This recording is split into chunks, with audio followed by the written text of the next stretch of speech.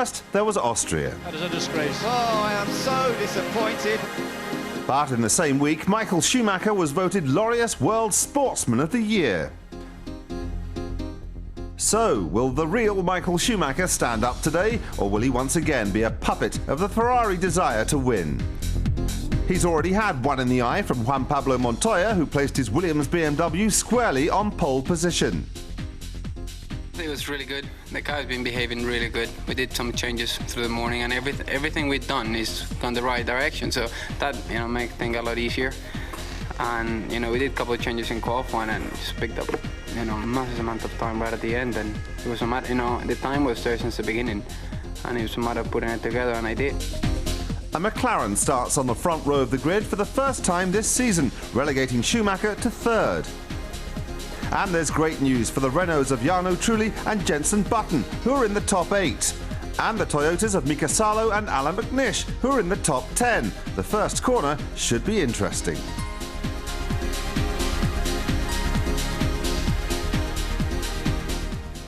Worth waiting for. The Monaco Grand Prix under blue skies with the world's most beautiful people all on hand to watch. Well, not all of them, of course, because Jeremy Hart and Perry McCarthy are here, but that seems fair enough. Beautiful person Perry, we had a great qualifying session yesterday, didn't we? Listen, mate, when I was born, the doctor slapped my mother, so... qualifying, yeah, fantastic. I mean, 3 manufacturers in the top 3. We've got Williams on the pole position. I keep maintaining that Montoya is going to come through. This is the race that he can win. He's got to open his account yet this year. This is the one, he's going to do it. Montoya territory. I would not want to be the driver trying to overtake this guy around this circuit. Second, Dave Coulthard. His biggest chance is going to be at the start. McLaren desperately need a win. They've got to put aside their gremlins. David's going to be looking at that first corner like a dog on heat, believe me. Can you counter that? Is there anybody else we should be looking at apart from the pole sitter? Yeah, we should be looking at Ferrari. Anybody that doesn't look at Ferrari, even with them having their worst qualifying results so far this year, would not be looking at the whole picture. Ferrari can come through, especially Schumacher, and they can win here. Anybody that says they can't is missing the point. But what Perry says is absolutely true. This is not only Montoya but David Coulthard's best chance so far this year, and I put money on either driver, but don't discount Michael Schumacher. So you put money on 3 drivers at the moment? No. I would say that just watch out for Ferrari, because it's not over yet. So Michael can get past on this circuit where apparently overtaking is pretty difficult. It's going to be tough, honestly. Michael's brilliant, and the Ferrari 2002 cars we've seen is almost invincible, but maybe their tyres aren't up to it for this weekend. Michelin have made some developments. It seems to suit the cars. It seems to suit the circuit. Qualifying, forget race pace. It's about qualifying here. You've got to be in front. We talk about Michael possibly overtaking where? Only at the pit stops. That's really his only chance. Yeah, I just can't see it. I mean, I think the only chance he's got is if Juan takes himself out, back marker problems causing a crash, or mechanical failures on both the Williams and the McLaren. I am absolutely convinced that Ferrari will not win here. And good. It's about time too. Montoya, don't forget, had that big one. He made a big mistake here last year, and if he hasn't learned from that, then he doesn't deserve the drive at Williams. But we'll have to wait and see whether he makes the same mistake again. He deserves the drive at Williams. He can get hot-headed. He tends to come better from behind though, rather than lead. But really? Here you need to be leading, I think. Well, that's kind of the same in most races. Yeah, leading is very, very, very handy. It does help, but yes. He does come... Especially on the last lap. He does come well from behind. Mind you, didn't help Rubens, though. No, he didn't, and that's the second time you've alluded to the Ferrari dispute, which I'm not getting into right now. What I am getting into now is just the thought that if you're going to put your brand new team onto the top 10 of the grid, then there's no better place than Monaco. And if you're going to choose a race in which to do it, then there's no better race than your 100th. Mika Salo obviously has a sense of timing. Where better to throw a party than Monaco? Toyota hosted one for their Finnish driver Mika Salo as he celebrated his 100th Grand Prix. His debut came at the 1994 Japanese Grand Prix at Suzuka, where he managed to finish 9th. Since then, he's been on the podium twice in his career. Bruce Jones managed to catch up with him. Mika Salo sitting here in the sunshine, Monaco Grand Prix. your 100th Grand Prix weekend. How does it feel to have reached this figure, or is it just any old figure to you? I didn't actually know about it until a few races ago, and it's just any other weekend. It's nothing special. Of course, it's nice to be here and survive 100 Grand Prix so far, but if you look at somebody else like Patrese or these guys, they've done 250, 60 Grand Prix, and it's nothing compared to that.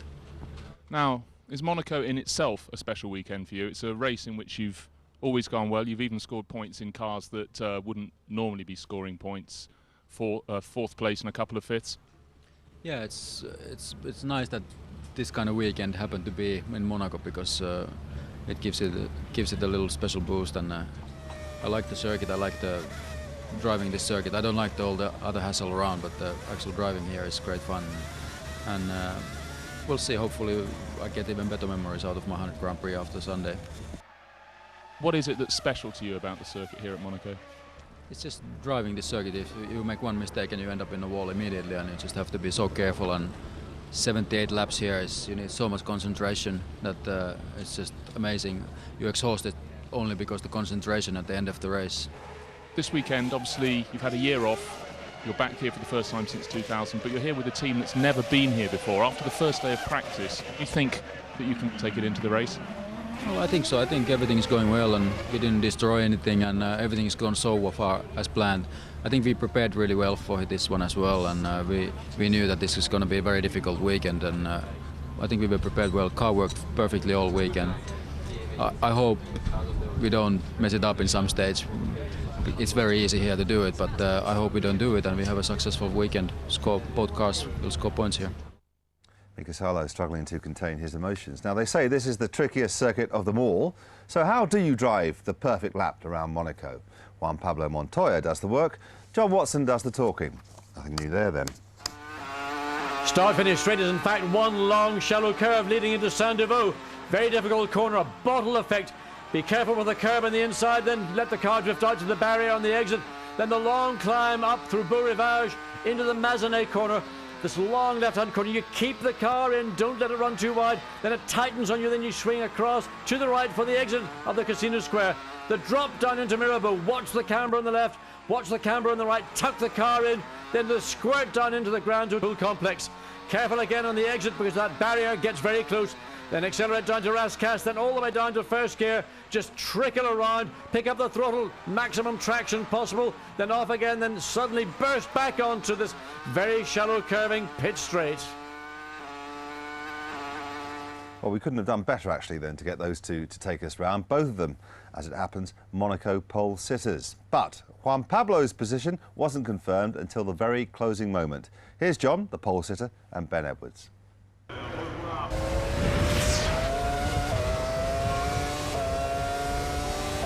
Here's the reaction.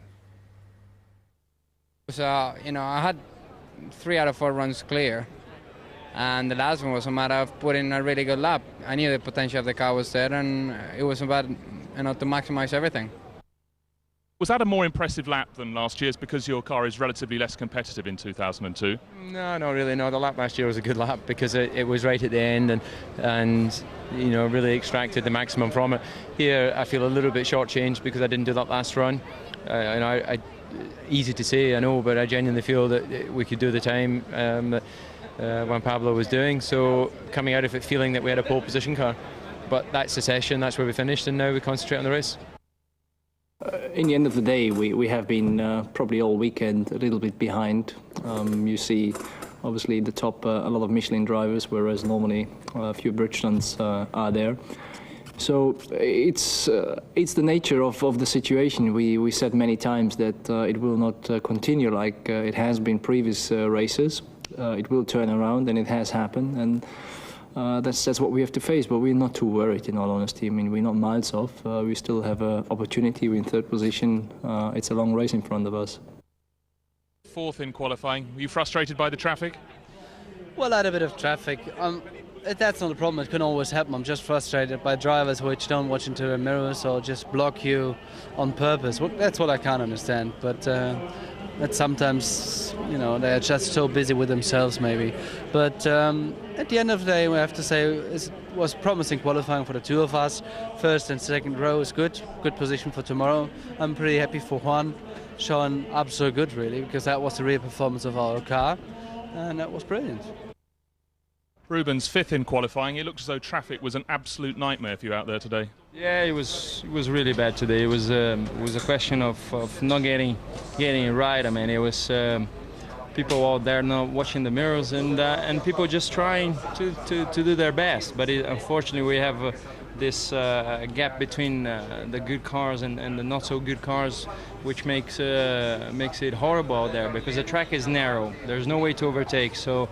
Unfortunately, on my fastest run, I got a Jaguar just after turn 15, so before Oscas. So it cost me 2-3 tenths on the run. But there's no ifs this year, so we have just to make the car very reliable for tomorrow and run quick. So hope we can make some overtakes, and who knows? I mean, tomorrow might be a good day. 2 points there, Perry. One, has he got planning permission for the peak on that hat, which is growing race by race? And secondly, when he talks about I was blocked by a Jaguar, is he talking about the Formula One equivalent of a breeze block on the track? I mean, it's almost as though it was a description of a car that's obviously going to hold him up. He could quite been blocked by a Williams in that situation because the Jaguar wasn't because the Jaguar was slow. He was blocked. The Jaguar was just coming on to his fast lap, so he doesn't want to be too quick early on and take the performance out of his tyres. You can approach any car like that and get blocked. But this is what we know about Monaco: is that qualifying, sure, you need the good car, you need a great engine, you need the good tyres, and you need a fantastic driver. But you've got to have that clear lap.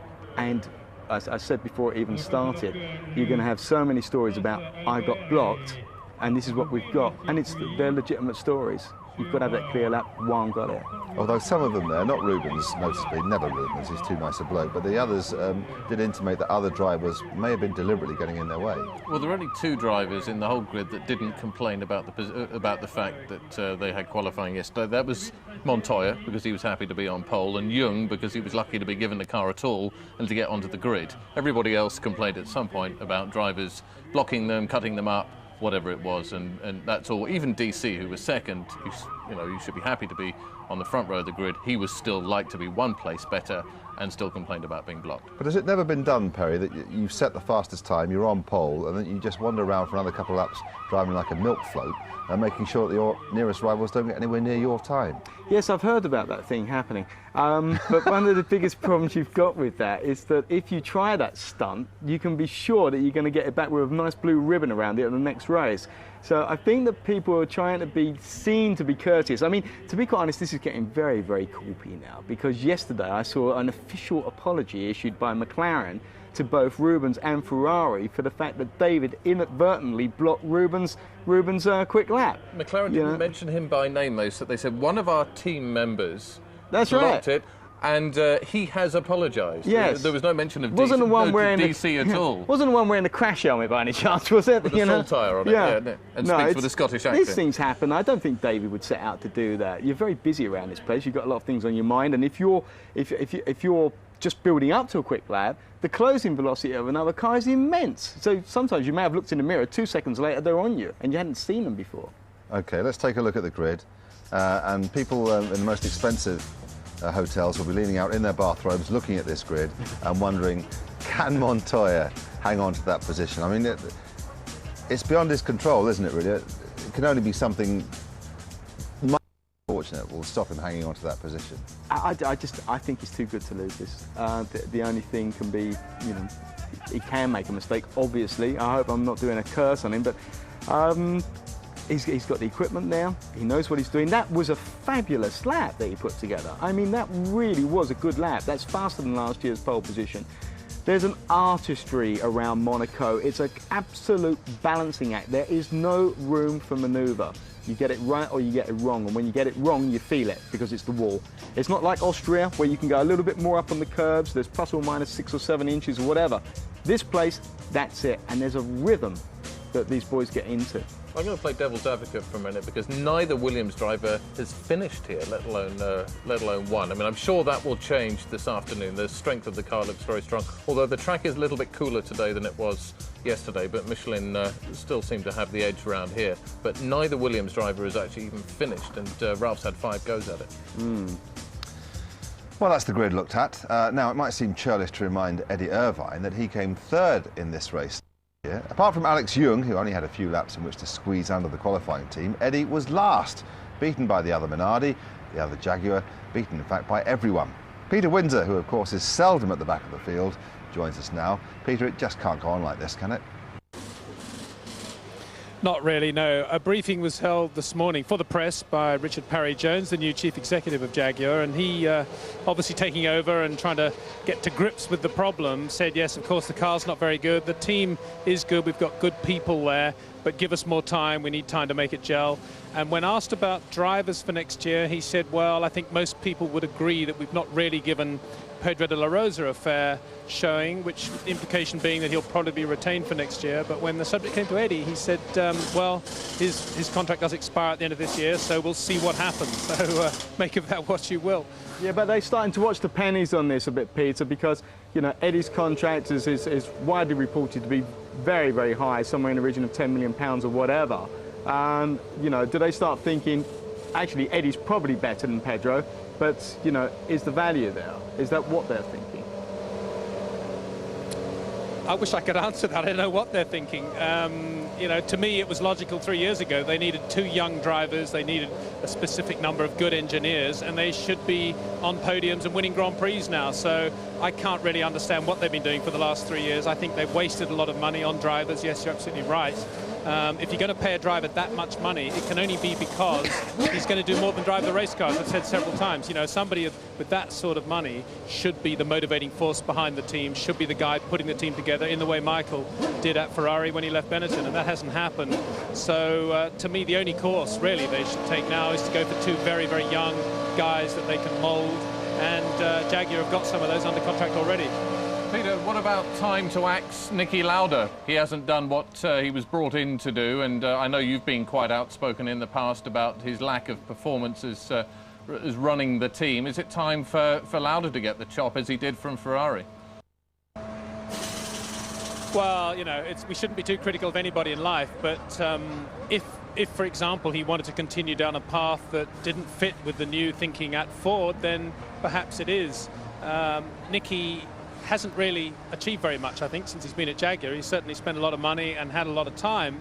I feel a bit sorry for Bobby Rahal, actually, because I think that his strategy was starting to gather strength, and the sort of carpet was pulled out from under his feet, as it were, when Niki was appointed. And now already Jaguar going back to square one again with the departure of Reitzler, the German chief executive. So, you know, it's a shame that they just have so many changes and they just didn't get it right from day one. And Bernie's talking at the moment about asking the big manufacturer teams to even go to 4 cars if we start losing some of the smaller teams at the back for the financial difficulties they've got. And Jaguar, being a major car manufacturer and part of Ford, would be one of those teams that would be expected to increase the number of cars, which would be the worst possible thing, wouldn't it? Yeah, I mean, I put a proposal to Ford 2 years ago when Minardi was for sale that they should buy Minardi and put 2 young guys in that team and supply engines and gearbox to Minardi and have a B team, as it were, and groom it that way. And Ford rejected the proposal out of sight, said they were not interested in having a second team or supplying another team with engines. And then they did the Arrows deal 12 months later. So to me, nothing makes sense at Jaguar at all at the moment.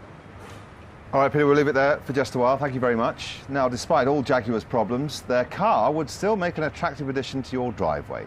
Here is how to get one up on the Joneses. It's unique, it's very fast, and you can own it. This is the Jaguar R3 that's currently being driven by Eddie Irvine and Pedro de la Rosa. And if you're our grand winner, then it's all yours. Every Grand Prix weekend, one winner gets a pair of signed Eddie Irvine gloves and his or her name etched onto Eddie's car. Before the final race of the season, 16 winners from each Grand Prix will compete to win this fantastic final prize, your very own Grand Prix car. Congratulations to Des Lane of Thornhill in Cardiff, winner of the Austrian Grand Prix competition and our 6th qualifier for the Grand Final. Des said David Coulthard won the 2001 Austrian Grand Prix and he so Des now has a pair of those Eddie Irvine gloves and his name joins our Roll of Honour on Eddie's car. So this week's question is, who holds the record for wins at Monaco? Who holds the record for wins at Monaco? We've set up a special phone line for your answer and the number to ring is 09002 434 434. That's 09002 434 434. Calls cost 50p a minute and shouldn't take longer than 2 minutes. Or you could send a postcard to F1 Competition, B Sky B, 6 Centaurs Business Park, Grant Way, Isleworth, Middlesex, TW7 5QD. Phone lines close this Monday and postal entries are required by this Wednesday, that's the 29th of May.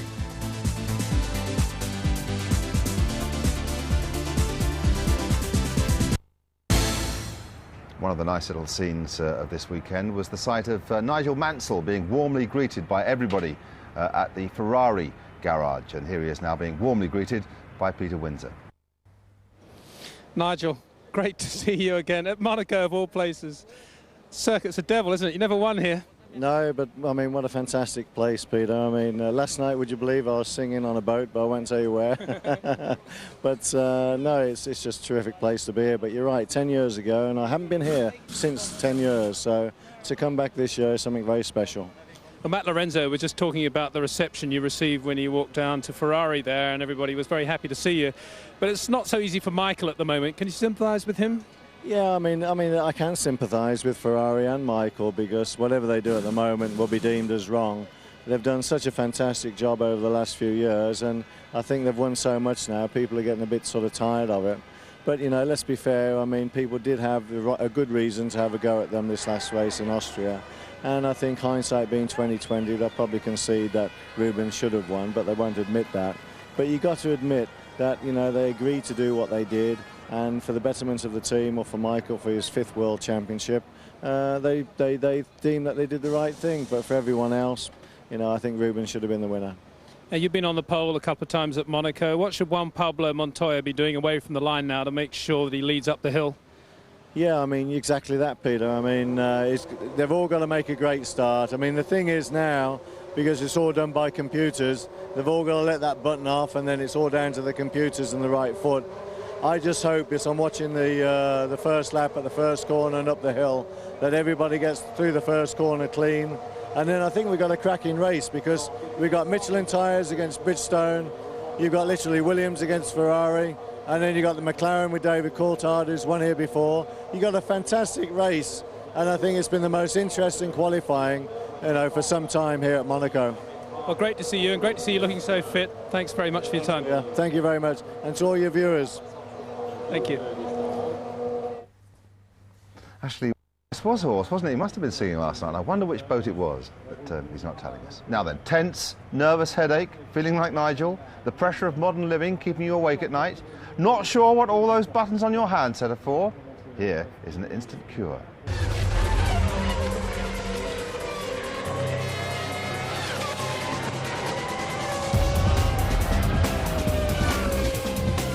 F1 Digital Plus is a fully interactive channel offering. But Michael Schumacher is not shy when it comes to trying to make a pass. Well, we all know that one for sure, and Montoya tough as well, tough as nails when it comes to racing around the streets here. David Coulthard, he'll be starting alongside Montoya on that front row. A winner here a couple of years ago. Tried to start from pole position last year, only for the systems to fail on him and force him to start from the very back of the grid. Today, he knows he has a very real chance of victory. The McLaren team have dominated in recent seasons. 11 victories in 18 years here at Monaco. That is a pretty stunning statistic for the team. Everything has worked well for them in the past. Mika Häkkinen has taken wins, David Coulthard, of course Senna and Prost took numerous wins for the team. And can they do it again today? Coulthard has not won a race in over a year. We have to go back to Austria in 2001 to David Coulthard's last victory. But here we are, the track is now open, and Heinz-Harald Frentzen, the first to venture out on the track preceding the Grand Prix, climbing up the hill towards Matinee and the Casino Square. And of course the track has been occupied since the Grand Prix cars that is, were out on track. They came in at 10 o'clock local time, 9 o'clock UK time, and then that intervening 3.5 hours before they go back out again. They'll have been worked on tirelessly by the engineers, the mechanics, and just checking, double checking, and then looking at various thoughts and strategies. We look at Juan Pablo Montoya just getting pushed back, very tight confines of the paddock or the pit lane here in Monaco, and starting on a set of, or going out, let's say, on a set of tyres that have obviously been used. The Michelin traditionally tend to need a little bit more running before the tyre will be at its optimum, not necessarily its fastest, but its optimum for a race. Rubens Barrichello likewise just goes down the pit lane, and possibly to see most of these drivers come back into the pits, stop momentarily, then go back out again, and if they're then satisfied. But the one to watch will be Montoya, because we saw in San Marino when he did that out and in lap, he wanted to put more front wing in the car. The team said, no, don't worry, the track will come to the tyres, it'll be okay. Well, it didn't, and I suspect Montoya, if he gets a similar feeling now on this exploration lap, that he may turn around and say, I want more, or more or less front wing. No less than JK of Jamiroquai. JK of Jamiroquai, great to see you here in Monaco. Yes. Now you're with McLaren, but correct me if I'm wrong, and I know Ron Dennis didn't want me to mention it, but I believe you have a few Ferraris in your fast car collection. Well, yeah, I have 4 Ferraris. I also have 4 Mercedes-Benzes and some very old ones too. And I'm a future SLR customer. So obviously there's a clash here, but I'm just here for the day, really. I guess you're forgiven. Have you ever been offered the chance to have a ride in the McLaren 2-seater? The MP4 28T, I believe that is what you're talking about. I'd like to have a go at the MP4 28T if I could muster one up. Maybe after today, perhaps I will. You never know. And how do you predict the race? Who do you think is going to finish first? I think Montoya is going to be a troublemaker. BMW are generally causing far too much trouble in these races. And but you know, obviously DC, I'd like to, you know, if we can come away. I mean, I've got to be honest, even I'm a bit bored with Michael driving, winning, you know. Sorry, but I am, you know. Just lose one at least and put the zest back in the race. JK, enjoy your day. Thanks for talking to us. Thank you very much. So this is Michael Schumacher's 100th race for Ferrari, Mika Salo's 100th race of his career, and the fact that there's roughly 1 second between them summarises the grid for the 2002 Monaco Grand Prix. It's going to be close, and the first car into the corner is going to have a mighty advantage. So let's settle back and enjoy it all. Ben Edwards and John Watson are on Super Channel, whilst Jeremy Perry and myself will be keeping you right up to date with all the exclusive interviews, reactions and stories right here on Master Channel, whilst Peter will once again be stalking the pit lane, and let me tell you, it's a frightening sight in those fireproof overalls. You know, I go on circuit sometimes with Jay from Jamiroquai. He's a good bloke. I like him a lot. I think he's had a little bit of entertainment this morning there. But the thing is, he's actually a very good driver. Very, very good. He's got a real good feel for a car. How does he drive 8 cars at once? That's why he's so good. But back to the race. President of the FIA, Max Mosley. Under fire on a number of things throughout this year, and obviously they're firing back at Ferrari for the podium procedures that took place in Austria, and there's some things that have been mentioned also about letting the car through. BAR still a team in trouble, despite David Richards' accession to the throne there and his revisions involving the loss of more than a few jobs. Here he is on the latest at BAR with our own Nick Damon. Dave Richards, qualifying not probably to your liking. Is there anything clever you can do to improve the situation? Well, you know, this race turns out some very strange results at time, and the trick is just to hang on in there and be there at the finish now. I fear it might be a little processional, but who knows? Anything can happen. There's a rumour doing the rounds that you might have a fuel tank that's large enough not to stop. Can you comment? Well, you see a trailer behind with a barrel or something, you know. No, I think all these rumours go around. You see this morning some cars going very fast and so very light fuel loads. Who knows what anyone's going to do, quite frankly. It's Juan Pablo, the story going around is ours, but Williams do it at the front of the field. Wait and see. Dave, thanks a lot. DR's been on the happy pills as well. Everyone seems very chipper in the pit lane this morning, considering that the BAR's qualified 18th and 14th. Villeneuve was down almost last until the very last moment, so he's got to be optimistic. It can't be worse. So he's off now. Is he getting a chance to test anything they may have done over the last few hours? Because he obviously wasn't happy having finished 20th in warm-up. Is there anything he can tell from this processional part of the afternoon? I couldn't confirm that he wasn't happy about finishing 20th. I mean, this is slightly disconcerting, but we talked to the BMW principals, and he didn't feel anything was off. It just literally may have been he wanted to conserve the engine, keep the car well away from barriers, and just make sure that the systems were working. So they may be just very, very confident, but something may have been wrong. But I just kind of feel that they're just confident and didn't need to push. The only indication that there was any trouble was when he came into the pits and waved his hands around, but that could have been a communication issue. Peter Windsor, as usual, has more. Yes, just talking about that Montoya problem. Williams are saying, as we heard from the BMW gentleman, that everything's okay, shouldn't worry about anything. But there was quite a heated discussion going on when I walked up there between Sam Michael and Patrick Head, the two, if you like, the operations engineer and the chief designer. And the impression I got was that in running the race brake ducts, which are bigger front brake ducts obviously than they would use in qualifying, there was a different effect from the front wing, and the car was not doing quite the same thing. And I gather that Juan Pablo had a bit of understeer. I don't think this is a problem for the race. It's exactly what Sunday morning warm-ups are for, to establish that sort of difference between qualifying and the race. But I think there was that, so that's probably what the team would have been working on between then and now on the grid. Okay, well, that's yeah, I understand that, Peter Perry. Because if he gets too much understeer, then that's going to have a detrimental effect on the front tyres, which is a kind of a cumulative thing, isn't it? So they could be concerned about that. Yeah, that's right, but it's a soluble problem. I don't think it's an issue. No, neither do I, actually. And the other thing that's worth noting is that Juan Pablo is actually running a slightly different front wing to Ralph, and he did that yesterday in qualifying because he felt it gave slightly more downforce, but it actually made the car more pointy. It made the back end a little looser going into corners, and Juan Pablo lived with that and set the car up for that and got the benefit from it. He really made it work well. But Ralph stayed with the other front wing, the older front wing if you like, and the car's better balanced, I think, but perhaps not quite as much downforce. Peter, just on a different subject, I was very interested to hear your interview with Nigel Mansell. That Nigel was not in favour of Ferrari's tactics in Austria, was he? He didn't think it was right. What do you think about that? Well, I think Nigel, like a lot of people like you, have made a judgment based on your own opinion, which is that a racing driver is paid to race and there shouldn't be any contrived conditions. And if you're a racing driver, that's what you're paid to do. But I've tried to explain that I think, in my opinion, it's a different situation at Ferrari with Michael, and I think Michael could have raced Rubens hard in the Austrian Grand Prix, and he didn't. He sat there because it had already been established that it was a number 2 situation.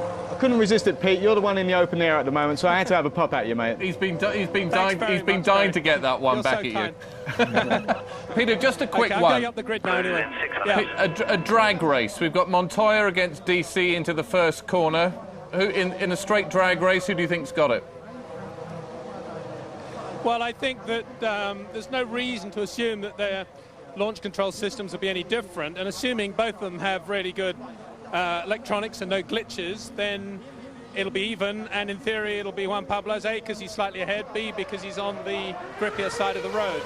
So it should be Juan Pablo. He's got to do a lot wrong in order not to be leading into that first corner. Interesting to see what he does at the first corner, because it's a second gear corner, and a while ago, admittedly, Alan Jones took the lead by taking first at Sandervoort because the car's very heavy laden with fuel, and he got a run up the hill and took the lead from second place. So he was a Williams driver then, obviously, so I'm sure they would have told Juan Pablo about that. It'll be interesting to see what he does. Neither of the Williams guys have ever finished here, let alone even picked up a point. Does that count against them, or is history one thing and today's another? Well, I'll give Juan Pablo a chance.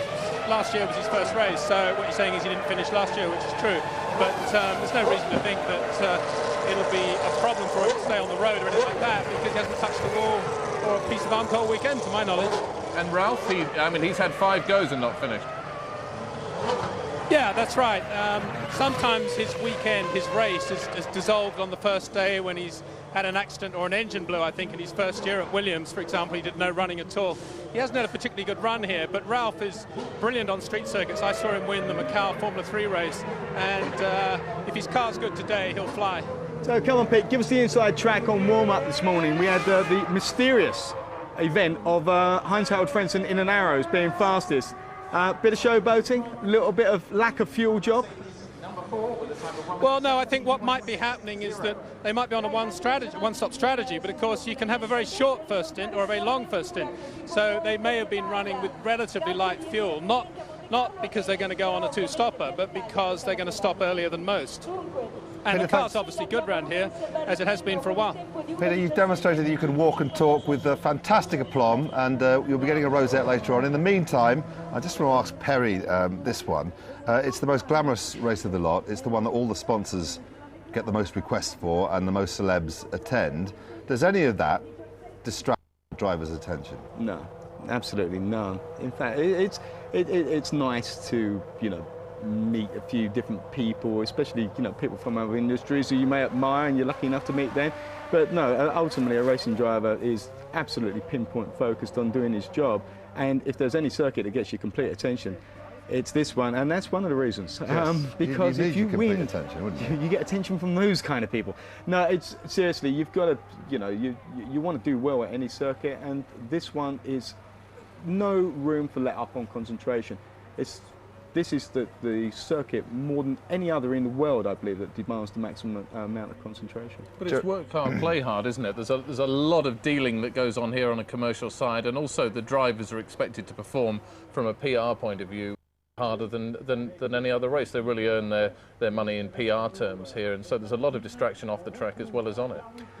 I think that there's always demands on drivers, especially given the commercial nature of today's sport. If you look at soccer or anything, but especially for the drivers, they're kind of used to that. But they will not stay up too late and drain themselves too far to meet PR demands. They've got a job, and the PR demands have to fit within the parameters they're willing to accept. I mean, Dave Richards has recently said his rubbish, this claim about Jacques Villeneuve has got to take a 50% pay cut because his contract is in place for next year. He can stay on nutcase money for next year. He said he's got no problem with it, even though it does take 25% of their running budget. But the problem with that, the only thing he gets upset about sometimes is Jack really hates the old PR stuff. Some are more suited than others. Yeah, Jack's changed though. I mean, in the old days he would only do 5 PR days in a whole year. Now he's got less power to wield and less sort of ability to actually dictate how many days he does. And I know for a fact that last year he did at least 15. So he's losing his bargaining chip already. Perhaps, but it may be in his contract as well, John. It is. OK, Rubens Barrichello is now with Peter Windsor. Well, Rubens is actually with Terry Bootson. Hi, Terry. Nice to see you. Hello, how are you? Yeah, great to see you. Rubens, you're looking very relaxed. What are you going to do this afternoon? It is a different race, I guess. I mean, I like a lot of the attacking and going forward. But I think today, I just want to be out of the problems in the first few laps and try something in the middle of the race, because it's very difficult to overtake. Come on, there must be some places where you can overtake here. Tell us about them. I'll try. I mean, I'll try in places where people are not expecting, but you could lose a nose or something, so you have to bear in mind that it's quite difficult. If we're talking about the last 10 laps, you have to fight, but I'm quite cool. I mean, the car is behaving quite well. In the qualified trim, I think the Michelins were doing a fantastic job, but in the race, I think we can do quite well. And how's the relationship with Michael now? Is he calm, relaxed, usual sunny self? Well, I mean, it's normal. Never been bad, actually. I mean, he appreciates what I'm doing. I've said already how proud I am to be driving alongside him. So we're racing. I mean, it's obviously that one wants to beat the other, but it's not such a big deal. I'm quite cool with that.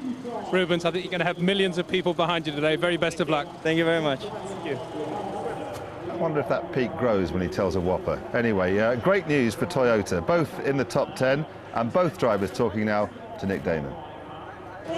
Alan McNish and Mika Salo, 9th and 10th. Is the big thing to avoid each other in the first corner? I think the big thing's to avoid everybody all the time.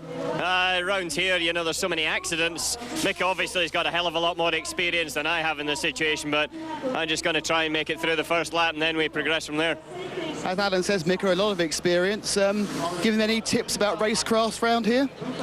It is. First lap is very important, and if you survive that, everything will be fine. But first corner and the loves happen on the first lap are very difficult ones. Just have to take care of them.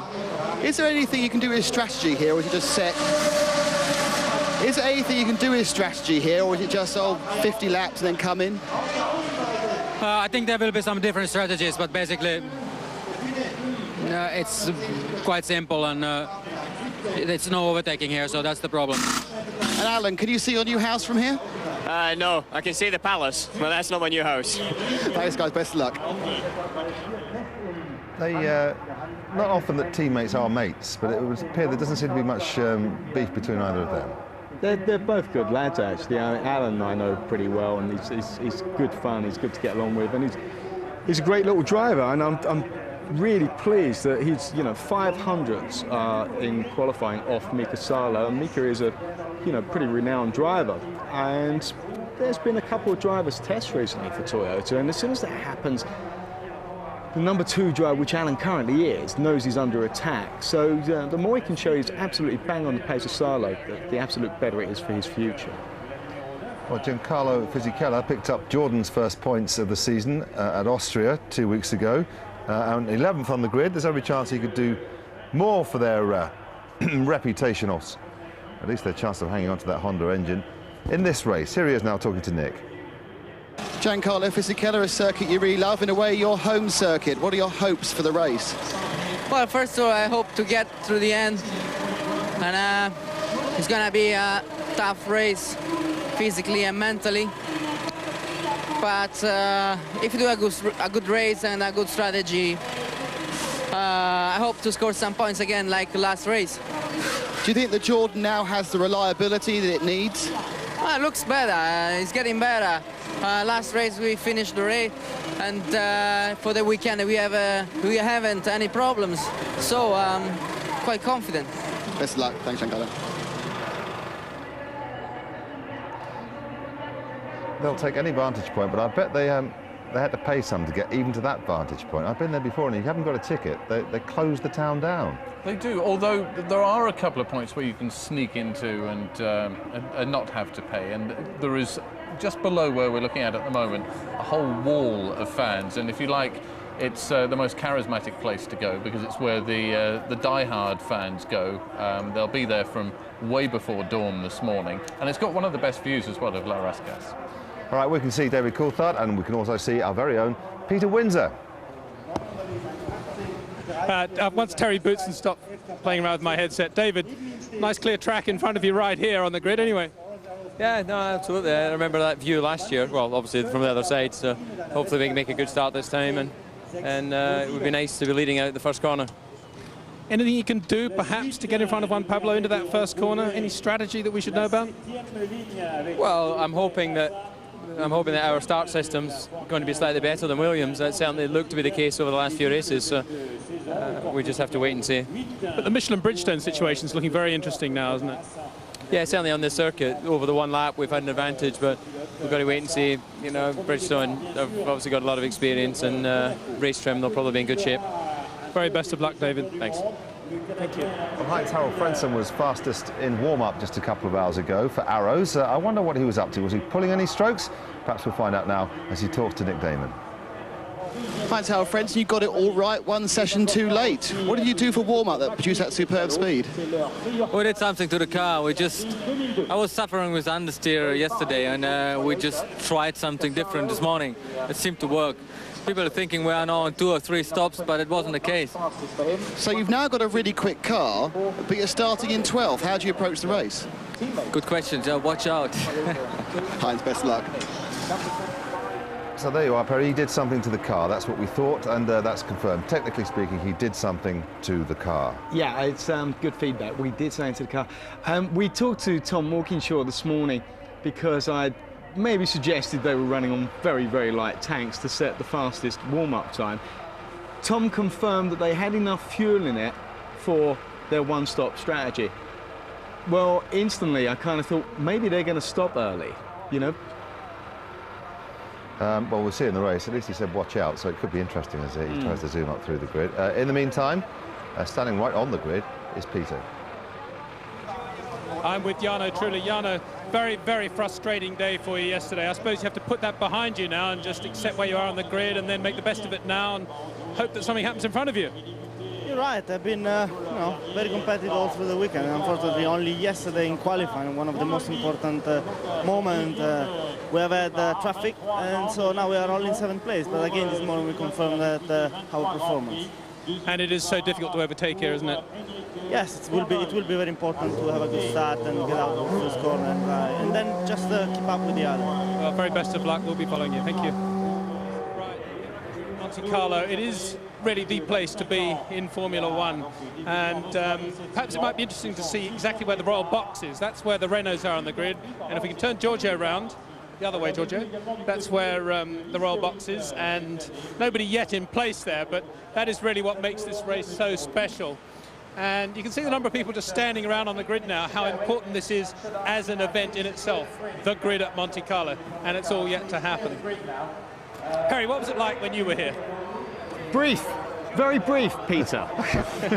And we got Flavio Briatore here. Flavio, the grid at Monte Carlo, what are your thoughts at the moment? I talk about the first corner. Well, what are your two drivers going to do at the first corner? What are your instructions? No, I hope both the driver pass the first corner. This is the problem, but let's see later. Okay, thank you very much. Peter, he gets looking over here, Rubens Barrichello. Accused of being a playboy. Sorry, Perry, go on. He gets accused of being a playboy, but he's a smart bloke, isn't he? Oh, I've always thought he was the utmost professional. I don't know where this playboy image came from at all, Perry. I don't know what you're talking about. Takes one to know one, I guess. But there we go. A lot of we've seen a lot of veteran drivers out. A lot of your old mates, Nigel, Thierry Boutsen, Jean Lacey. Why have they all suddenly popped out? Has somebody been issuing invitations to a party, maybe? Well, yeah, I mean, this is the place to come. If you're going to come to a race and see your old friends, Monaco's the one. Ricardo Patrese was here on Wednesday afternoon. Great to see him. He said he's now doing very well in the world of show jumping.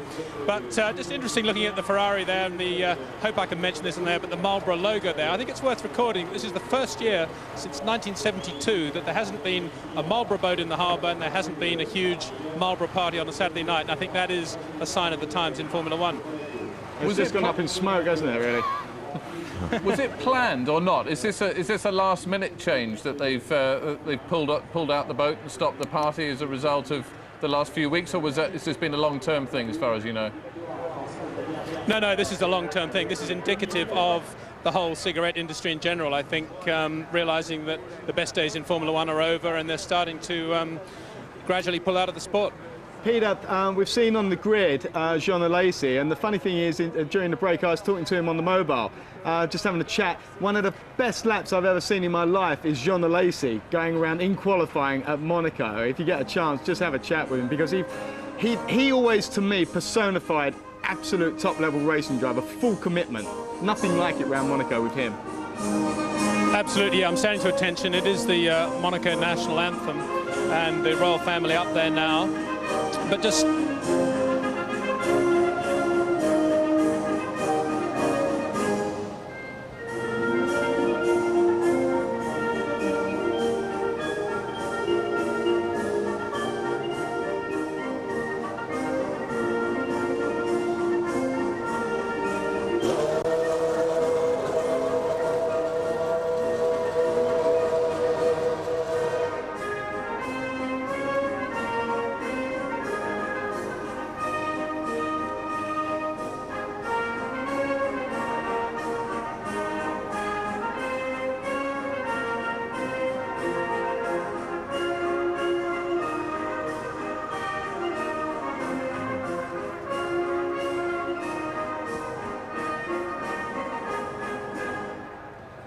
tremendous respect throughout the balconies of Monaco and indeed on the grid, Peter, and not a bathrobe in sight. They've all got dressed in honour of that wonderful and rather long national anthem.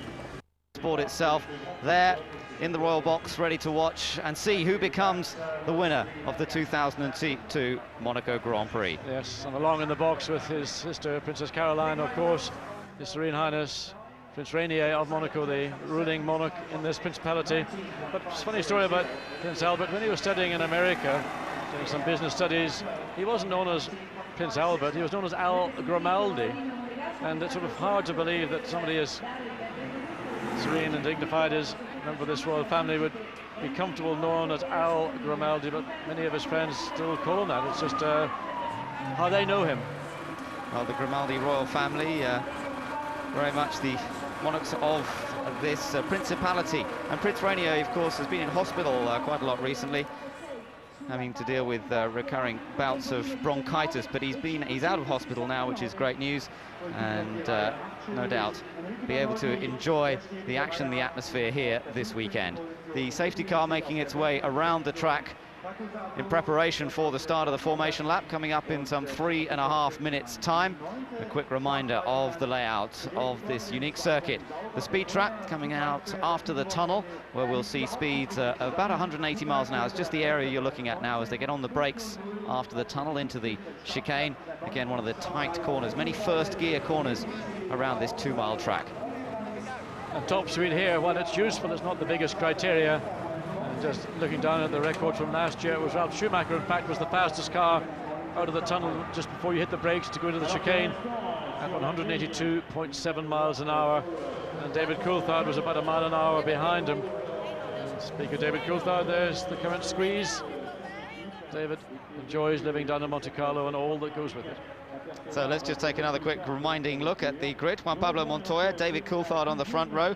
Michael Schumacher with brother Ralph in 4th place, his best qualifying performance here in 6 starts of the Monaco Grand Prix. Barrichello has 3 times finished 2nd, including last year and in 1997 when he was driving the Stewart. Now Raikkonen lines up in 6th place, then it's Jarno Trulli. Disappointed a little bit for the Renaults with 7th and 8th places on the grid for them, but Button enjoying his best start so far. Then Sarlo and McNish on the grid, behind him Fisichella and Frentzen. And then further on we've got Massa, Villeneuve, Enrique Bernoldi in the Arrows ahead of Takuma Sato. Then Nick Heidfeld, Olivier Panis, Mark Webber in the Minardi, De La Rosa, the Spaniard, in the Jaguar ahead of Eddie Irvine, and Alex Young, who will be starting at the back of the grid, and no doubt will have been told by Paul Stoddart and the crew at Minardi on the first lap, just drop back a little bit and let everybody else have the accident. Yeah, just looking at that shot of the heat haze coming off the tarmac, and they've got a track temperature currently around about 35. Well, it's actually just dropped a couple of degrees, but it fluctuates as the odd little wisp of cloud comes across. So track temperature is absolutely perfect, certainly ideal for Michelin, and no doubt ideal for Bridgestone as well.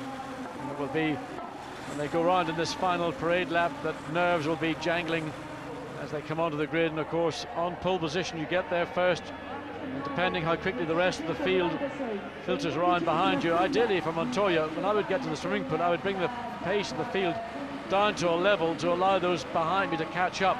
The problem is that if you go too slow, then you get too much heat build up under the engine cockpit, under the engine covers. So it's a balance, and you know, first time on the front row here in Monte Carlo is very special. Fortunately, Ben, they've taken away the pedestrian crossings, and Montoya will be starting on pure black top and no white lines to straddle.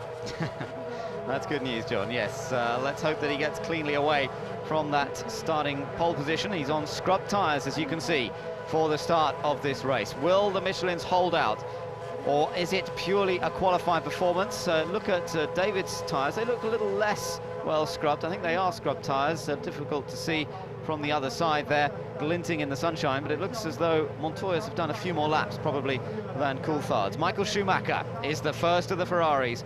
Watch where he is, just in behind Montoya. And then, of course, Ralf Schumacher also on the 2nd row of the grid. So we're almost set for the beginning of the formation lap.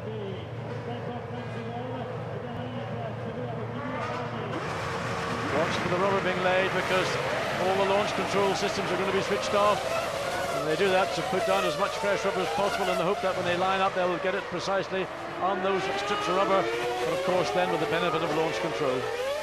So the 22 cars making their way around the 2-mile track on this formation lap in preparation for the 7th round of the FIA Formula One World Championship. Juan Pablo Montoya, Indy 500 winner a couple of years ago, now looking to add the Monaco Grand Prix to his list of successes. But he's got David Coulthard and Michael Schumacher right behind, both former winners around this track. The mechanics and support crews now make their way back to the pit lane to squeeze into their respective areas, and the fans getting a good view of all 22 cars making their way around. It looks as though everyone's got off the line safely. We do not have the dramas of last year where David Coulthard was left stranded on his pole position. Everybody is away cleanly, and let's just hope they make it around this formation lap in one piece, and we'll get ready for the race start. Blasting out into the sunshine on the exit of the tunnel.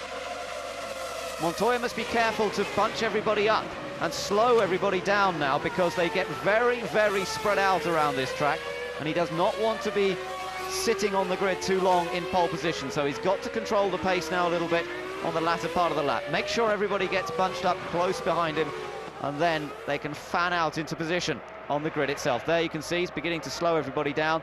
A little blast along the back there just to keep the tyre temperature up.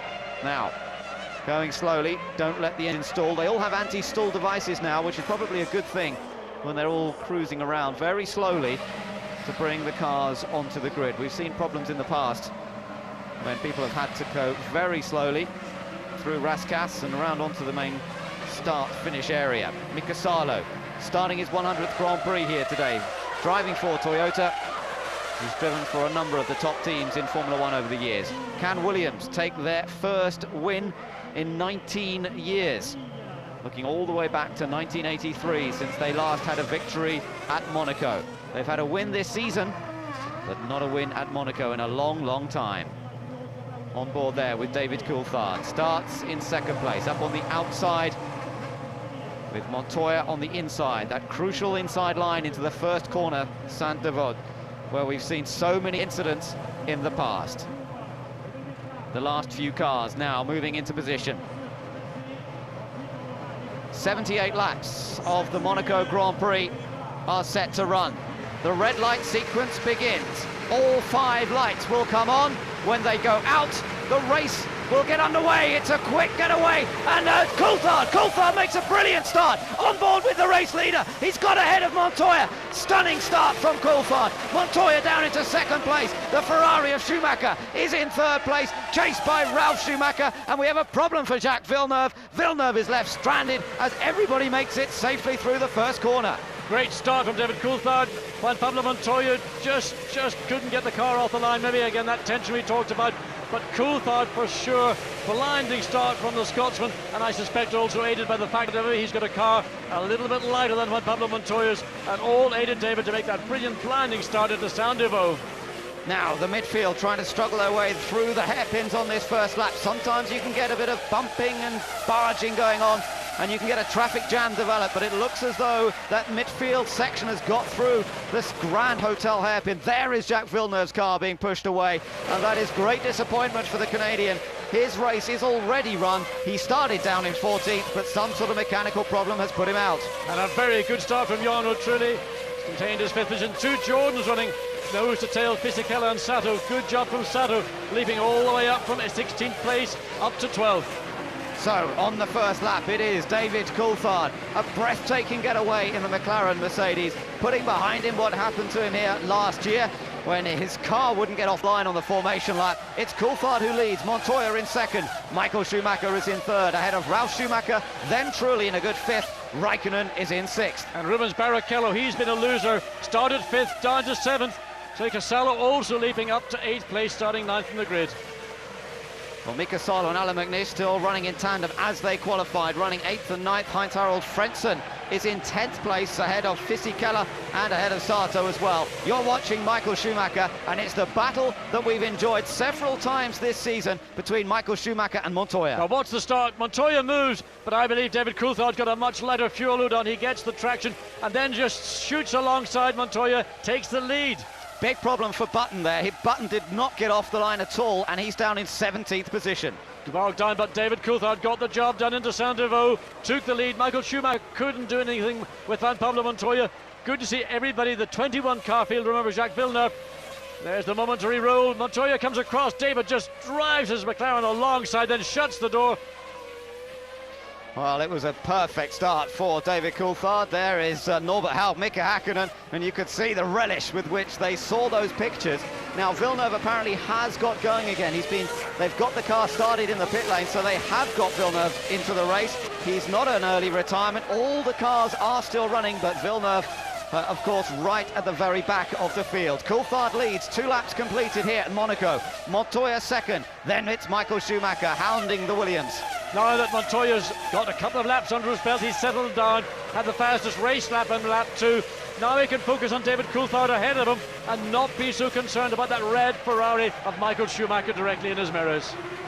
A little bit of a twitch from Montoya's car, down into Mirabeau. Trulli goes through, then it's Raikkonen, Barrichello, and then Mika Salo running in 8th place. Alan McNish, the 2 Toyotas, you'll see them just come into view at the back of this group. Behind them, Frentzen, Fisichella, Sato. Felipe Massa is 13th, that's where he started. Then it's Bernoldi, Heidfeld 15th, Panis is 16th. Jenson Button, who had a disastrous getaway, down in 17th place ahead of Mark Webber, and Webber has kept his advantage over the 2 Jags. De La Rosa, Irvine at the back. There we see Jacques Villeneuve getting back into the... He's now 1 lap down on the field. So he's only about 20 seconds. There's already going to be interest in the next 5 or so laps. Jacques Villeneuve 20 seconds ahead of this leading group of 4 cars. Montoya once again fastest car on track, but Michael Schumacher corner for corner going with him. So on board with the 4 times world champion Michael Schumacher, chasing after Juan Pablo Montoya. Uses a different line there on the run down towards Saint-Deveau. Well, of course, different tyres, different field. Michael Schumacher clearly knows what he's got to do in the race. We saw Ross Brawn, we saw Michael Schumacher sitting on the pit wall before this race started. They've got some tricks up their sleeve, and watch this race. They will unfold very soon, no doubt. Further back, you're looking at the battle between Panis Button and Mark Webber. Take another look and look for Jenson Button on the right-hand side. Jenson Button moved and then stopped. It looked as though he almost jumped the start or something went wrong. He pulls over and everybody manages to avoid him. Villeneuve was completely stranded. Yes, Villeneuve got stranded. I suspect for Jenson Button, one of those systems went down. They've got duplicate systems on board, and he may have been able to activate that. But what a start for Jenson Button, who was alongside his Renault teammate on the 4th row of the grid, now all the way down in 17th place on a very hard work in prospect this afternoon. Michael Schumacher, the sun glinting off the Ferrari and holding 3rd position in these very early laps here at Monaco. Time to settle down into a little bit of a rhythm, and that's what is so crucial at this track.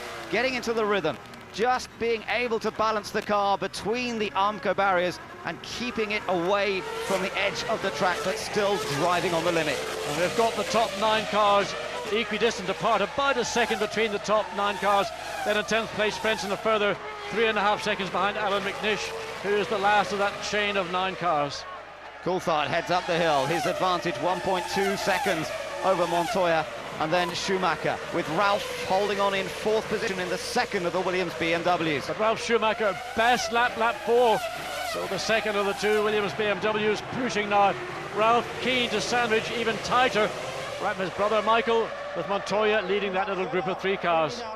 Patrick Head, the technical director at Williams, watching this, disappointed no doubt to have seen that Coulthard managed to get ahead of their man into that first corner. It was a clean move and Coulthard just rocketed off the line. The suspicion perhaps that the Williams is with more fuel on board at the start of this race. In fact, they've closed up a bit there to Coulthard as they come under braking, but perhaps Montoya's car running with more fuel, and if he can stay with Coulthard throughout this first segment of the race, it might come back to him later on. And these first 4 cars now pulling away from Jarno Trulli in the Renault in 5th, but also the battle of the 2 Toyotas. Mika Salo is getting a lot of attention from Alan McNish's teammate, and it'll be interesting to see whether Toyota decide to let that situation remain or say, McNish, you're quicker, Salo, let him go past, let him use that speed to try to catch up to Rubens Barrichello, who is pulling away from Mika Salo. They flash across the line once again beneath the gaze of the spectators, packed together in the balconies of the buildings here at Monaco. And again, the top three flash by in an instant. All three cars just covered by 1.4 seconds, and it's only another fraction back to Ralf Schumacher. Then Jarno Trulli is running in fifth place, a little further down the order. Look at Michael, very, very close there to the back of Juan Pablo Montoya's Williams. Well, also David Coulthard on that last lap was about 0.4 of a second down on Montoya and Michael Schumacher. Suddenly pressure coming from Michael Schumacher, who's passing it on to David Coulthard, probably because of this man Ralf Schumacher, who's driving those three cars ahead of him harder and harder. Yes, the man who has the fastest lap in this race so far. Montoya even forced to defend a little bit down into the chicane. But you can see Montoya beginning to defend. This is where the difference in the tyres is maybe going to start showing his face. If some 7 laps down. So Juan Pablo Montoya under pressure from Michael Schumacher. Michael with the Bridgestone tyres able to push and make Montoya react. Button confirmation that he jumped the start. Take another look at it there. You can see this. Watch the car beginning to go before the others. And then he stopped. It seems a bit unfair in a way that he has a drive-through penalty when he dropped a huge number of places, but that is the law of the Formula One rules, and he has to put up with the fact that he will have to come into the pits and back out again. And on top of that, he dropped away at the start, so really a disappointing Grand Prix for Jenson Button and for Renault, starting again alongside his teammate on that fourth row of the grid. Could have been in line for more points for himself and for the team. So it's becoming a four-way battle as Jenson Button comes through for his drive-through penalty. It's a slower pit lane speed limit here at Monaco than anywhere else. 60 kilometers per hour, 45 miles an hour through the pit lane. And if he exceeds that on this drive-through penalty, then he'll have to come in and do it all over again. But look at this, the battle at the front. 3 cars now covered by a second. There was a second between them a couple of laps ago. Now Montoya, watch Michael Schumacher. He was going to try and force Montoya to brake late as they come into the chicane. He's looking. He can't pass him, but he wants Montoya to make the error so he can make the pass through that. Well, there's been some great needle between these two this year. Some good challenges. Gerhard Berger, former Grand Prix driver himself, now the boss of BMW Motorsport, watching this battle very closely indeed. He wants to see that Williams BMW up front and certainly not passed by the Ferrari. Remember, Michael Schumacher leads the World Drivers' Championship by almost twice the number of points of Montoya, who's ahead of him in this race. But Michael Schumacher is potentially the fastest of all these 4 cars. And I think what we're saying is that the Bridgestone tyres come to the circuit, and maybe fuel related as well. But you're watching Montoya and David Coulthard are having to wait. They can't get the power on in the corners as early as they would like. You can hear going through the swimming pool, particularly on the exit of the swimming pool. Listen here. Oh, they're getting bunched up there. Look at this, Coulthard. I don't know if he made a mistake, but Montoya really close right up to the back of Coulthard there, and it almost sounded as though he had to lift in the middle of the corner. Well, he had to, because Coulthard was so slow coming into the Casino Square that Montoya had to get out of the throttle altogether. Now Coulthard under extreme pressure from Pablo Montoya. Montoya may try to get a drive here out of the Poitiers into the tunnel. Very difficult place to do it. He's got to keep himself clean because Michael Schumacher will be all over him if any opportunity arises. This is fantastic racing. Formula One at its best. 4 cars battling for the lead around the streets of Monaco. And again, Montoya very quick into the chicane.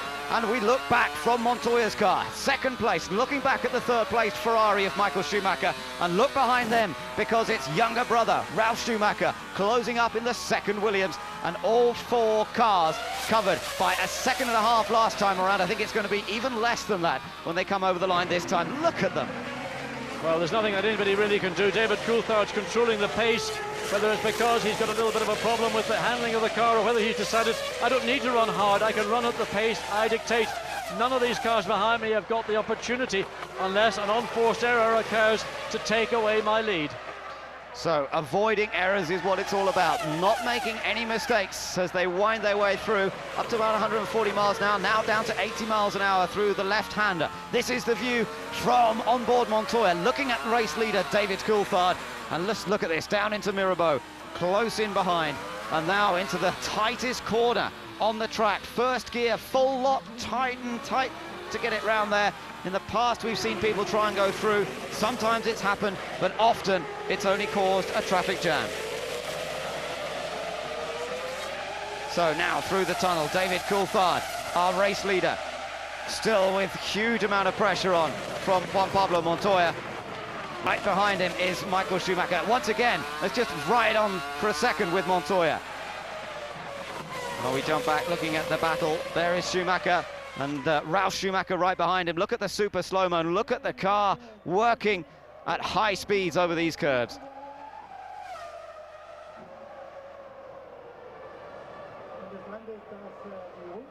And really, you can see the way the different cars, the two lead cars, moving around, I think, more than the Ferrari is.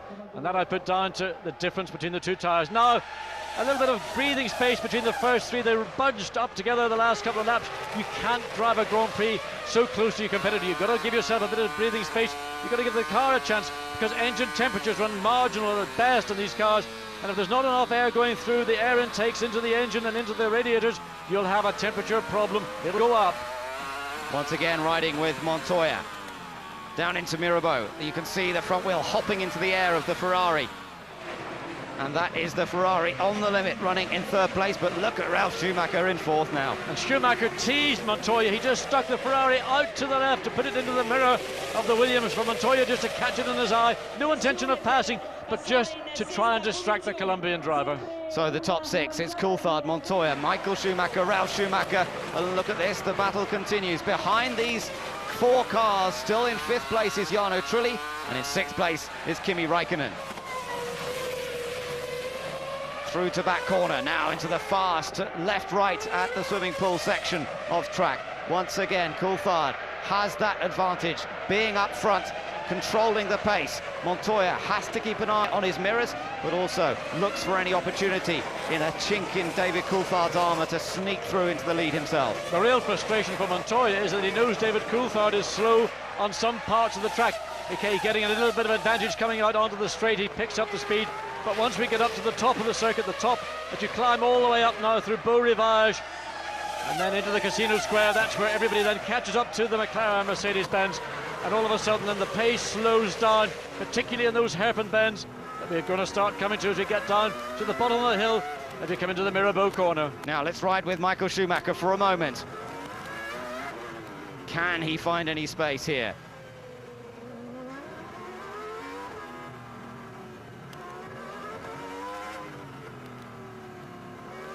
Almost having to coast it round a couple of the corners there. It's slow speed off the throttle, and now the engine gets a chance to work. Up to nearly 18,000 revs per minute, as you can see from the rev counter. Diving down into the chicane once again, and then back on the throttle. That V10 engine, 3-litre engine, producing around 850 horsepower, and all those horsepower being used in the chase of Montoya, and up front, David Coulthard. And this battle that's going on for the lead, and of course Ralf Schumacher directly behind brother Michael, is all about not making mistakes, but at the same time trying to just distract the car in front of you. Just put your car, move it around a little bit, and there are some parts of the track where Michael Schumacher's already been doing that. David Coulthard, I think, has just taped his mirrors up. He's not concerned about what's going on behind him. He's driving forwards, not looking back. Schumacher again taking that unusual entry into Saint-Devoux corner, protecting his line, so as Ralf Schumacher doesn't get the opportunity, or thinks an opportunity could arise.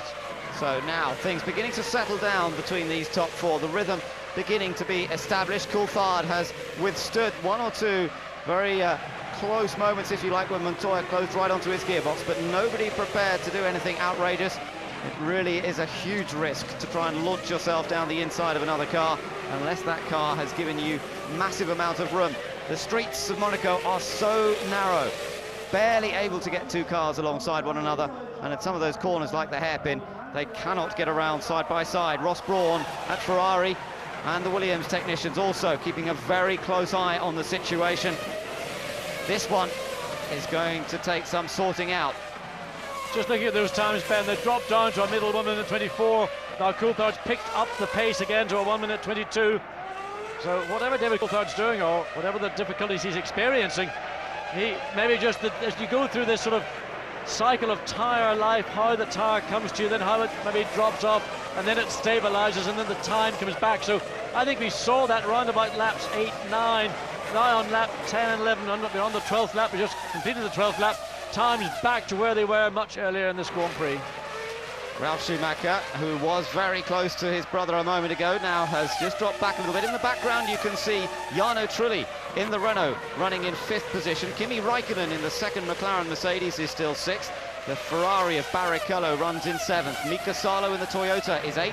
McNish 9th in the other Toyota, and then Heinz-Harald Frentzen in the Arrows is next up. And this is Jenson Button trying to find a way past Eddie Irvine. And I think poor Jenson Button's got 2 chances to find a way past Eddie Irvine around this circuit. He's a master of the Monaco circuit, and neither chance, unless Eddie makes a mistake, and I can't see him making too many this afternoon.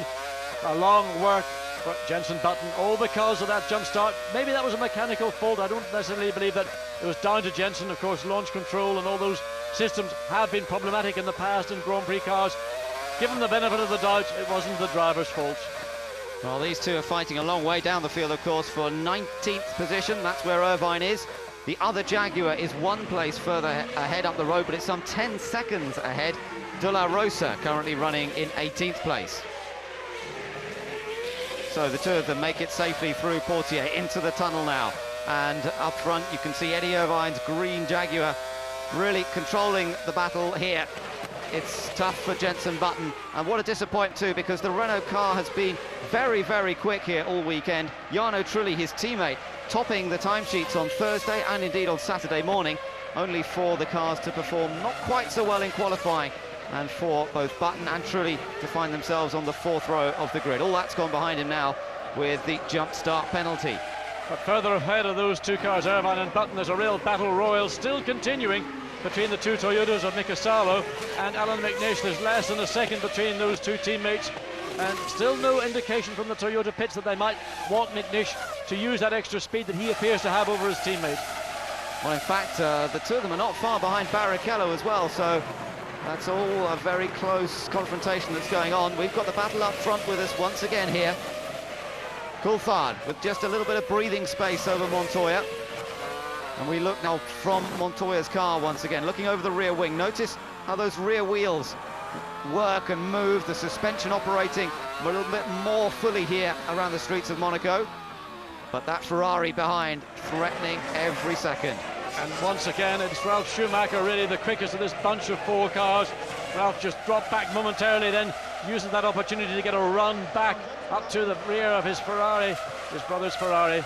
And nothing much Ralf can do because Michael's fully focused on Juan Pablo Montoya. So just try to squeeze Michael, force him into looking backwards to take some of the heat off Juan Pablo Montoya in 2nd place. In the battle of the tyre companies, we've got Michelin running 1 and 2, Bridgestone in 3rd place, but that Ferrari of Michael Schumacher, the only Bridgestone tyre user in the top 6 currently, with Barrichello down in 7th place. And then the next Bridgestone user down in 10th place. That's Heinz-Harald Frentzen in the Arrows. So the Michelin tyres worked in qualifying, and because they worked in qualifying, that means they've sustained good positions in the race, with overtaking being so difficult around this 2-mile track. Michael Schumacher very, very late, very hard on the brakes in the chicane, almost got close to overrunning into the rear of Juan Pablo Montoya. So whether that's just frustration or just momentarily lapse in Michael's concentration, or maybe just deliberately just trying once again to keep Juan Pablo Montoya honest, keep him on his toes, because getting past is difficult, and if you can force your competitor into an error, then that will make your job much easier. Oh, Montoya gets it very sideways out of the last corner. I think he managed to keep it off the wall, but that was very close. Well, that's the kind of error that can cause you to lose places. Just close, just getting within an inch or 2 of the barrier like that. Next time round, you might think, I got away with it, I can go that much closer. Well, you tag the barrier, tag a wall, and that could be certainly a pit stop at best, and at worst, it could be the end of your Grand Prix. Watching this view, we can see how close Michael Schumacher gets to the barrier in a number of places, and you can really see, and that's one of the Toyotas, and I think it's McNish. It is Alan McNish. So what a shame for the Scotsman, who's been driving superbly well here. From 9th position, he was following his teammate. And, well, you said, John, it only takes the slightest mistake when we watched Montoya. Perhaps that's what's happened here for McNish. We'll have to take a look at the replay. May well have been another car involved in that. But for Alan McNish, I'm afraid his Monaco debut is over on lap number 15. Well, that's very disappointing for the young Scotsman, because he'd been driving superbly all weekend to end up in the barriers at Saint-Devoux. It's a pretty easy place to find yourself off track. You just make a little error turning in, catch the curb, but more so the barrier on the inside. Let's look again and see. That's his teammate Mika Salo. Oh yes, he did catch that curb, and in fact I think it was almost the right rear, and that almost sent him off diagonally into the left, into the barrier at Sandovo. The gap between them had probably opened up momentarily. McNish just trying to get some clear air to have another charge up to the back of Mika Salo, who now runs in clear air in 8th place. Frentzen will move up 1 place, up to 9th. Yes, Frentzen did a good job to adjust his line as he came through the corner, missed the back of McNish's car. We've seen that quite often where somebody goes off and others behind have no option other to run into them. So, McNish is out of this race. He is our first retirement, in fact. Villeneuve is still running. He is a lap down, but after making not getting away on the line, Villeneuve then restarted from pit lane, and he is running in what it will be now, 21st position. In the meantime, things have settled down at the front. Coulthard's tyres appear to be stable. Looks like Montoya and Ralf Schumacher have got a similar situation with their Michelin tyres. Michael Schumacher's never really given us an opportunity to see what the potential of Bridgestone and Ferrari are able to do. At this point, we're on lap 17 of 78. Nevertheless, we will know when the pit stops come. Expecting one pit stop from each of these teams. Can't imagine that anybody's going to do something more dramatic, such as a 2-stop strategy. No, the only question, I think, John, is when will they make their one stop? Will it be relatively halfway through the race, or sometimes as much as 2/3 of the way through the race? Of course, the later the stop, the less fuel they'll have to put in when they make the stop, and potential to get out a little quicker. And again, Montoya, as he comes onto the start-finish straight, he lets the back of the Williams, he kicks it out. Now, whether he's got an understeer problem, he's trying to mitigate it by getting the back end out and tighten the front of the car, or whether that's just maybe a little bit of excessive rear tyre wear. You must keep an eye on that left rear of Juan Pablo Montoya's Williams BMW. Now they've all closed up a little bit to the race leader, David Coulthard. He had a little more of an advantage last time around, but it's down to 0.8 of a second again. As you can see, Montoya definitely that close, a little bit closer to Coulthard. Now let's see what happened here. This was the run down to Mirabeau. Alex Young in the second of the Minardis, lost the back end under braking. Did he keep it out of the barrier? Oh yes, I think he did. But Ben, in the process of doing that, he actually had the higher speed in that braking zone. So, out of a mistake, a driving error, he actually records 202 kilometers per hour, which is about 125 miles an hour before he got under the brakes. But that was the consequence of braking late and getting the car out of shape into the Mirabeau corner. So Alex Young survives, but he stays down in 20th position. Now look at Michael Schumacher. Really, again, hounding Montoya, as we saw just a few laps ago. They're sort of closing up, then spreading out again, just depending on the tyre performance as they go through this first sequence of laps. P2 for Juan Pablo Montoya, looking for only his second Grand Prix victory. Winner at Monza last year, and you can see that they're closing up to Jacques Villeneuve, a lap down already after the problems at the start of the race, and the leaders will be on him fairly soon. Yes, and this will be a problem for these lead cars, not so maybe much for David Coulthard, but for Montoya, Michael Schumacher and Ralf Schumacher. Once David Coulthard gets past, the other three will want to go through pretty quickly. But as we've seen in the past, Villeneuve has been very generous to lead cars when they're coming through. And I've no doubt that when he sees these 4 cars, really 1, 2, 3, 4, he will just simply pull over and let them go through. But it depends whereabouts on this racetrack they catch up to him. And to some degree, David Coulthard can control that and use that to his advantage. Down into the chicane once more. There is Villeneuve, about to see the leaders come up behind him, and he will, of course, be given blue flags around the track. I'm sure that you're right, John, he will do his best to get out of the way, although there are some parts of this Monaco circuit where you really can't even get out of the way. You almost have to be on one particular line to even be able to get around the corner. Coming up through Rascasse now, the last couple of right-handers, first gear, very slow. Get the power on, as McNish has now made his way back to the pit lane. Yes, and explaining to team boss Uwe Anderson what went wrong, and I think it's pretty clear. We saw the replay. Alan caught the right rear, he's just a little bit too close to the curb and the barrier on the apex of that Saint-Deveau corner, and that then just launched the car, as we saw with Alex Young in qualifying on Saturday afternoon. Now here was Salo under attack from Frentzen a moment ago, and Frentzen, it looks like he got through, but Salo, did he have a problem there? Oh, and Fisichella almost managed to... No, in fact, that was Sato. Sato who was there, not Fisichella. So there's an interesting little battle that was going on. Frentzen now finds himself in 8th. Salo 9th, Sato in 10th, and Fisichella is in 11th. Well, that was a very, very good move by Heinz-Harald Frentzen in a very difficult part of circuit to pass. You're coming out of that tunnel at near enough 180 miles an hour, and you come around the curve, then suddenly the track drops away from you, and immediately ahead of you is that chicane. Going past Villeneuve, Villeneuve's backed right off and let the 4 leaders through. No problem at all. It has opened things up just a little bit, but Villeneuve moving out of the way, and Coulthard gets through safely. Now, here look, the 2 Jordans, Sato, Takuma Sato in the first of the yellow Jordans. Behind him is his teammate Giancarlo Fisichella. Fisichella goes down the inside, but it's not worked, and the salver's gone off. That's Felipe Massa. And Bernoldi coming through the tunnel had the car absolutely sideways, right at the apex of the fastest part of the corner in the tunnel. A real battle going on. That's down in 9th, 10th, 11th, 12th and 13th place. Well, Frentzen's going very quickly now on his Bridgestone tyres and the Arrows. He's going much faster now that he's got past the Toyota of Mika Salo, and it looked like Toyota are getting ready for Salo to make a pit stop. The 2 Jordans on Bridgestones as well, and they are going very quickly. Frentzen, fastest lap of the race, you're right. Heinz-Harald Frentzen and the Arrows suddenly got in clear of the Toyota, 1 minute 20.664, and that is, well, 0.5, 0.4 of a second quicker than the 4 lead cars we've been following pretty much this race. Watch behind as well, because Felipe Massa in 12th was under pressure there from Enrique Bernoldi. There we are, Massa twitching around a little bit. And look at Takuma Sato. Sato down the inside. Oh, he gets it back together. Great move from the Japanese driver. But good thinking from Mika Salo. He knew when to say, OK, I've been passed. I'm not going to challenge you. He could have closed the door. That would have been 2 more cars out of this race.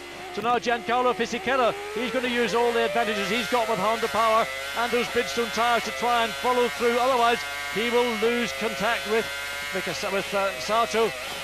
Well, Salo must have a problem. Salo's got a problem, yes. He must have a problem. He's just moving out of the way here effectively and letting people through. Now we're looking at a replay. This was Sato coming down the inside. Salo saw him coming, didn't turn in, and Takuma gathered it all together. Good car control and managed to sneak ahead. And now look, Salo has Felipe Massa and Enrique Bernoldi desperately trying to find a way past as well.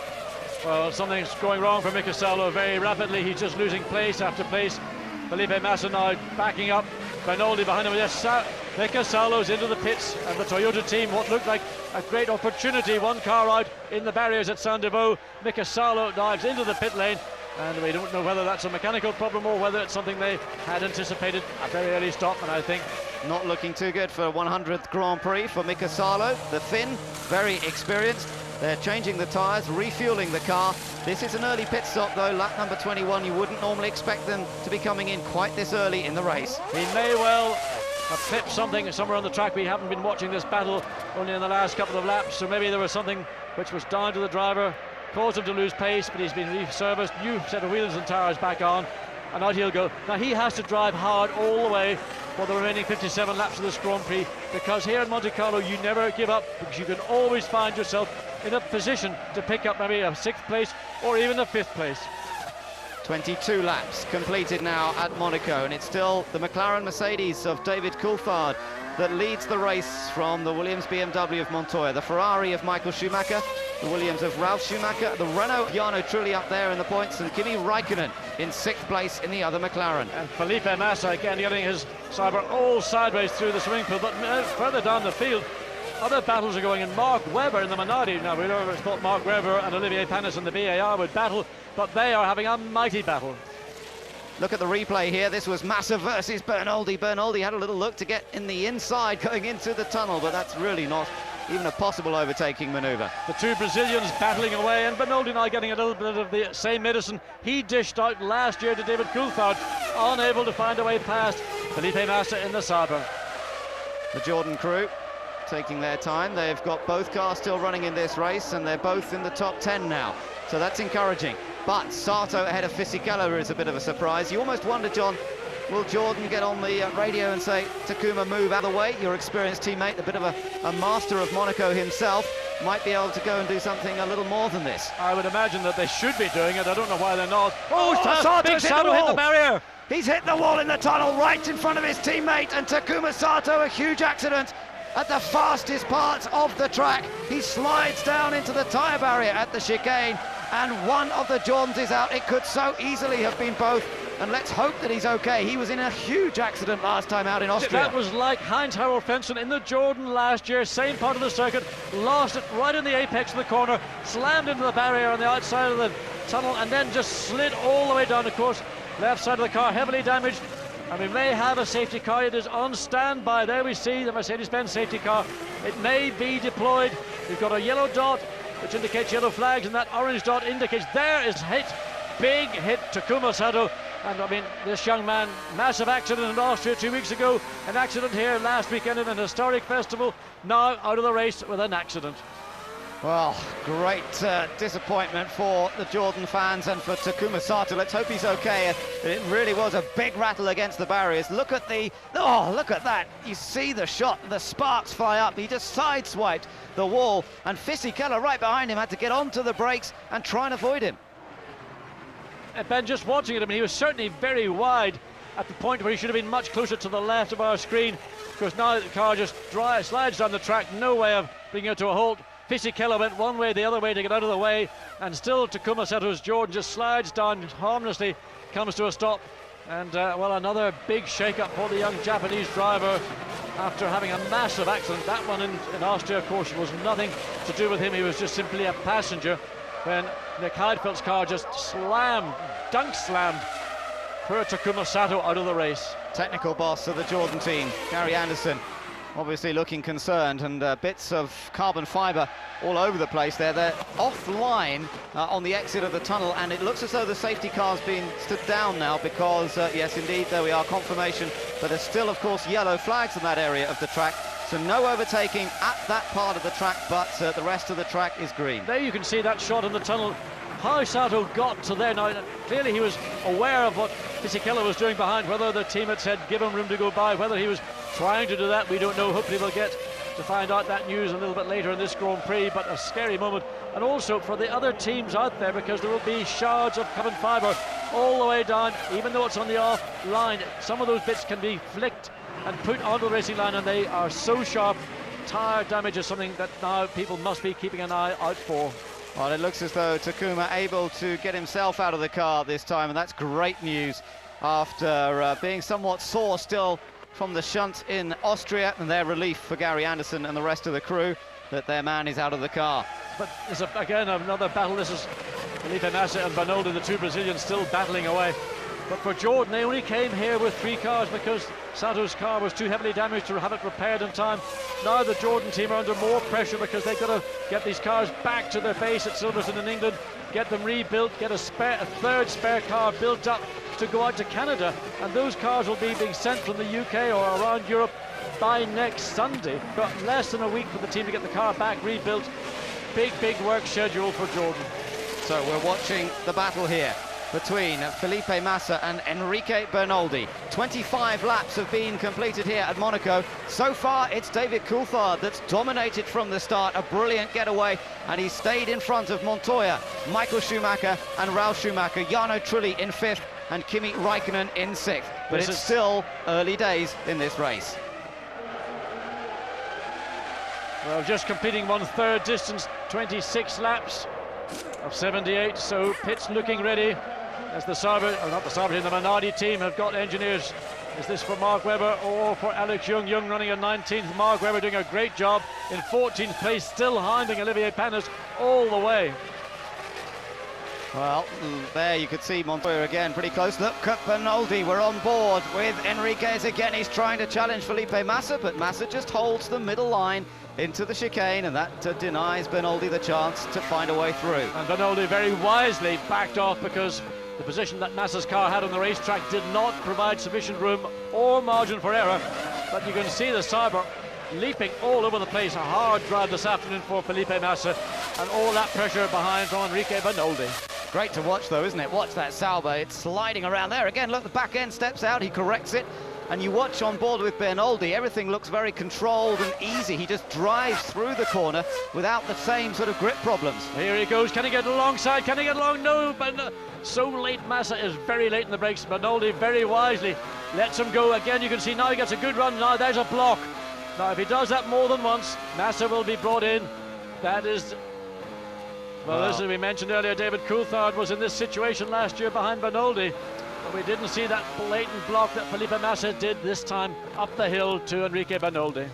There are so many curves on that hill, though. It's a very difficult one to distinguish which one is a move to block and which is to take the line. And the stewards, I don't think, will be able to really give him too hard a time. But look at the way the car is sliding around. It really is all over the place. Massa doing well just to hang on to it. Well, he's just got massive oversteer. Again, coming through the tunnel, Massa is slow.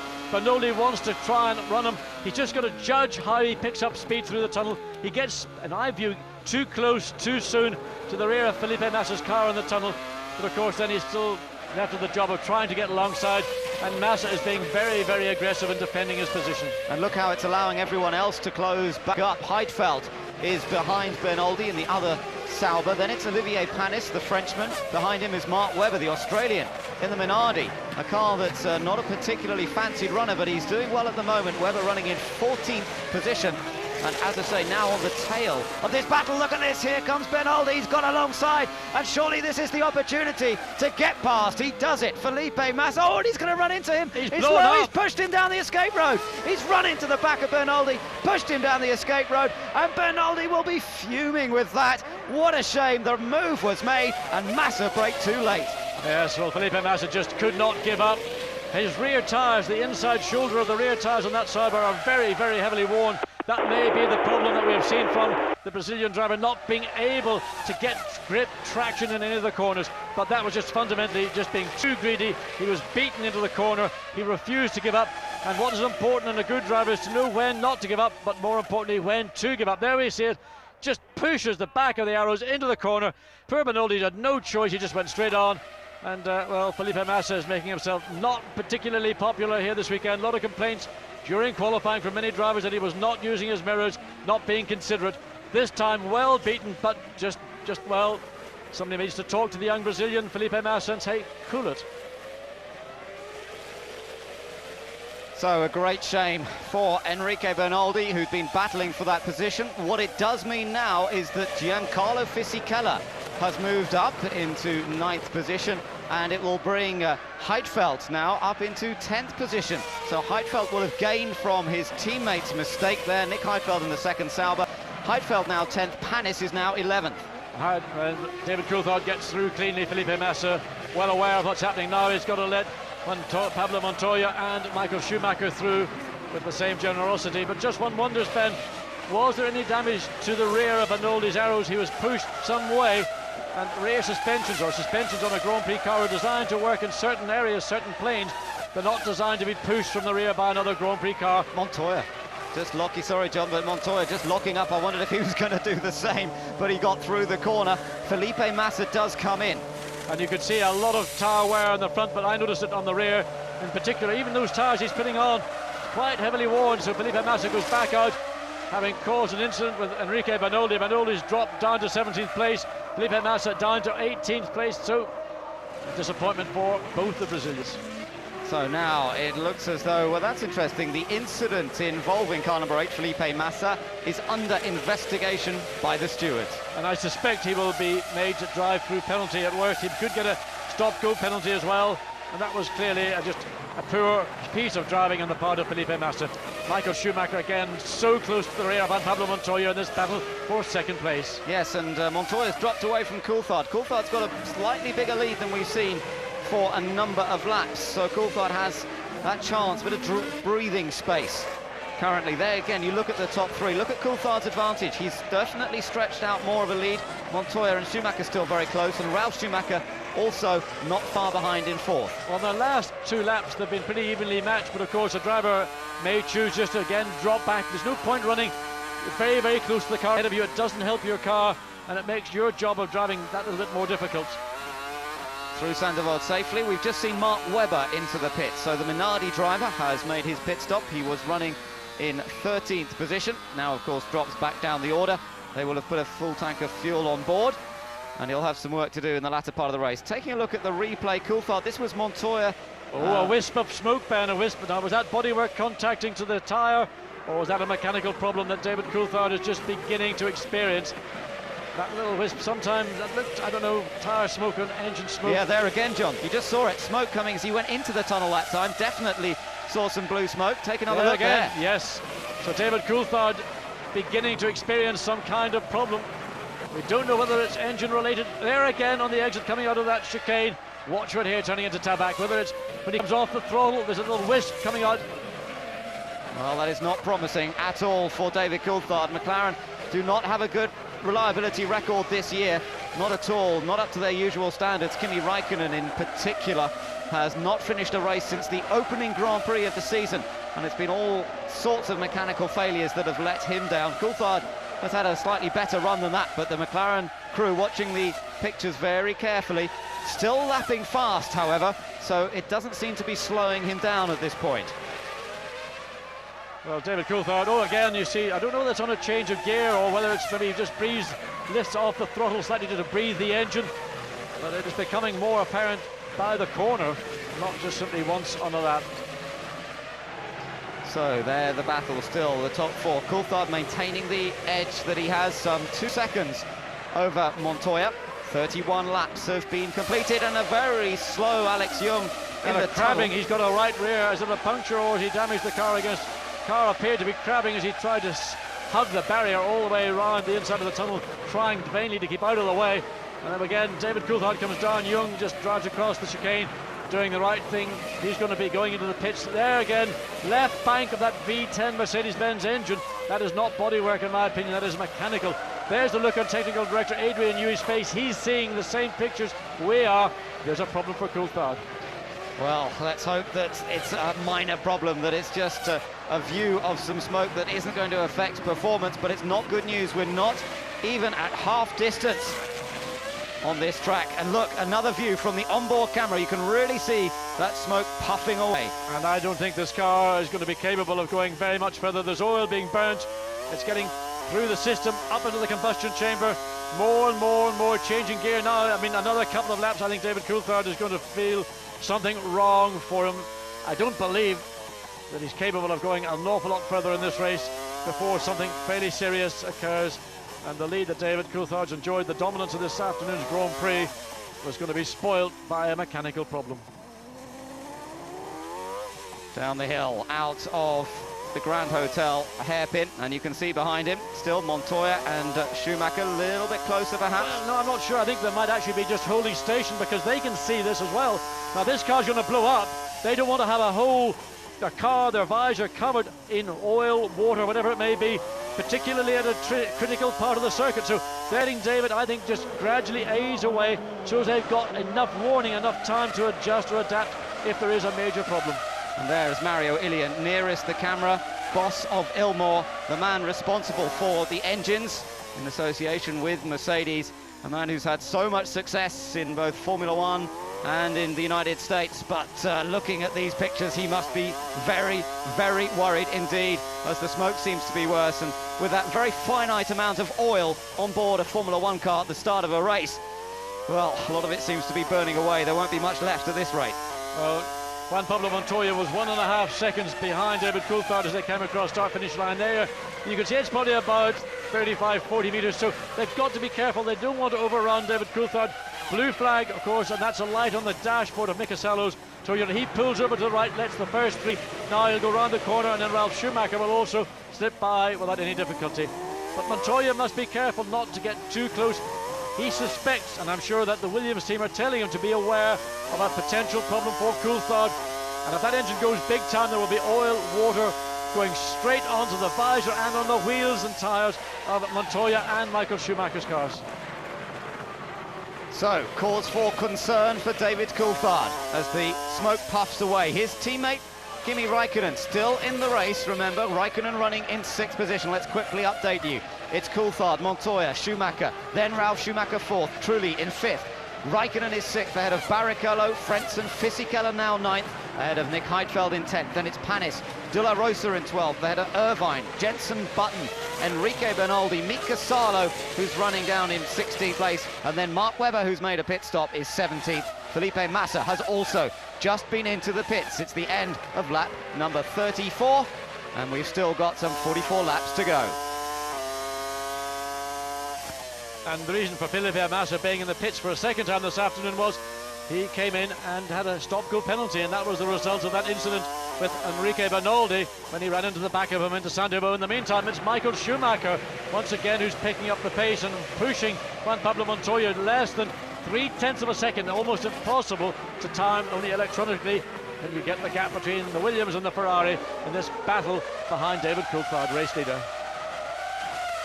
The Mercedes men, Jürgen Habert and Norbert Taub, looking very, very concerned, of course, but so far David is still going, and there we can see his lead actually has opened up, if anything, over Montoya in second position. Well, it seems it's ebbing and flowing all around the track. Now that oil smoke appears to be dissipating.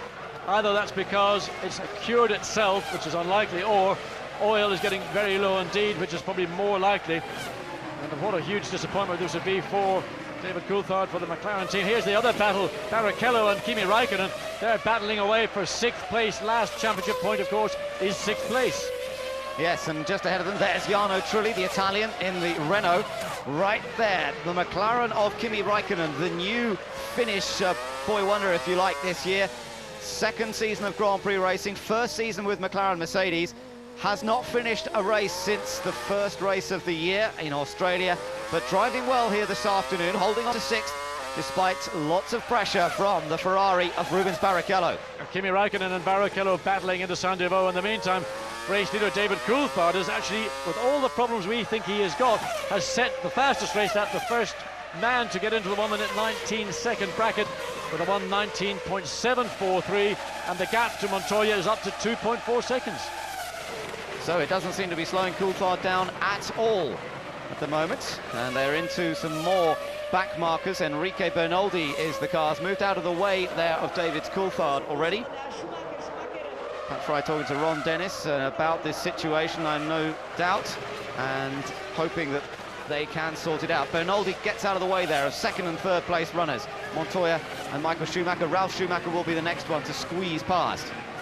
Well, we're trying to think what David Coulthard's problems may be, and of course these cars carry supplementary oil tanks, and maybe there's been a small malfunction and it's overfilling the tank, and that could be the reason why we saw those puffs of oil smoke coming from the back of Coulthard's McLaren. It seems to have stopped, the situation seems to have cured itself, and David Coulthard now 2.5 seconds ahead of Montoya in 2nd place.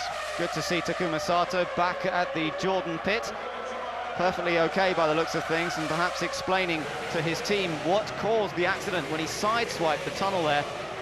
A big, big accident, the fastest section of the circuit. Thankfully, Takuma is okay and lives to fight another day. He'll have to look forward to the next Grand Prix in Canada before he can challenge again. His teammate, meanwhile, Fisichella, running in 9th place as we ride on board with Michael Schumacher. So they come through the chicane. Some more traffic to be dealing with as you see David Coulthard coming through there. Coulthard's already found a way past Jenson Button, and now it'll be Eddie Irvine, the next one to be lapped. Irvine currently running in 13th position. And looking just at Pablo Montoya and Michael Schumacher, we're coming close to half distance. So for those that are planning to stop early, I mean, Michael Schumacher and Ferrari could take the option to go out of sync and get in and try and make a very quick pit stop. It all depends where he would blend back into the field, and with cars now spread equidistant around the racetrack, it's very difficult for the teams to determine the right time, other than that they might have done prior to this race beginning, where to go in and make your one and only stop of the afternoon. Renault are preparing for a stop now. Is it for this man, Jarno Trulli, currently running in 5th position? No, he stays out there at the moment. It might be for Jenson Button, running all the way down in 14th place. Trulli has not finished in the points at all so far this season, and he's hoping to get that sorted out. He's still being chased by Kimi Raikkonen and Rubens Barrichello. There is Raikkonen, currently running in 6th. Barrichello is 7th. But Heinz-Harald Frentzen, running all on his own in 8th place, is running quicker than the cars ahead of him, because Kimi Raikkonen basically is slowing down Barrichello. In the meantime, Heinz-Harald Frentzen running on his own, running almost a second a lap faster than the Ferrari and the McLaren Mercedes-Benz. Schumacher really leaning on Montoya that time down towards the chicane. Again, Montoya didn't give him space, but Schumacher hounding him, looking for a little slip up from the Colombian, enough to allow him through. But Montoya, who made a mistake on the 3rd lap of the Grand Prix last year, put it into the barrier, determined not to do the same again. And this is crucial psychological battle between these two as they come up to lap Eddie Irvine. Well, Eddie Irvine will pull over and get out of the way. There he does, goes to the left of track, leaves the racing line free for Montoya and Michael Schumacher, and Ralph Schumacher will probably slip in behind brother Michael. All three get through cleanly. Well, in fact, Eddie Irvine didn't let Ralph, wasn't quite clear. So up the hill once again into Casino Square, and it looks as though Coulthard's car working brilliantly well at this stage. Into the pits and back out again for Jenson Button. Button was running a long way down the order. Remember, he made that drive-through penalty earlier for jumping the start. He'd already at the back. Montoya makes a little mistake down there at the hairpin, and he does seem to be struggling for grip, more so now than he was in the early stages of this race. He cannot seem to run at the same pace now as Coulthard. He's 4 seconds behind. Yes, a massive leap of 1.5 seconds. Sounds a large, but 1.5 seconds in the last couple of laps, and Montoya now really beginning to struggle. David Coulthard sprinting way ahead. Montoya clearly holding up Michael Schumacher. And news from the pit lane then is that McLaren, through the use of telemetry, we've now got pit lane to car telemetry. They think they've made some adjustments that may well have cured that problem that we all could see David Coulthard had. That was smoke coming out of the right-hand bank of that engine. Well, new rules for Formula One this year, allowing the teams to make changes using radio signals from pits to the car, and maybe those changes, maybe that new rule change has allowed McLaren to breathe a sigh of relief here. We're still in the early stage. Well, we're at the half-distance mark now, in fact, in the Monaco Grand Prix, and so far so good for McLaren Mercedes, the most successful team here at Monaco, having taken 11 victories. Coulthard is up front. Through Casino Square now then, and Montoya manages to get past Felipe Massa cleanly without a problem. Michael Schumacher also nips through, and we wait for Ralf Schumacher. I'm sure he won't be slowed down too much. Schumacher, Michael that is, and the Ferrari was pressurising a moment ago to Montoya, but the gap has just opened up a length or so. It was out of the tunnel last time that he got very close indeed. But Montoya back now up to race speed in the 1:20s. Not still as quick as David Coulthard, the gap 4.6 seconds, but away from those laps when he was running in the middle 1:21s. And of course frustration now setting in for Michael Schumacher in the knowledge that David Coulthard, running in clear air, is able to run at his own pace and is pulling away from this battle for second place. There, the super slow motion action, watching the tyres as they shimmy a little bit over the curbs. You can see the little bits of rubber at the side as well where the tyre... Oh, and we've got an accident, and that's Schumacher, isn't it? Or it's Barrichello. It's Barrichello, I'm afraid, who's hit the back of Kimi Raikkonen. Raikkonen's in trouble as well. Raikkonen and Barrichello in the battle for 6th, and it looks as though contact has put them both out. Well, Rubens come down very close behind the back of Kimi Raikkonen. Raikkonen, of course, defending into the chicane. Now noseless, wingless. Let's watch again. Raikkonen always on the racing line. Barrichello just too late, no way to slow down. And, well, gets into the back of the Raikkonen's Mercedes fairly heavily, gets the nose of his Ferrari up in the air. Let's look at the forward view of the situation. This one's down to Rubens. He made an error, a driving error. Raikkonen is the victim, so both drivers penalised for a great battle that was taking place for the 6th place. Well, that is disappointment for the Brazilian after giving way in Austria. Now a mistake, a driving mistake on his behalf, and he's out. And both cars are in the pits now. Can they get them both out again? Are they sufficiently okay? They're having a good look. Look at that rear wing, John. It's moving a lot. I think that wing, I think they've got to take the wing off and change it, put a new total assembly on. That'll take some considerable time. Barrichello gets out of the pit lane, and in the meantime we heard from Takuma Sato, the young Japanese driver who crashed in the tunnel. He said, basically what I was trying to do was get out of the way of my teammate, but I just made an error too far to the left and hit the wall very heavily, and he apologises to the team, to his mechanics, to everybody. But there's disappointment. Now will Barrichello be penalised for that driving error? We saw Felipe Massa being penalised for running into the back of Bernoldi here into Saint-Devoux. Now will Rubens Barrichello also be penalised by having to come back in and take a 10-second stop-go penalty? It's the 6th non-finish in 7 Grand Prix if Kimi Raikkonen doesn't get back out, although I think he's got back in the car again. So they will get him back out. That's good news. They will send him back out, so let's not add to his non-finish statistics just yet. Let's hope they do get the car running. Then the gap between Coulthard and Montoya was 4 seconds. Now it's down to less than 3. It's 2.9 as they came across the line. So Montoya back up to speed. Coulthard got delayed. Now that may have been simply just due to the traffic around the track. We have to keep an eye over the next couple of laps, because as the 2nd and 3rd place competitors come out of the tunnel, or through the tunnel, they'll be out of it just in a moment. We can look forward and see how much traffic there is ahead of them, and it'll be a battle with Panis, Heidfeld and De La Rosa. Yes, incident involving car number 2 under investigation. So indeed, John, they are looking at the crash there for Rubens Barrichello, and he may indeed pick up another penalty. Another penalty adding to the fact that he's had to make a long pit stop for a nose cone change. Well, we'll watch that with interest as we look back from Montoya's car. They're still working on the Kimi Raikkonen machine, taking the rear wing off, and now hopefully replacing it with a new unit. Meanwhile, there are battles going on throughout the field here. That's the battle for second you're watching at the moment, but behind them, Ralf Schumacher runs 4th, Trulli is 5th. Frentzen now in Michael 6th. Schumacher got very, very wide coming out of Sandovo. He really had to check the car, get out of the throttle. He just almost slipped all the way up the barrier on the exit. So you've always got to keep your wits about you. So easy to make a mistake. They're coming up behind Nick Heidfeld now. Heidfeld is 9th, and they're about to lap him. Frentzen is currently in 6th place. That's a good drive for the Arrows man. Fisichella is 7th. Barrichello has rejoined in 8th place after the incident with this man, Kimi Raikkonen. So then it's Heidfeld, Panis 10th, De La Rosa in 11th, Irvine in 12th, and Mika Salo 13th ahead of Mark Webber. And still we've only seen 3 actual retirements from this race: Alex Young, Takuma Sato and Alan McNish.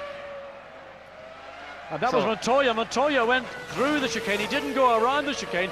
He drove through that. So Montoya made an error under braking into the chicane. Now, whether that will be deemed to be an advantage or not. So he didn't make up any places. He didn't really gain any time as we watch back. This is Irvine. Oh, Eddie Irvine losing it, tank slapping it all the way down. And that was Mika Salo taking advantage. Now, was there contact here, John? No. No contact, just Eddie. It looks like the traction control suddenly it was non-existent. Oh, and this is still close between the two battling for second place. Montoya just fending off Michael Schumacher as Rubens Barrichello makes his way through the pits and has had a stop-and-go penalty. Yes, that means coming into the pits, stopping for 10 seconds, standing there then. And this is down to the individual teams. They have to actually carry out this exercise. And then when the 10 seconds is up, the driver can go back out into the field. Barrichello had been very quick, immediately going back out after his contact with Kimi Raikkonen, but of course once again coming back in and will have lost about 30 seconds for in and out, plus 10 seconds, so a total of 40 seconds for Barrichello for that rash move. There's Montoya misjudging the braking. There he went straight across the chicane. Whether that will be deemed an unfair advantage, I have to say, doesn't look like it to me. No, and he almost hit the barrier under the braking there. The car was very unstable indeed, but he saved it, and he stays in front of Michael Schumacher. Now, we've just seen Jarno Trulli come into the pit, so the Renault driver drops down the order somewhat. He's made a stop. He was running in 5th place. That promotes Heinz-Harald Frentzen up into 5th, and Ferrari 6th. are ready for Michael Schumacher. Michael Schumacher is going to be in. Oh my goodness, it's gone wrong for Rubens Barrichello. He's been done for speeding in the pit lane, but this is Michael Schumacher's one and only stop for the day. They decided to bring him in now. It's on lap, he came in lap 44. Now, cleaning out all the airboxes. Tyre change, and off goes Michael Schumacher once again. Ross Brawn speaking to him on the radio. Indeed, and this is the major play of the race. If Ferrari are going to take victory, or at least get up onto second place in the podium, it's going to start now. Michael Schumacher is going to rejoin the track, and really there's not too much traffic ahead of him, so he's going to be able to get in 2 or 3 really quick laps. One of the Arrows just comes by, and Michael just manages to get ahead of Heinz-Harald Frentzen. Frentzen, of course, running in 5th place. Michael Schumacher rejoins in 4th. So that's great stuff for Michael Schumacher to get out in front of Frentzen. That could be absolutely crucial. Now, if he can string a series of fast laps together, it may well be that he can move up into at least second past Montoya, but it looks like Coulthard could be coming into the pit soon. It is. David Coulthard is going to come in. This is going to be in lap 45. So we hope that McLaren are ready for him. So we'll wait and see what this team do. So David Coulthard cuts. No, he doesn't. He goes on one more lap. We saw the McLaren team preparing. It's for Kimi Raikkonen back in again. Yeah, it's Raikkonen who's come back in. So obviously, even though repairs have been made, the car is not right. And he's saying, no, don't take the steering wheel off. I think maybe we can still get back out there. Maybe it's only a minor problem. But I think that McLaren want to get this car moved out of the way as quickly as possible, because we are going to come into the window that David Coulthard and his team will be looking to make that pit stop. There we see Montoya now in second place, Ralph Schumacher in third. Michael will be pushing. He's just gone fastest in that second sector of the lap. New tyres, fuel on board. A chat to Ross Brawn as he went out of the pit lane. As Rubens Barrichello once again visits the pits. I think it's the third time we've seen the Brazilian this afternoon into the pits. Yes, he picked up the penalty for speeding in the pit lane last time around, so he's had to drive through it again on the speed limit of 60 kilometres an hour, just over 40 miles per hour, which he exceeded last time. So Michael Schumacher, this is his opportunity now. The laps that he's putting together now could be the difference between him matching Ayrton Senna's 6 victories here at Monaco, because if he can put in enough quick laps, he could move ahead not only of Montoya, but of Coulthard as well, quite possibly, because he wasn't that far behind the McLaren Mercedes driver. But these two are going deeper into the race, so they might need to stop for a little less long when it comes to their turn. But Ralph Schumacher quicker at this moment than Juan Pablo Montoya. As we look back into the pit lane and see which teams are beginning to prepare there, we look at the Williams team running second and third, virtually nose to tail, but Ralph Schumacher the quicker of the two Williams drivers at this moment. Little puff of smoke. And Montoya's in trouble. I saw a little puff of smoke as he came along across the line, and then Montoya's in trouble, and it's Ralph Schumacher who's moved ahead, puts him into second. Patrick Head discussing things with the team, and what can you believe? I just wonder, is this a problem, or did Montoya lift off to let Ralph Schumacher go through? Because suddenly the car, and again a problem. You can see just coming into the mirror boat, suddenly the car just turned sharp left when it should have been going right. Let's take a look. This is the replay, John, as he came down past the start-finish line. Now, was there a puff of smoke? I thought I saw a little haze. There was a blue haze, but that problem occurred into the Mirabeau corner. We just cut away from that to see the replay of that initial incident. There is Montoya going slowly, and he's in trouble and out of the race. Listen to that, it sounds horrible. Down the hill. And I tell you what, we've had great reliability from the BMW engine this year, but not this time. Stay offline. He's got to get offline. If that engine is about to erupt and put oil down, water down on the racetrack, we've seen what happened to Eddie Irvine on Thursday. And I tell you what, we've had great reliability from the BMW engine this year, but not this time. Stay offline. He's got to get offline. If that engine is about to erupt and put oil down, water down on the racetrack, we've seen what happened to Eddie Irvine on Thursday in practice when he got caught on the oil from Bernoldi's engine. So Juan Pablo Montoya, just pull it off, take that car out of the race, Juan Pablo. Yeah, and cars coming around to pass him, and that's a nasty situation for the others. I think was pretty much the first BMW we've seen let go. Ralph did at the end of the Barcelona, the Spanish Grand Prix, but that was right on the last lap. Montoya's had reliability all year long, but it's gone wrong for him here in Monaco when he had a great chance. And there we see once again as he comes out of the tunnel, you can almost hear it, let alone see it.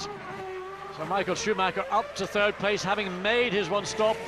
He is some 31 seconds behind David Coulthard. Coulthard yet to make his pit stop. So should Coulthard decide to come in at this point, he has got 31.8 seconds to get himself refueled, retired, and back out before Michael Schumacher will come past the pit lane exit.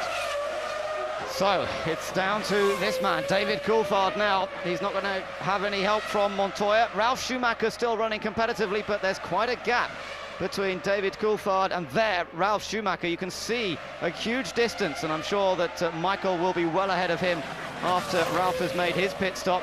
It's all the question of how quickly Coulthard can go and how short a stop he can make. If he's going very deep into this race, it will be a short stop, and hopefully he might be able to still challenge Michael Schumacher when he comes back out. Waved yellow flags just on at the Rascas. That was to get Montoya's car pushed to safety. Ralph Schumacher lost a momentary second or two because of that, but some 15.7 seconds was 14.1 to this man, David Coulthard, who's now comfortably in the lead and has got a lot more options, but his concern will be the gap, not to Ralph Schumacher, but the gap to Michael Schumacher, who is now 31.8 seconds behind. Coulthard must push in these laps now before he makes his stop.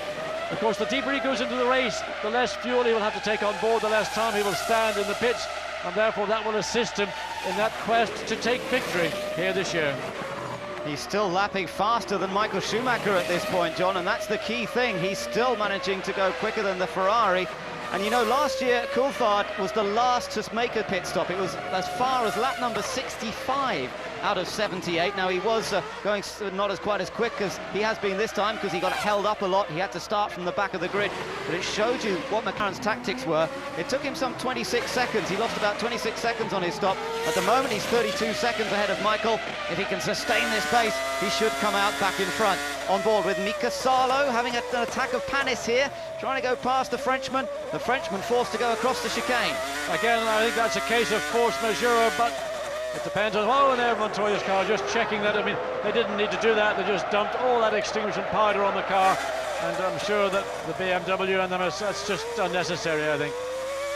So looking back over the rear wing of Mika Salo, and that now he is past Panis, so we don't quite know if Panis just backed off a bit there. Well, I think that maybe Panis felt that he was overtaken fairly and squarely, and maybe even the team have instructed him to let Mika Salo go. So Heinz-Harald Frentzen, after 2 stops, still in 6th place, but 1 lap down. There we sit again. Really nowhere for Salo to go. He couldn't get around. It would almost mean coming to a standstill, then picking up. So he did the right thing and let Mika Salo go. Now in 7th place, some 29 seconds behind Heinz-Harald Frentzen in that final points position, number 6.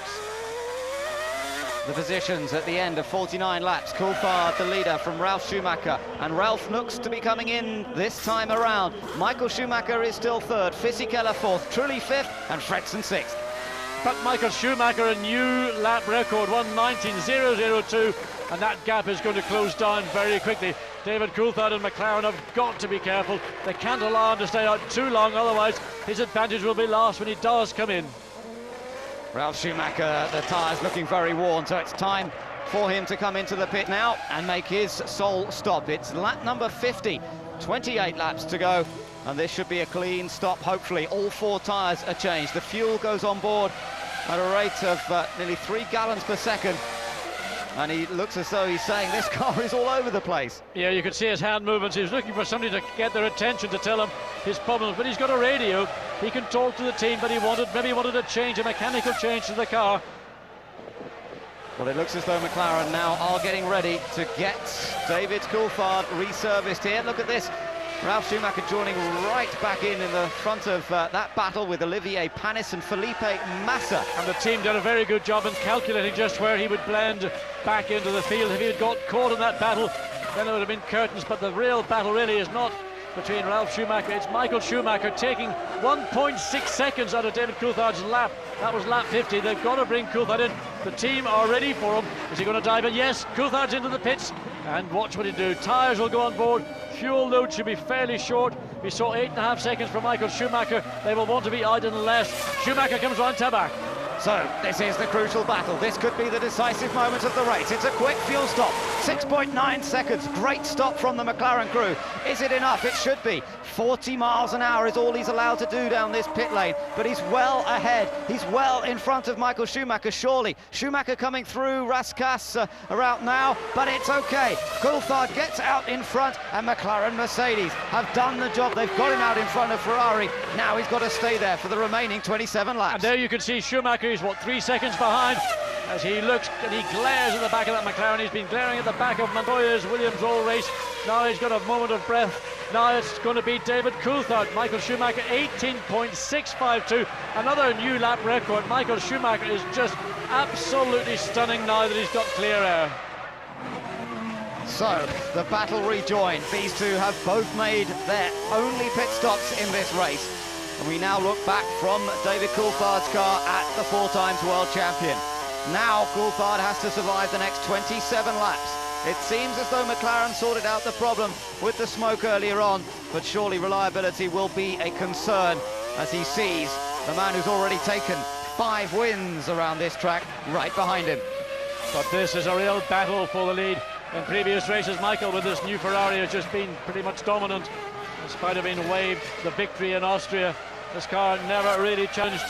But it's all about qualifying. If you can't get on the front row of the grid, you really inhibit your opportunities to win a race. But now, Michael Schumacher, second for the first time this afternoon. Now the pit stops have worked their way through, putting pressure on David Coulthard. Coulthard on fresh tyres, new fuel on board. It is the battle between Coulthard and Schumacher, a battle between Michelin and Bridgestone, Mercedes-Benz and Ferrari. Yes, Mercedes-Benz and Ferrari, John, who have shared the last 5 victories here at Monaco, and it looks as though it's going to go to one or other of these two teams once again. Now, let's see what's going on further down. There is Giancarlo Fisichella running in 4th place, and he now comes into the pits. He hasn't stopped yet, so this is his routine stop. So the sole Jordan in the Grand Prix, Giancarlo Fisichella, got up to 4th place, stops on lap 52. The Jordan team, oh, look at that. Oh, there's been contact. Yes, Renault's and Button, I think. It's Jenson Button who has collided. Well, we have to wait and see. Yellow flag's obviously down there, Panis and Jenson Button. I will get a view of that in a moment as well, but will this see again safety car being prepared, because these two cars will take a moment to be removed. Button's car in particular, in a particularly precarious part of the racetrack. Drivers must be aware. Let's look again. Well, Button dives down the inside, can't get alongside Panis. He gets in the wrong, but just there's nowhere to go. Just, well, over ambitious in my view. There you see the contact, and then, well, Jenson had a pop, and Olivier Panis was sufficiently far forward to, he had no option. He couldn't do very much more than he was doing. Another look from onboard camera, and as he turned into the corner, there was Button arriving on the inside. Yes, and it goes into a bottleneck as you turn into the Saint-Deveau corner. Now we've got 3 cars, Renault, Toyota and BAR. But the Cranes, as ever, doing a fine job of moving the cars very quickly out of the way and clearing that zone so that racing can continue. They've still got to get Panis' car out of the way, but it's not as much on the line as Button's car was. And the two of them just having a little chat about that after the incident. Neither of them look to be getting in a point-scoring position this afternoon. But nonetheless, you never know what can happen here. With a few more retirements, they might have been battling over a position in the top 6. And the marshals ever efficient here in Monte Carlo, just putting little trolley jacks under that VAR to pull it away to another area of safety. The original place, which has got 2 cars in it now, well, there's no more room, so anybody else goes off at Saint-Deveau, that car will be, as we see here, the jack under the rear of the VAR, just taking it to safety in that runoff area. So let's just see how things have settled down. Pit stops mostly have been made now. It's Coulthard from Michael Schumacher. Ralf Schumacher's a further 18 seconds behind these two. Then Jarno Trulli has now moved back into 4th position after Fisichella made his pit stop. So we've got the Renault of Trulli in 4th. Then it's Fisichella 5th. Heinz-Harald Frentzen in the Arrows in 6th. Mika Salo a lap down, but he's in 7th in the Toyota. Barrichello a lap down in 8th place. Mark Webber is 9th. Nick Heidfeld currently in 10th place ahead of Eddie Irvine. De La Rosa is in 12th, then it's Bernaldi, and of course we've now lost Panis, Button as well, so Felipe Massa is our last runner in 14th. And Giancarlo Fisichella just rides the curve as he comes out of the Portier corner. Through the curve, that's where his teammate Sato, who was trying to make room for Fisichella on the lap that he went off, got it all wrong. Fisichella scored points for the first time for Jordan and himself in Austria in 5th place, running now in 5th place. Heinz-Harald Frentzen some 7.1 seconds behind. And, well, we need to see. Fisichella had a slow lap. That was because of the incident at Saint-Deveau. We wait to see what the lap time is for the Jordan driver vis-a-vis that for the Arrows. Feeds in the power through the last couple of right-handers that lead around to complete his 54th lap. Coulthard some way further down the road, some 62 seconds ahead, in fact, of the Jordan there.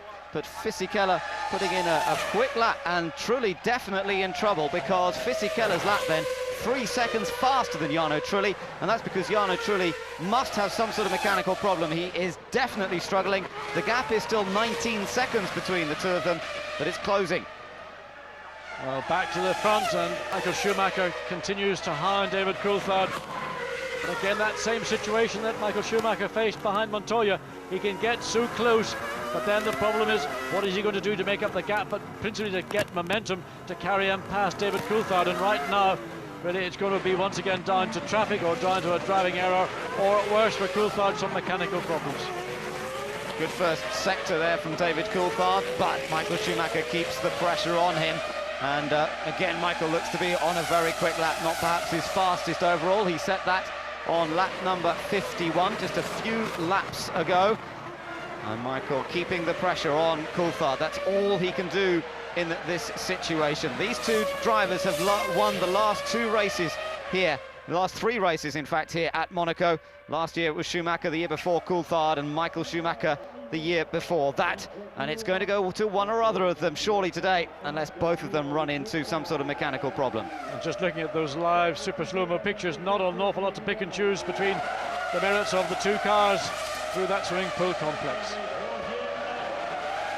Adrian Newey, technical director at McLaren, and Ron Dennis. Can they keep it together? You know, it's been a while, just over a year, since David Coulthard had a victory. That was in Austria, and since then it's been a bleak period for him. It's been bleak times in 2002 generally for McLaren Mercedes. They have not looked even close to winning a Grand Prix this year.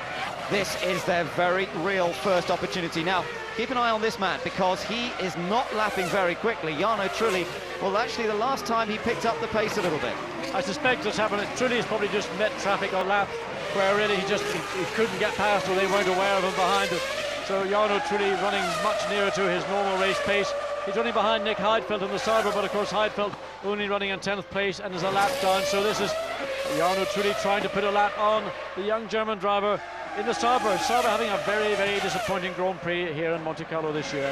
Yes, it doesn't seem to be coming together for them at all this time around. Look at how close the leaders are. This is Michael Schumacher right behind Coulthard. And who's Coulthard behind? He's behind Enrique Bernoldi, but this time it's the race leader coming up to lap Bernoldi. Bernoldi's given a blue flag. There are blue warning lights in the cockpit.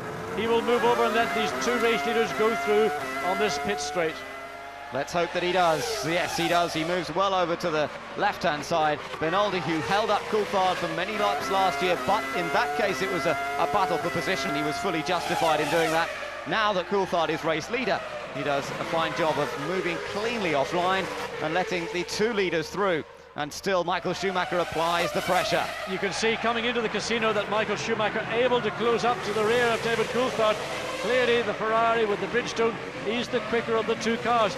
But David Coulthard has still got that tape in his mirrors. He doesn't know or care where Michael Schumacher is as long as he's behind him. The view from the camera mounted just beside Michael Schumacher's helmet there. The focus, the concentration. And John, you know, how does this feel for David Coulthard? He's been in a winning position many times, but if there's one man you probably don't want breathing down your neck, it's Michael Schumacher. This is true, but David Coulthard's raced with Michael Schumacher on many occasions. They've gone eyeball to eyeball, and David Coulthard's one of the few drivers who's been able to overtake Michael Schumacher on mirror. So now let's just watch Michael as he comes through up past the pits once more. That is lap number 58 that is about to be completed. Coulthard crosses the line, a 1 minute 19.9 for him, a 1 minute 20.1 for this man, Michael Schumacher. The gap remaining at just under a second between them. And we've just heard from Juan Pablo Montoya about what happened to him in the race, but also principally about the start. Why did he lose the lead? And he's been none too complimentary about the software on the launch control mechanism on his Williams BMW. Now, he's obviously very upset about the day. He thought he could have a win here. He lost the lead at the start, and then it ended up with a major engine failure. Third place for this man, Ralf Schumacher, the sole remaining Williams BMW in the race. Some 22 seconds behind Michael Schumacher. So there's a big gap between the top two and this car in third, but he has a lonely time because it's a long gap behind him to Jarno Trulli, some 25 seconds. So Ralf just has to maintain focus, maintain concentration. He hasn't always done that at Monaco in the past, and let's hope that he can reel off these final 20 laps safely and securely. Well, Ralf is already calculating if he finishes in third place, he'll get 4 points. That will give him 27 points, equal with his teammate Juan Pablo Montoya. He's driving for third place. He's not driving for second or for victory, and he's got no pressure behind him from Jarno Trulli in the Renault. So Ralph's already worked it out. The team have probably worked it out, say just finish the race, get on the podium, you'll get your 4 points, we'll get our 4 points, and that will give us 54 in the Manufacturers' Championship, still well ahead of McLaren in third place. 10 points available for the win, and David Coulthard would love to take those 10 points. He's only scored 10 points in all 6 of the first Grand Prix of 2002, so he could double his score here today if he stays where he is. Michael Schumacher, of course, clear points leader, 54 points he's scored out of the 6 races. Well, not quite a maximum, but very near to it. 60 points is the maximum he could have achieved, and he scored 54 of them. Well, there's body language, I think, that says, I'm sorry, it was my error, I tried something. couldn't get alongside early enough, and then of course they came to this very narrow funnel or bottleneck as you go into Saint-Deveau and put Olivier Panis and then Button as well into a compromising position, which ended up with both of them out of the race in the crash barriers. Looking down the field, it's the Ferraris that are providing the entertainment at the moment. It's Michael Schumacher hounding race leader David Coulthard, and the other one is Barrichello, who's right behind Mika Salo in the battle for 7th place. Same sort of gap between the two of them. We now ride with Eddie Irvine, who's scored points last 2 races here at Monaco, driving for the Jaguar team, but today it's been a matter of survival. He runs in 11th. Yes, Eddie running in the 1:21 barrier, but I mean that's the best you can expect from the Jaguar.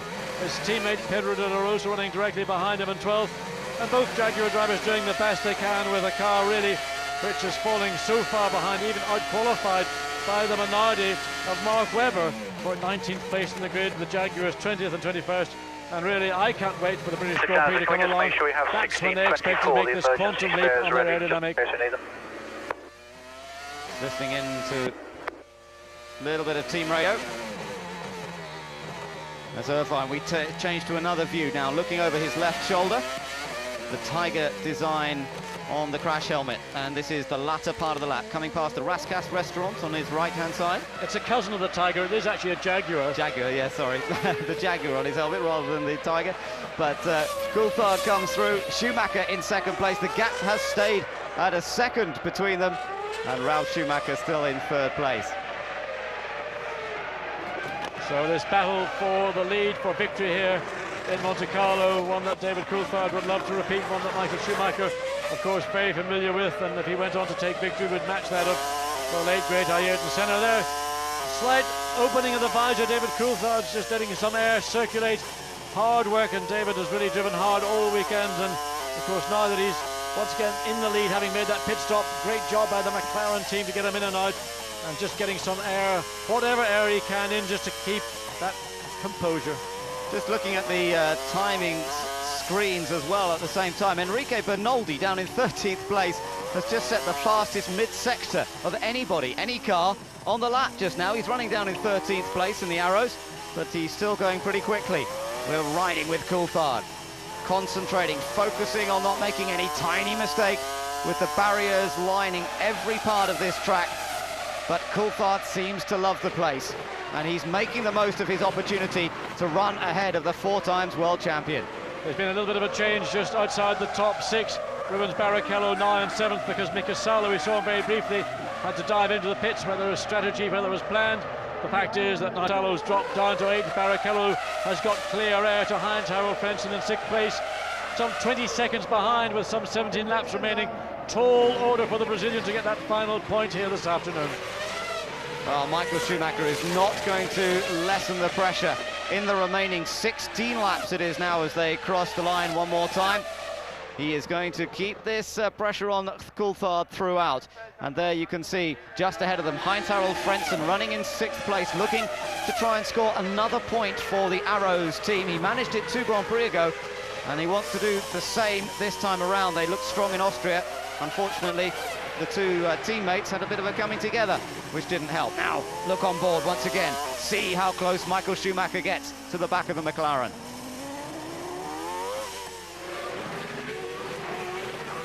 Back down the hill. Won't be long. They should catch Frentzen, I should think, soon after the chicane. And I'm sure that Frentzen will move out of the way. And there, that little blue square on your screen is an indication that the blue flags are being waved for Heinz-Harald Frentzen. He has also got, there he goes through the chicane. Just wait till the lead cars go through that. He'll not be penalised for that. That was smart, intelligent driving from the German driver in the Arrows. Just puts himself in a safe situation. Oh, Michael Schumacher so fast into that swimming pool complex.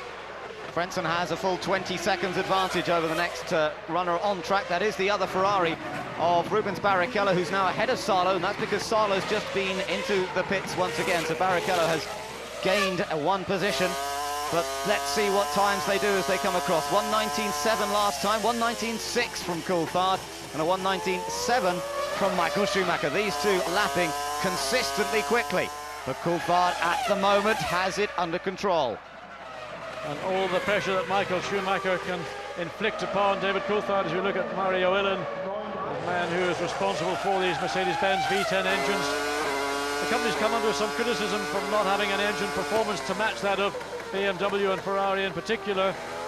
Other people saying it's not entirely an engine fault, but the difficulty for anybody is that if you're behind the 8 pole, it takes time to recover. But this circuit isn't quite so engine advantageous as, let's say, Austria before, or even the next Grand Prix, of course, when we go to North America for the Canadian Grand Prix. Time penalty for car number 21 for gaining an advantage, and that was Bernoldi. And it may well have been that middle sector time was in fact when he went through the chicane. Perhaps that's why we saw Bernoldi suddenly flash up with the fastest time through the mid-sector of the lap. Yes, and if you gain an advantage, then you will be penalised. It may be something as simple as just a simple drive-through penalty, or if it was more severe, then you'd be brought in and stopped for 10 seconds.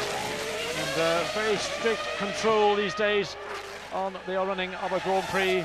And with the cameras all around the circuit and the opportunity to replay on video and see precisely what did take place, and of course the timing as well, then a driver, if he does infringe regulations, will find penalties awaiting him very shortly. 100 Grand Prix for Mika Salo, the Finn here in the Toyota. It didn't really go according to plan in the early stages, but he's lapping quite quickly at the moment.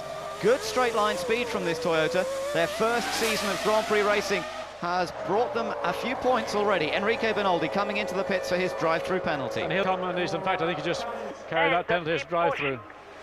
But Mika Salo in 8th place is now lapping at the speed of the 2 race leaders, and that's quicker than Ralf Schumacher, Trulli and Fisichella. So some instructions to Bernoldi on the oil pump and making the odd switching change. And now, who is going to? This must Williams. Be, well, it must be one Williams. It's only Ralf in the race. So Ralf Schumacher having to make a second stop. Well, we've seen him struggling for pace somewhat. He's 30 seconds ahead of Trulli. That's just about enough time to get back out in 3rd, as long as they have a clean stop. Well, this will be purely a tyre stop. It's not for fuel. He's slowing down. Ralf Schumacher slows down big time, coming through the chicane. Now, what is Ralf doing? Has he got a problem with the rear there? He's going straight on through the chicane. He must have a major problem. It may be a puncture or something that we're not able to see. Is that right rear? It is. It looks like the right rear is difficult to tell. Left rear doesn't look particularly good either. So Ralf Schumacher slowed. It is, I think, the left rear. Yes, there's a shredding of the left rear on Ralf Schumacher. It's probably picked up something from the carbon fibre on the circuit, and the tyre is deflating. Ralf will come in. The team will jack the rear of the car, but will be slightly down on that right rear. So they're going to change it and get him out. He's got plenty of time. It's really a tyre stop for Ralf Schumacher. So he should be okay just to change the tyres and get back out. Plenty of time ahead of Jarno Trulli, who runs in 4th position. Now, don't break the pit lane speed limit here, Ralf. You'll be safe enough if you just get out of the pits cleanly. Jarno Trulli will still end up behind you. Trulli's just coming through the last couple of corners onto this area, but there he is now, yes, so it's a big advantage still for Ralf Schumacher. He retains 3rd place. And indeed, he's got a very nice fresh set of tyres on his Williams BMW, and I would expect Ralf to be able to pull away quite comfortably from Jarno Trulli. As we go back to that little barrier, we see Jarno Trulli is some 4 or 5 seconds behind Ralf Schumacher in 3rd place. So, and we've got Felipe Massa. Massa has made contact, wiped off the front end of the car. This looks like it might have been quite a big accident. It is a very big accident. Massa comes down in. Oh, yes, and he comes down and he doesn't even slow down. He just basically has it looks like a brake problem for me. Look at the amount of carbon fibre dust when the car hit the barrier. Both front wheels detached from the chassis. And the young Brazilian just climbs. He's just getting... He was a big impact. He really didn't slow down that much, and that looked to me as if he had a problem with the brakes. His head's moving, so waiting to see the safety car once again on standby in case they need to bring this field to control under the safety car. That car badly situated. That is in the middle of the runoff area in the Saint-Deveau corner. Nasty, frightening accident for Felipe Massa, heading straight into the barrier at virtually unabated speed. The safety car is standing by, but he seems to be getting out of the car. I should think, if anything, John, he must be winded at least. I mean, that was a heavy, heavy impact. Yes, he went into the tyre barrier, I would say, certainly at 80 miles an hour. Looking at the pictures, the fronts were locked on. He really didn't have any way of slowing the car down. And it may have been a brake problem. We don't know. Maybe a stuck throttle. All the things that you think about as a racing driver. And there walks away. He'll be a little bit bruised and sore on Monday morning, but good to see the young Brazilian after a very, very tough Grand Prix. I suspect mostly he's really winded by that impact. He would have had some whiplash, of course, as well, and a head-on impact into a tyre barrier like that never the most pleasant way to attack a barrier. So the safety car does not need to be deployed. There'll be relief there at the Sauber team that their driver's okay. Take another look at this and look at the speed that he comes in at. Well, he's got the fronts locked on, but the rear still driving. That's always the question. He had no means of slowing the car down. Can't tell whether it was the throttle or not, but something clearly was not working, and that car went in at very high speed. Comes, hits the barrier, 2 layers of tyre barrier, and then springs back. So Felipe Massa getting one of those horrible moments. A racing driver always fears that something mechanical goes wrong when you're going into an area such as the Sandebo corner. There's nothing you can do. He has fully locked brakes, no steering control whatsoever, and fortunately there was something there yielding to slow that car down and prevent any further injury to Felipe Massa. Well, his car is added to the increasing number of stricken Grand Prix machines that are down there at Saint-Devote, and he adds to our list of retirements. We now have 13 cars still running in this race. That's still up on the last couple of years. We've seen 10 finishers in the last 2 races here at Monaco. Another view once more. Yes, again, to me it looks more like a throttle-related problem, because he's got the front brakes locked. There's no sign of the rear brakes locking, which indicates that the power of the engine overcomes the power of the brakes, and all he can do is sit there and wait for that inevitable collision. And you know, you can see the marshal, in fact, you see that marshal just running to the right of your screen. Well, he saw it coming, and once again, I mean, the speed of that, well, that was more than 80 miles an hour. That was in excess. That was 100 miles an hour, and I think really maybe it was more a reaction to the impact than it was to seeing what was happening. And any racing driver who's ever experienced that kind of problem in the past knows that's the one that you always dread. You have no control over what looks to me like either a rear brake failure or a possible throttle sticking. We have a new fastest lap for Rubens Barrichello. He's running in 7th place, but he's just set a new lap record. So the other Ferrari going quickly, closing up on Heinz-Harald Frentzen for what is 6th place. So Frentzen in the arrows is going to come under some pressure soon from the Brazilian in the 2nd Ferrari. Up front, you're watching the 2 leaders. David Coulthard still in charge of this race. 10 laps to go now, some 20 miles. If he can stay in front, this would be a superb victory for David Coulthard, but he's still got to complete it, make the distance, and Michael Schumacher looking for any little mistakes. And I think Michael Schumacher really resigned to the fact that David Coulthard has got the legs today of Ferrari. And Michael, well, it's a good PR exercise not to win here and let McLaren go on and take victory as we watch Rubens Barrichello once again, fastest man on the circuit lap after lap. 1:18.6 was his previous best, 1:18.023, yet again a new lap record for the Brazilian. Now only 3.5 seconds behind Heinz-Harald Frentzen. It may be less than the predicted 2 laps before he's on the tail of the arrows, but as we know, it's one thing to get there, but then he's still got to find a way past. But also he's taking lumps of time out of Giancarlo Fisichella in the Jordan in 5th place. So as he takes time from Fisichella, he's doing very much the same thing from Heinz-Harald Frentzen. Our race leader comes out of the tunnel, down to the chicane once more, past the harbour front here. And he's got to find a way past the Jaguar of Pedro de la Rosa, the other Jaguar of Eddie Irvine, just ahead of him on the road. And let's just watch the super slow-mo. You can see the suspension, the stiff suspension, hardly allowing the car to move. The car actually bounces over the curbs there. And there's really an opportunity to see the deflection that you get in these Grand Prix tyres. Michelin and Bridgestone, different philosophies of tyre manufacture construction. So Coulthard gets through safety, Michael Schumacher gets through safety, Eddie Irvine pulls over to the right of track. Both Jaguars drivers being very polite and having their own private battle all the way down now in 10th and 11th place. 8 laps to go now. Schumacher did close up just a little bit on that lap, a 1:20.709 on that lap, and Ross Brawn, the master tactician, really nothing he can do now except wait to see what his man Michael Schumacher can see how close Schumacher is to the back of McLaren. Well, maybe the word is going out, Michael, we want these 10 points. We're not going to be satisfied to see you finish second to David Coulthard, but David Coulthard, a very steely, tough competitor, and somebody who is not intimidated by Michael Schumacher, and also somebody who Michael Schumacher has got respect for, and he knows that if he tries something on, David Coulthard will defend. He's not going to concede. Schumacher follows through, 70 laps completed now. All of the front runners have made their stops. Now we have to focus on this battle for the lead and also on what's on Salo. Big shunt for Mika Salo, and that's on the way up into the casino. He's lost it just on the entry into the casino square, coming up the hill. Almost where Eddie Irvine crashed the other day in the Jaguar when he went off on somebody else's oil. The Mazeney corner. Mika Salo, watch what happens. Puts the brakes on. Well, hit the curb, hit the barrier on the inside. He had a slight locking brake in the right front, but he hit the barrier. That threw the car straight across the track and slams into the barrier on the right side into the Mazeney. What a disappointing way to finish his 100th Grand Prix. And he's been 4 times in the points here in Monaco, but it's not going to happen this time. A shame for Toyota after their best qualifying performance to date.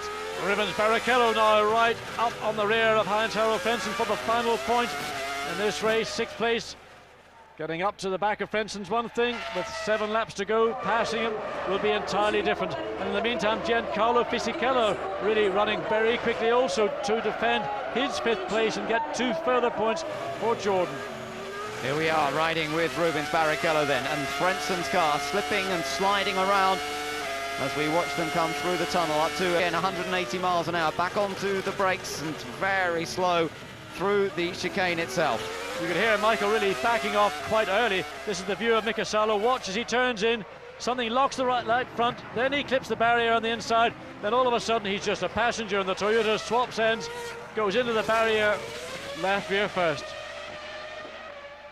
Well, a very strange looking accident there. It's certainly something went wrong initially. The smoke coming off that right front. Looks perhaps a front wheel bearing failed on that right front, and that effectively pitched him into the barrier on the left-hand side. It's certainly not a part of the track or a corner that you'd expect a driver of Salo's experience to make an error like that. And there was the hint of a wobble, and that could have just been sufficient to cause the problem to start. So here we are, the battle for 6th position, with the arrows of the very experienced German racer Heinz-Harald Frentzen ahead of the similarly experienced Rubens Barrichello. And well, it's no good waving blue flags. I don't know what flag that was being waved there, but this is a battle for position. And Rubens, of course, in the quicker car, but really has to find a position, and Heinz-Harald Frentzen too canny and too experienced to offer that up. Also for Arrows to get 1 more point in the championship to go along with that they scored earlier this year would be a real treasure. Funds, of course, related to performance. As we go back to the action, Ralf Schumacher in 3rd place. Ralf Schumacher a long way behind the race leaders. He's over a minute behind now from Coulthard and Michael Schumacher. 72 laps completed, 6 laps remaining in the glorious sunshine on the streets of Monaco, the most prestigious Grand Prix of the year. It's being run in absolutely picture-perfect conditions, and the fans are soaking up a race of true drama throughout. Coulthard has led from the very start, but he has not had it all his own way, and he still has to fend off Schumacher. Oh, there's a replay. This is Heinz-Harald Frentzen and Rubens Barrichello. Can't get much closer than that. Again, the blue flag's being waved, but of course it is important not to worry about them in this situation, because this is a battle for position. Now we look from Frenzen's car and looking back at Barrichello's car, and of course Fisichella's a bit further ahead of them up the road, quite a long way ahead in fact, so they won't have to worry about him at this stage. Just looking at the rear of Frenzen's car, that left rear tire, quite a lot of wear on that inside shoulder, maybe affecting the handling, but basically he's got a car of greater performance behind him. So for Heinz-Harald Frentzen, 5 laps to go, really having to just try not offer up opportunities to Rubens Barrichello. A little bit of a lock up there for Frentzen, but he keeps it under control. Desperately wants to finish in 6th place, take that final World Championship point. As you say, it's so crucial to this small team, and having taken the point there in Barcelona, this would be a useful addition. But also Fisichella in 5th place has now got a battle of his own with Jarno Trulli, less than half a second behind the Renault. So Jordan in 5th place, looking to make that 4th place.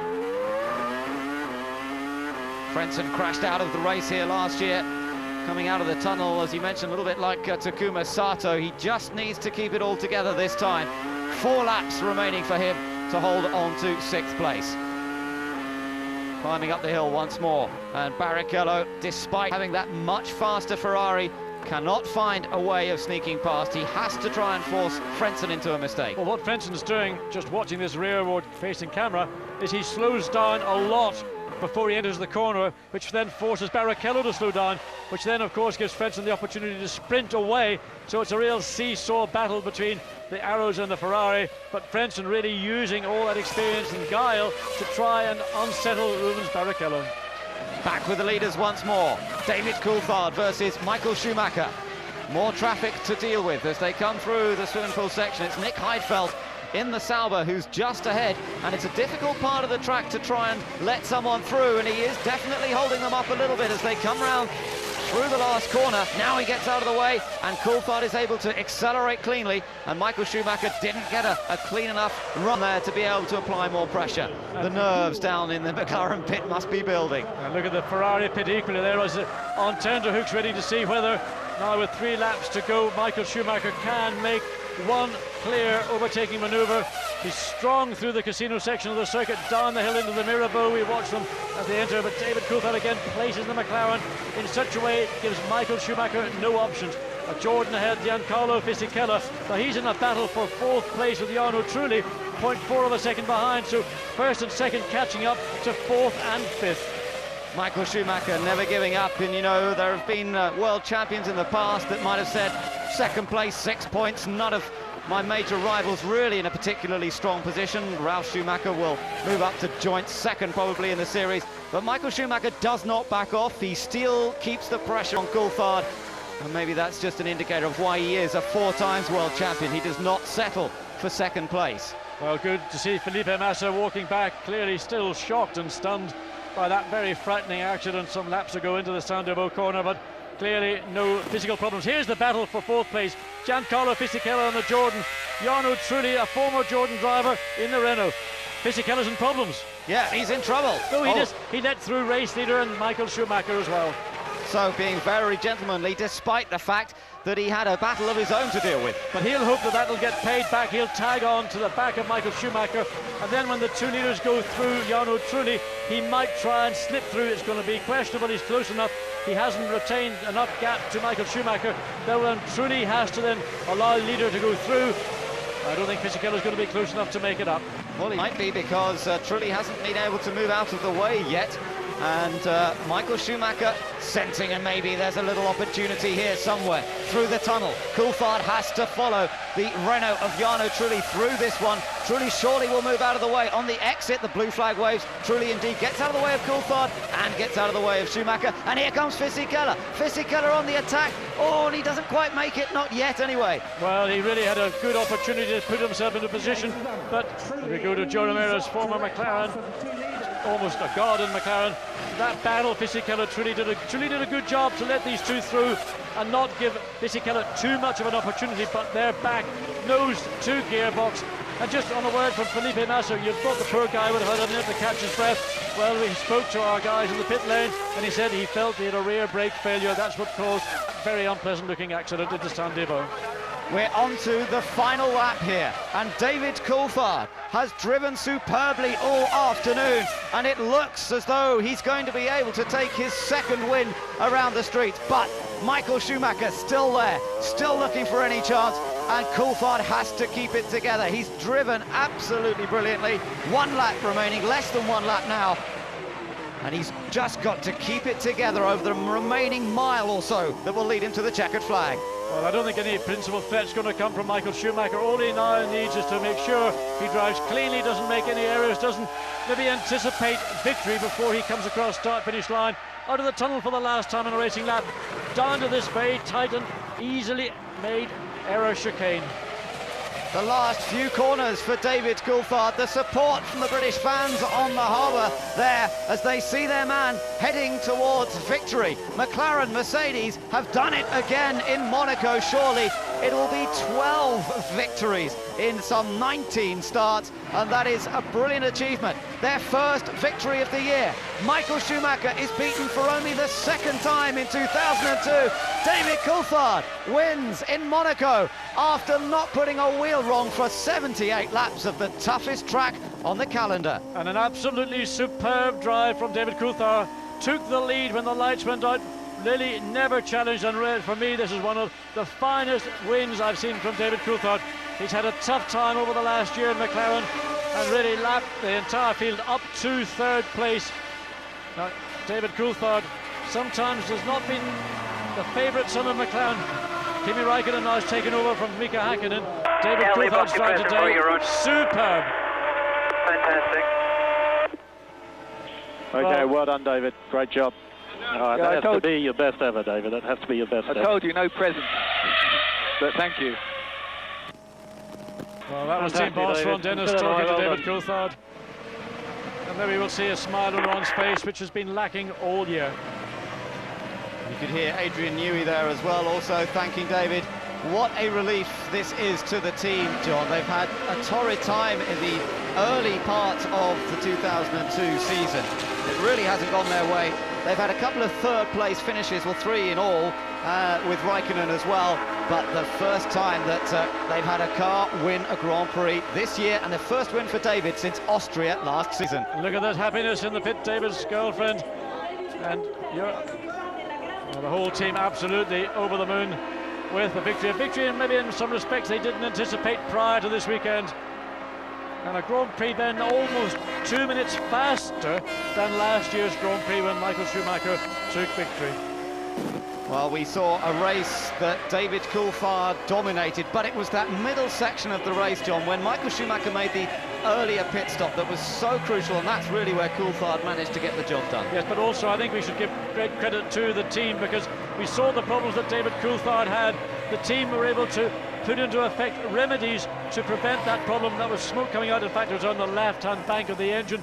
We thought David Coulthard was heading for retirement before mid-distance, yet the team were able to this by means of telemetry from the pits to the car on the circuit, rectify a cure, and that is a real team victory. But I think the credit on the day goes to David Coulthard. A superb drive under pressure for the entire 78 laps. Well, how must this feel? His second victory, and to become a multiple winner here at Monaco. He joins a very, very select group of people, some of the greatest drivers in Grand Prix history, and David joins that list as a multiple winner around the streets of Monaco. Out he gets! Coulthard the winner, and he is going to enjoy this moment to its full. Well, that was one tough race. You can see his overalls matted with sweat, and he bows towards the royal family that are here, and he will very shortly go up onto the podium and receive the winner's prize. David Coulthard thoroughly delighted there, his team, the guys that work with him day in, day out at Grand Prix, and really he's done a job for them here this afternoon. He's such a great bloke and very popular within the team. And the congratulations from Michael Schumacher, and he beat Michael fair and square today. He's done it before, and he's done it in true style on a track that Michael, to a certain extent, considers his own. He loves the place, but today he did not have the answer. Part of that was from qualifying, but a lot of it was from the race itself. Well, a lot of it did come from the qualifying, but nevertheless, David, he never put a wheel wrong, drove a wheel-perfect Grand Prix under pressure. Initially from Juan Pablo Montoya, and then after Montoya went out from Michael Schumacher. And well, I think they'll be partying tonight in Monte Carlo, David's hotel, and all the friends, guests that are staying there will have a special evening indeed. Little discussion going on between the Schumacher brothers. Ralph taking third place for Williams BMW, delighted with that, no doubt. And David Coulthard receiving the winner's trophy for the second time here at Monaco, and presented by Prince Rainier. Great to see that just come out of hospital. Going to be 80 years old on Friday, but here for the prestigious Monaco Grand Prix. An event that really is so concentrated in the minds of Formula One fans and motorsport fans around the world as the blue ribbon event of Grand Prix racing. Michael Schumacher receiving the trophy for second. Princess Caroline presenting Ralf Schumacher with his trophy for third.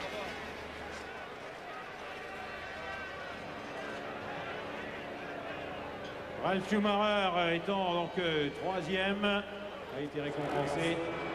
Time for the national anthem.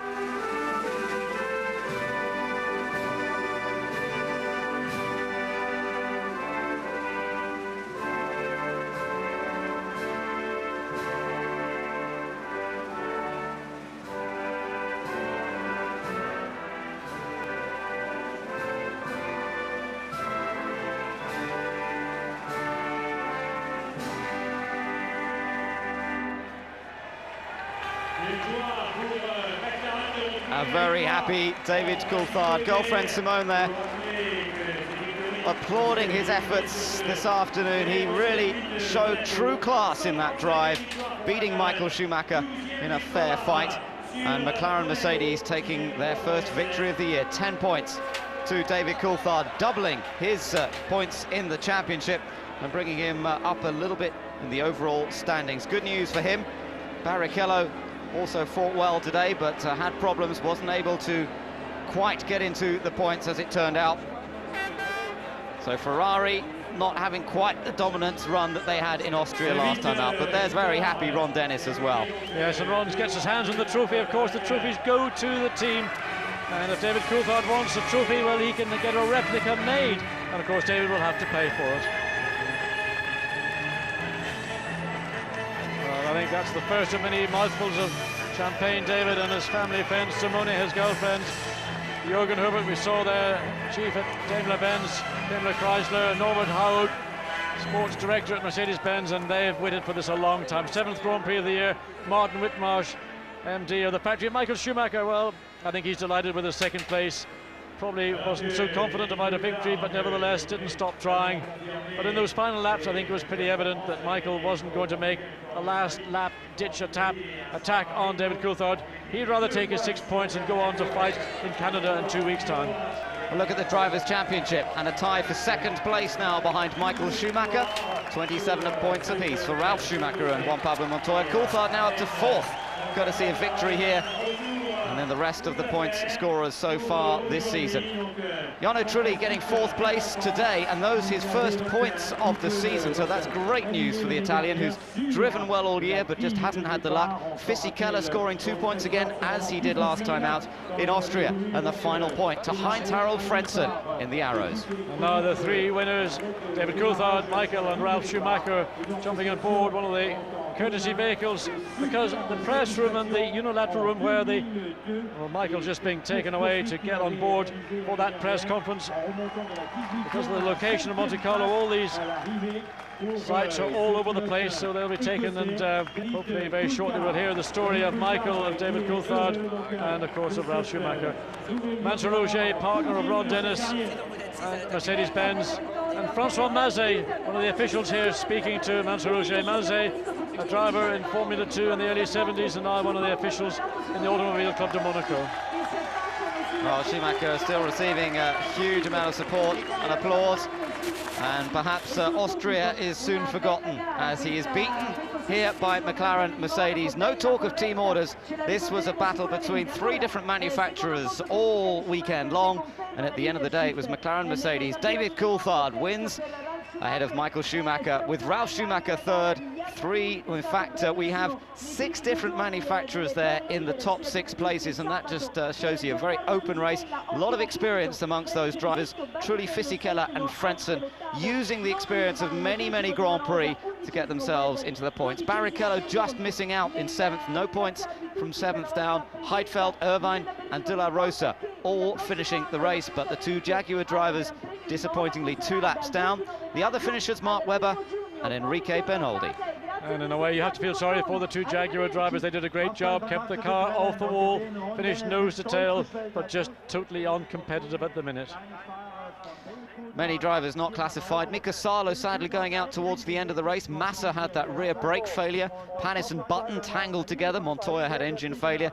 Had a part to play on the podium, but I think he would have been pushed back to 3rd at least with Michael Schumacher's pace.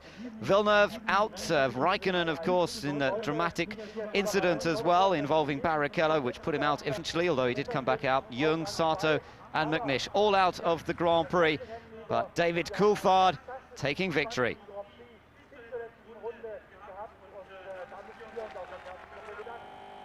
Well, a moment of delight, fully deserved, as McLaren take their 12th win around the streets of Monaco, their first win since the American Grand Prix last year.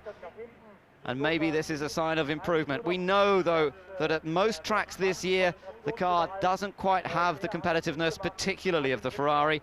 and probably not of the Williams, but on this occasion everything came right for them. Yes, well, if there's ever going to be a racetrack in the calendar, then Monte Carlo was going to be the one which would have given them the best opportunity, because from here we go to Canada, which is an out-and-out power circuit, and they expect to see Ferrari and BMW once again being the dominant teams. But of course, success like this for a team which is, let's say, McLaren by their normal standards are down, you know, it just transforms people's attitudes. The morale, the spirit will be raised, and McLaren, believe me, are nothing but fighters, and they're not going to just stand back and just let the other two teams run away with these victories. Rubens Barrichello ended up with the fastest lap of the race, so congratulations to him, despite not scoring any points. And no points awarded for fastest lap, of course, but the honour is there nonetheless. Barrichello fastest in the Ferrari. Michael Schumacher was also very fast in his car and his chase of David Coulthard. But great to see plenty of support for Coulthard here. He owns the Columbus Hotel in Monaco, and I think there's going to be some huge parties there tonight. Michael Schumacher with the fastest speed trap figures today. Just check where David Coulthard is. He's not even in the top 10. That's the story of the race for McLaren. They've got a car which is a good car, works well around here. David Coulthard down to 13, 290, some 6 kilometers down. Doesn't seem an awful lot, but over the course of a long straight, that affects the performance of a driver. And McLaren and Mercedes-Benz clearly will want to do something about that sooner than later, but it does take time.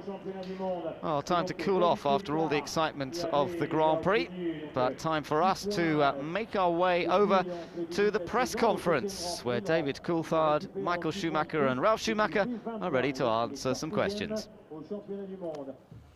A thoroughly exciting 60th Monaco Grand Prix victory to David Coulthard for McLaren, Michael Schumacher second for Ferrari, and Ralf Schumacher third for Williams.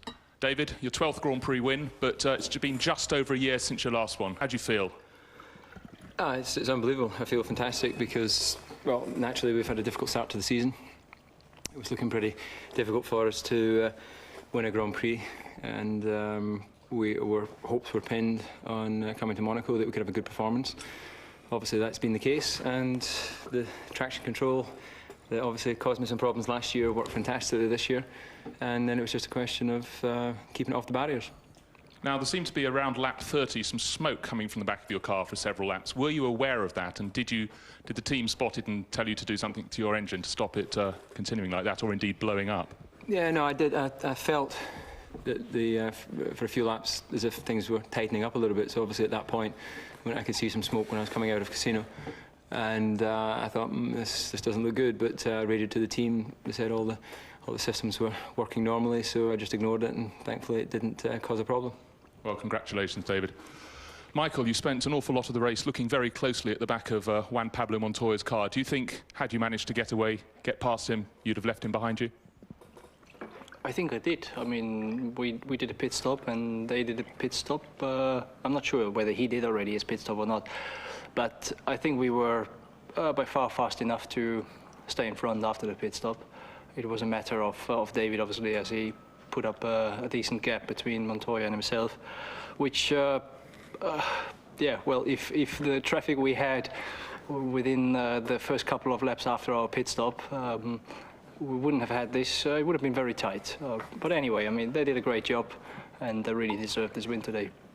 But when you closed up in the last 20 laps, you were right on the tail of David's car. Did you ever think there might be a moment when you could make a move, or were you also aware, with Montoya retired, that if you finished in second, you'd have a 33-point advantage? I knew both, and I kept on pushing, because in Monaco, nothing is for certain, and you have really to go until the last lap, last corner, and that's what I did. I was trying to get my opportunity, but he drove a fine race and didn't give me any chance. Michael, thank you. Ralf, Juan Pablo was running ahead of you, in fact, towards the second third of the race, and then he suddenly slowed and pulled to one side on the start-finish straight. Do you know what his problem was, and did the team then tell you to watch out for the same on your car? Well, it was definitely not a team order, so that was not the case. No, I think he had a problem, technical problem on the back side of his car. I didn't know exactly what it was, but he knew that he couldn't go as quick, so he let me by. Now, you had a problem with your own. You had to come in for a second pit stop towards the end. Did that tyre suddenly go wrong, or was it something that was gradual, your left rear tyre? No, it suddenly went away. I'd have to check with the team what it was. I certainly got via radio that there was something wrong with it. We luckily had enough of a gap really to pit again and to come in front of Trulli again. Ralph, thank you. Thanks. Back to you, David. You said coming to Monaco that it was a race that, unlike the ones earlier this season, you felt the McLaren-Mercedes combination could be competitive. Do you think the same will be true in Canada? Well, obviously Canada's a very different circuit, and even when we think to last year when we were quite competitive in the first half of the season, I think we were on the second row there. So it may be a different story in Montreal, but nonetheless I think we're all going to enjoy this victory. They're difficult to come by, especially in this season, and I'm delighted that I was able to win this race for the McLaren team. Thank you very much. Now, Michael and Ralph, if you'd like to speak. So, a delighted David Coulthard, and deservedly so after a great performance. Just a quick note as well, John, it's Ralf Schumacher's first ever finish around Monaco, so he's got one in the bag now, and it was a good, solid third place. He didn't have the pace of these lead two, and I think, as Michael said there, I don't think Montoya really would have been able to match Schumacher after the pit stops. No, I think that Michael Schumacher in the race was the quickest car. I mean, we saw from Rubens Barrichello, for example, when Barrichello was in clear air, the speed that he could run at. Michael acknowledges that, you know, it's all about qualifying. They didn't get the job done. Started in the second row of the grid, couldn't make up position, which of course David Coulthard did so successfully. And Juan Pablo Montoya, not particularly complimentary about the software in the launch control system on his Williams BMW. Nevertheless, Monaco is a special racetrack. It's not just about the race, it's about the build-up on the Thursday practice, then into Saturday morning qualifying. And you know that Montoya and Williams did a great job. Sadly for Montoya, his race ended prematurely. He's no more points, and now with Ralph's third place and those 4 points, he is equal to Montoya in second position in the championship. Well, McLaren's win here helps them a bit more in the Constructors' Championship, but they're still a long way behind Williams, and both of them, of course, are a long way off Ferrari, effectively. Ferrari keeping control of both Drivers' and Constructors' Championship. Let's take a little look back now over the highlights of today's Monaco Grand Prix.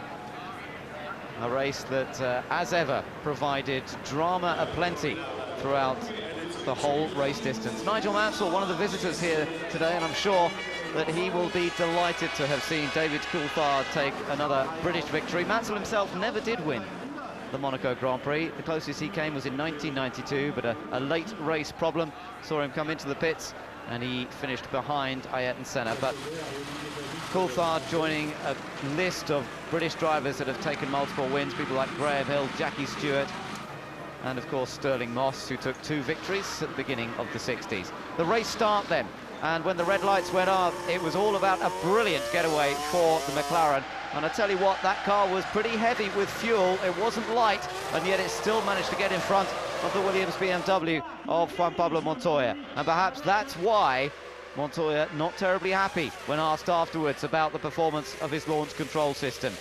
Well, into the race then, it was really the top 4 cars with Ralf Schumacher all involved in the initial dicing, but nobody able to find a little mistake from the car ahead to move through. Michael Schumacher and Juan Pablo Montoya managed to run nose to tail for lap after lap this time, something that we didn't see in the early races of the 2002 season, when often it seemed to go wrong for both of them. Ralf Schumacher in 4th place. Didn't seem to have quite the same edge, but normally keeping on that sort of performance edge. Button had problems at the start. Dropped back and then had to try and fight his way back up the order. Alan McNish, sadly, was one of the first retirements, clipping the inside barrier at Saint-Devote and going out of the race. Then we saw more dramas. Mika Salo had some sort of technical problem and let 1 or 2 cars come past him. Sato diving down the inside into the Mirabeau corner, and soon Sato himself was the one in trouble, hitting the wall in the tunnel and hurtling down this steep hill into the chicane. Thankfully, his teammate Giancarlo Fisichella managing to avoid him, and also thankfully Takuma Sato unhurt. Then Bernoldi trying to make the move on Felipe Massa, which he managed, but Massa then locked everything up, pushed him down the escape road at Saint-Devote, and all that hard work for Bernoldi was immediately undone. Later on, it would be the same car and the same corner as the brakes failed on Felipe Massa's car. Before that, we saw an incident for Alex Young collecting the barrier, and smoke appearing from the back of Coulthard's car. Massa brought in under a penalty for having made that move. And then Barrichello hitting the back of Kimi Raikkonen's car, almost launching the car in the air. The damage done to the back of Raikkonen's car, but Barrichello was able to rejoin the race with a new front wing. Raikkonen himself eventually was pushed away despite having a chance to get back out. And then Montoya's engine failure. A rare sight this year, but a sight that put him out of a potential podium finish. Coulthard's perfect stop at McLaren. They got him out ahead of Michael Schumacher, and that was enough then for the rest of the race. An incident between Button and Panis, unfortunately, ended in tears at Saint-Devote, neither driver making it to the finish. But Coulthard did not put a wheel wrong, despite unending pressure from Michael Schumacher throughout the race distance. And as Adrian Newey watched nervously, it was this scary-looking accident for Felipe Massa. Thankfully, again, he was okay despite brake failure. Yes, indeed, and that just illustrates the value there. We look at another view of Felipe Massa as he's being assisted by the marshals. Really just establishes the value of all the work that's done in improving the safety here. Another incident, Mika Salo, we think maybe our left front, something in the suspension failed that caused him to go off into the barrier up at the Mazeney corner. So both Toyotas were out of the race, and then we saw Barrichello attacking the arrows of Heinz-Harald Frentzen, and Frentzen doing a good job of maintaining that final point scoring position all the way through to the end of the race. A very important final point. Coulthard held off Schumacher to the flag, take his second win here in Monaco. And really a very fine victory. I mentioned earlier that I think it's probably the best victory David Coulthard has achieved in his 12-win career. And their girlfriend Simone, and in fact Kathy Roger, the wife of Mansour Roger, part owner of the team. Jürgen Hubert, so much an important part of the Mercedes-Benz involvement with this team, and then David Coulthard. And well, suddenly everybody's a fan of Scotland, of David Coulthard, as David then just gives the champagne bath, but saving a fair amount for himself. The trouble is, of course, champagne, when it goes into your system, which is so adrenaline charged, goes straight to your head. And one of those things, David takes a mouthful, and he'll get plenty more mouthfuls later on this evening. So that was a look back at the highlights today, and as Monaco basks in the afternoon sunshine, girlfriend Simone will be very, very impressed and delighted that David has taken a victory again here at Monaco, his first win of the season. And the mood, as you said, John, in the McLaren camp, I'm sure, will be much, much brighter after that performance. Well, it just does so much to lift everybody's spirits and motivation, morale, and to win on merit. This was not a victory won on any other form than on merit. David Coulthard took the lead when the lights went out. He never conceded the lead once during this Grand Prix. And for the team to go back to their base in Woking, for the Mercedes-Benz engineers to go back to Stuttgart in Germany and say, we won Monaco, we didn't get it gifted to us, we won it. And now this party town really will become the biggest party in Europe, I suspect, this evening.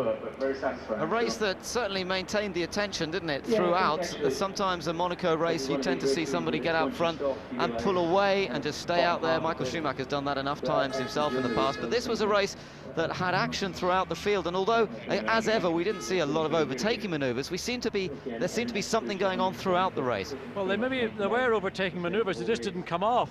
They usually resulted in collisions. We saw Jenson Button and Olivier Panis, we saw Rubens Barrichello and Kimi Raikkonen, and there were many others.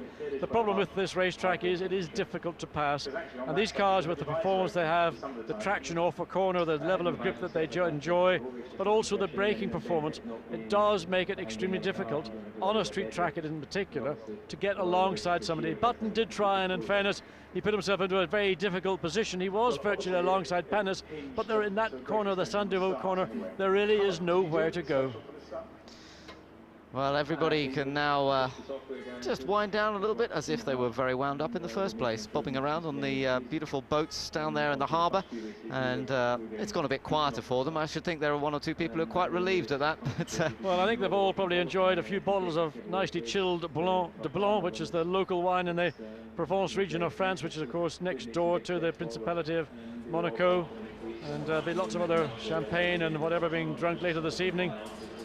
And I doubt David Coulthard will be getting the scotch out, but let's say I'm sure he'll enjoy a few glasses of bubbly, and it will be truly well earned. A superb drive from the Scotsman, and I think for his position within the team and the way that he's had to always play, in a sense, second fiddle to Mika Häkkinen, and now with Kimi Räikkönen coming in and representing the future for McLaren, David has established himself well and truly as now the lead driver in the McLaren Mercedes-Benz team. Jenson Button didn't have a very good run here today, but he's still 6th in the Drivers' Championship on 8 points behind Barrichello. He was battling with Coulthard for a while in terms of points. Now that sees Coulthard go leaping ahead in the championship further down the order. Fisichella now 9th on 4 points, so 2 good Grand Prix from Giancarlo Fisichella to get into the points both in Austria and here at Monaco. Still the only Honda-powered driver to have scored points this year. Yes, and for Eddie Jordan as well, the principle of Jordan Grand Prix, very, very important, because with BAR being the other Honda-powered team, and rumours abounding about Honda supplying only one team next year, Eddie's got to hang on to every opportunity, and scoring points in the last 2 Grand Prix will do his case a power of good. And also on the back of all the redundancies that Jordan went through prior to the last Grand Prix in Austria, it is a big, big change, a leaner, meaner machine, and Eddie may lay claim to rightly saying that we have got back to the days when we were getting results and got the thing back in control. Sadly for Takuma Sato, in trying to be helpful to his teammate onwards towards that 5th place, he had a major shunt, second major shunt in 2 Grand Prix, as well as an accident here in practice. So Takuma Sato will be somebody who will look forward to Canada, hoping to finish and not be in problems. I think award for unluckiest driver of this season so far is sort of moving over towards Kimi Räikkönen at the moment. Kimi Räikkönen actually had a good run going here today, and of course it was Barrichello that took him out, and a great shame, because he just needs another finish, doesn't he? He does. You start going to Grand Prix thinking, well, what's going to go wrong now? When you're winning or you're on the podium, you approach every Grand Prix from a very positive state of mind. You think, well, I'm going to be in the podium, I might win, I might be second, I might be third. If you're like Michael Schumacher in particular, you probably think you're going to win pretty much every Grand Prix. Nevertheless, once you start collecting points, then you end up positive. You go to a Grand Prix expecting to be in the points. It's when you start getting retirement, did not finish, whichever, that then starts a little bit of a mindset. But Kimi Räikkönen is young. He's called the Iceman in the team. He is clearly determined. He's clearly got the ability and the speed, and he'll have a long future with McLaren Mercedes-Benz, in my view. I'm sure of that. Yes, he has shown a great turn of speed throughout the course of the season so far. Next time out, he'll have to try and do the job in Montreal, which is the next race on the calendar, of course, the Canadian Grand Prix. And time for the teams to concentrate on getting all the machinery, the cars, the equipment transported over to Canada for that race. It's a popular race with the teams. Montreal, a bustling city of a variety of influences. A great place to go for a Grand Prix. Mid-season, everybody seems to enjoy the trip, having done a number of European Grand Prix, and then they'll come back from Canada and get into the real grind of the second part of the European season. Yes, well, if people think Monte Carlo is a party city, Montreal is as well. And that's the reason why the teams enjoy going there, because the city is so welcoming and friendly to the Formula One circus as it makes its way around the world. And I've no doubt at all that when the teams that turn up there in a little over a week's time, the cars will be flown out from Europe probably on Sunday and even as late as Monday. For Sauber, for Jordan, they've got a lot of work to do to get their cars back up to scratch, to get their stable of 3, probably 4 cars. 3 will go out, of course, to Montreal, but certainly 4 cars with backups and spare parts. Well, they'll be working very hard indeed, and getting those cars back to their bases in Switzerland and in England respectively is going to be a mammoth task. Already there'll be faxes, emails going back to the headquarters to say we need X amount of parts, get them under, if they're not in production, get them into production. We need them very quickly indeed. So everybody taking a moment now just to draw breath. Luca Badoer, test driver for Ferrari, will have been reasonably happy to see their performance. He'll be busy this week, no doubt, getting in a lot more testing mileage for the team. They've seen Michelin arrive in Monaco with a tyre that was definitely had the edge over the Bridgestone tyre. They've been warning that that could happen at any time throughout the season. This year so far has definitely really been about Bridgestone, but Michelin have got back at them. They've taken victory. Only the second win for Michelin in the 7 Grand Prix held this year. But if they can come up with tyres like that again next time out, it's going to be a true battle. And of course, the circuit in Montreal, Lille, Notre Dame, the island in the middle of the St. Lawrence Seaway, is a circuit where last year Ralf Schumacher won for Williams and BMW. It is a power circuit. It's a circuit with high-speed straights, very slow hairpin bends, and that is traditionally played to the strengths of Michelin, which is under braking and under acceleration. But Bridgestone have caught up, and with the Ferrari, the 2002 F2002, really a major challenge for the rest of the field. And I would not go there confidently, being Williams, BMW, or for that matter McLaren, Mercedes-Benz. Ferrari are going to come back, and believe me, they'll be back with a vengeance. Yes, and another chapter will be opened on this 2002 Grand Prix season. A season that Michael Schumacher seems to have very much under control as he heads for his 5th world title to match that record of Juan Manuel Fangio. Well, today he might not have taken victory at Monaco, but he did everything he could to find a way past first Montoya, and then Coulthard never gave up, never settled for second, always kept the pressure on, knowing, as he said in the press conference at the end there, that it only takes the slightest slip for the car in front and you're through into the lead. And of course we saw just before mid-race the problems that Coulthard had, the oil coming out of the left bank of his V10 Mercedes-Benz engine. But that's really where teamwork comes into play, and the fact that the team are able to effect a fix to that particular problem. But Michael Schumacher always felt, well, if I can't beat him on the racetrack in terms of on speed or on merit, there still could be a mechanical problem, and Michael will take victory regardless of how it comes, because 10 points to him are better than 6. So we will move from Monaco, and the circus moves to Montreal, where the water is slightly different, but the weather hopefully will be much the same. Usually glorious weather conditions in Montreal. We've had the 1 or 2 wet races there, but let's hope that it all comes out in the wash and we'll see another strong challenge in the championship. Thank you for joining our coverage on F1 Digital Plus. We've enjoyed an enthralling race from Monaco, some great pictures, stunning scenery, some great laps from the top drivers in the world, and once again Monaco showing itself to be the highlight of the Grand Prix season. Join us again in 2 weeks' time. We'll be bringing you all the coverage from Canada, the free practice sessions and everything. But for now, from Ben Edwards and John Watson, until then, goodbye. Special question, Ryan, when you took 1 lap to the Nordic? Yeah, when I was behind him, I thought he was going to hold me for a little while. Michael and Ralph, if you'd like to speak, starting with Michael in your own language. Well, that's where we have to leave it, as traditionally, because they start speaking German and Scottish, and we can't understand that. But we can understand that Heinz-Harald Frentzen will be very happy with 6th place in the Monaco Grand Prix, and he joins us now. Heinz-Harald, congratulations. We heard from your boss, Mr. Walkinshaw, that they did something to your engine before warm-up. Can you clarify that?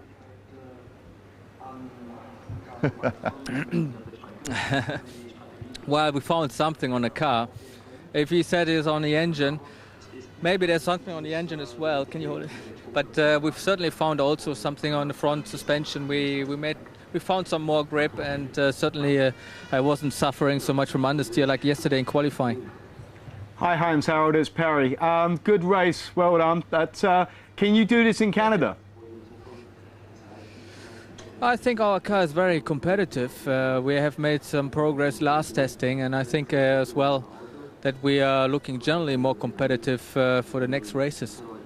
Heinz-Harald, Jeremy Hart here. Just a big picture question for you. Finally, we don't have a Schumacher winning here. How important is that for Formula One that any other driver other than a Schumacher is a winner? Well, certainly it's exciting, more exciting now for the championship.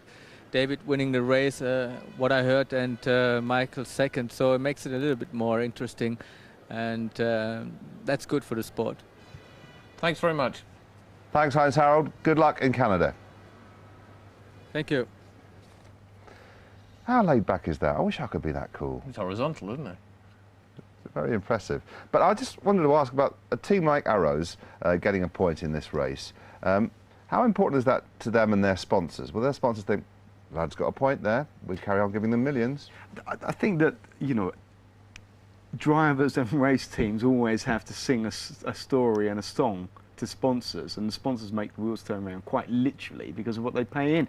So if you're saying to your sponsors, we're going to get more and more competitive, we're going to get more and more TV time, people want to be around people who can win points and maybe even win races. So it just builds their stock value, and that's very important to them. Plus the fact that the basic thing about this game is that everybody's an optimist. That everybody believes they can win, that they can take the fight to the bigger teams, and it's just a big pat on the back, and it's just yet another bit of oxygen to say we can still do this, and the motivational force to keep everybody going on that is just immeasurable. The Arrows team have never ever won the Grand Prix, and they've been around in name since the mid-70s, and that's a long time to be racing and never have a win. So it's good to see the guys get points, but they still want a win, and that's been very elusive. They've had a pole. They have. And Damon came very close to getting that win. Yeah, he was on for that win. Yeah, in the Arrows, absolutely, in 1997. And unfortunately, last but one corner. Still, stroll down memory lane. I was going to say, recent memories, more recent history was warm-up, and we were none too complimentary about Arrows and what they were playing at. They obviously weren't pulling the wool over anybody's eyes, were they? Well, they did make 2 pit stops, didn't they? So, you know, I mean, you've got to remember language in this game is that we said, were you on light fuel? And Tom's reply was, we ran a full stint fuel load, yeah? That was the answer. So all of a sudden, it may have been a giveaway to say, we're going to be running 2 stops. Well, I thank you for your learned opinion, and I'd like to say goodbye, but there's still plenty more to come, including highlights of the 2002 Monaco Grand Prix not featuring Perry McCarthy. David Coulthard crossed the line to win the 2002 Monaco Grand Prix. That win was an early birthday present for Ron Dennis, the team boss at McLaren. We don't know how old Ron Dennis is. I think it's 39, and he owes me one for that. But it's presents coming all over the place for Ron, because not only did he get that win, he got an interview from Nick Damon. Ron Dennis, very well done. Yesterday after qualifying, you told me you had the race pace over Williams. How did you know? You know, we spent a lot of time monitoring the data. Obviously, you're always trying to measure your competition, but we knew that Michael's tyre choice was going to give him a little bit of pace in the race, but everything was about getting off the line clean. And of course, getting off the line from the best grid position, and we sacrificed some race pace to get the race win. And what about the smoke from David's car? What was that? We actually knew exactly what it was, and we were able to fix it with telemetry. How nice is it to win after these races? It's always nice to win. Thanks, Ron. And it's been a long time coming for that particular team. It must be a huge relief, because you could see him giving interviews so far this season through gritted teeth. Nobody likes to be protective all the time, and which is exactly, they've been on the run, they've been on the back foot, they've got a giant corporation in Mercedes behind them ploughing in untold millions. McLaren, of course, are used to massive success. Nobody's getting anywhere. They don't like have to keep being on the defensive. This is nice to bounce back, have something to say positive. Do you think he's worried about Raikkonen's performance? Great for Coulthard, obviously. I don't think so. I mean, Raikkonen is a fighter. Monaco got the best of him this weekend, that's all. I think if we see him in Canada, he'll be strong again and he'll be fast again. But the question is now, is the McLaren going to be competitive for the rest of the year? I think the answer is probably no, but it'd be nice to think that maybe they've turned the corner and we will see some more good results from Silver Arrows. OK, Ross Brawn has declined our offer to join our pub quiz team. That's because he has an IQ of 800 and could see us coming a mile away, but he wasn't able to get out the way of Nick Damon. Here he is now. Ross Brawn, I don't think you're that disappointed with second today, are you? Well, it's always disappointing if you feel you've had the best car in the race, and really we paid the price for the start and qualifying, which David did a super job of. I mean, he made a great start. And really it was very difficult then when Montoya ran into trouble and held us back. David built enough of a cushion that we couldn't do anything about it. They reacted quite sensibly to our pit stop, brought David in early, and that really finished the race for us. But obviously second's pretty good, another 6 points for Michael, and I think a few more points over Ralph, so we're a bit better off in the constructors. So Michael's now 33 points ahead. It's pretty all over, isn't it? It's never over, and you could see this weekend we were beaten. People thought we would walk each race, but we didn't get it right this weekend, and you've seen the result, so it's far from over. Ross, thank you very much. far from over. Anyway, just if I was his PR guru, if I was Ferrari's PR man, I'd be saying, good result. Perfect result in view of what happened 2 weeks ago. If I was Ferrari's PR man, I'd keep jolly quiet and let's go to Canada. There'll be a month then between what happened in Austria and the next proper race. They came away from here with Michael's second place. They should be quietly very, very happy with that. Give some more breathing space and let's get on with the championship from Canada onwards. But that breathing space of a month is crucial for the rest of the championship and how people view Ferrari. Do you think they actually care about how people view Ferrari?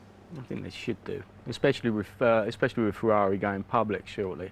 They're looking at putting it on the stock market, and you know, you've got to have a bit of enthusiasm there. There could be a backlash. But I think they see it as overall they're undamaged. It's just short-term backlash on this. Michael Schumacher will be unhappy about the personal backlash he's getting from what I still believe was a team position and not down to Michael. But you know, I just think they should not do it again. OK, Jarno Trulli finished 4th today. He'll be happy with that, I'm sure. Jarno, do you think it could have been even better if you hadn't had those problems in qualifying? Yeah, probably yes. Unfortunately, I've had a Sauber which held me up during qualifying twice. Anyway, the race was good. I had a very good start thanks to the launch control. Then for the first 10 laps I was keeping up with the best, but then eventually I had some problem with the tires. We did a very good pit stop strategy thanks to the team, and was lying in fourth for most of my race. Unfortunately, I had one small outside holding me up, which didn't get blue flags, so I spent 20 laps behind him, Heidfeld, and then eventually got blue flags. But in the end, obviously I was on all tires and I was struggling a little bit. Yeah, actually, Giancarlo, it's Perry McCarthy. We saw Fisichella catch you up. Giancarlo Fisichella catch you up very rapidly in the end. Yeah, basically we did stop very early, so with the last set of tires I had a lot of laps on, and basically also he caught me up because Heidfeld was holding me up. That was my biggest problem. From 20 laps I had probably lost 1 second per lap, so it was very close in the end to me. Jarno, everyone, it's Jeremy Hart here. We're looking forward now to Canada, and a lot of teams are talking about Canada being a turning point for them.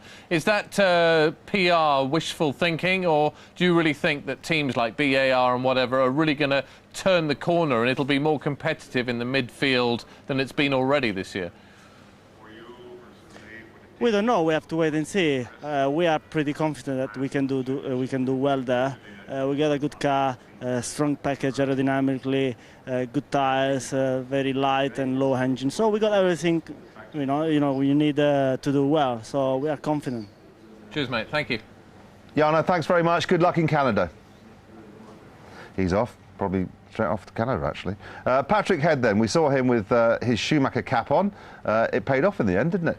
Here he is talking to Peter. Patrick, I've just been told by our director that you were seen having a very animated discussion on the pit wall just as Juan Pablo ground to a halt. How much warning did you have of what was going on there?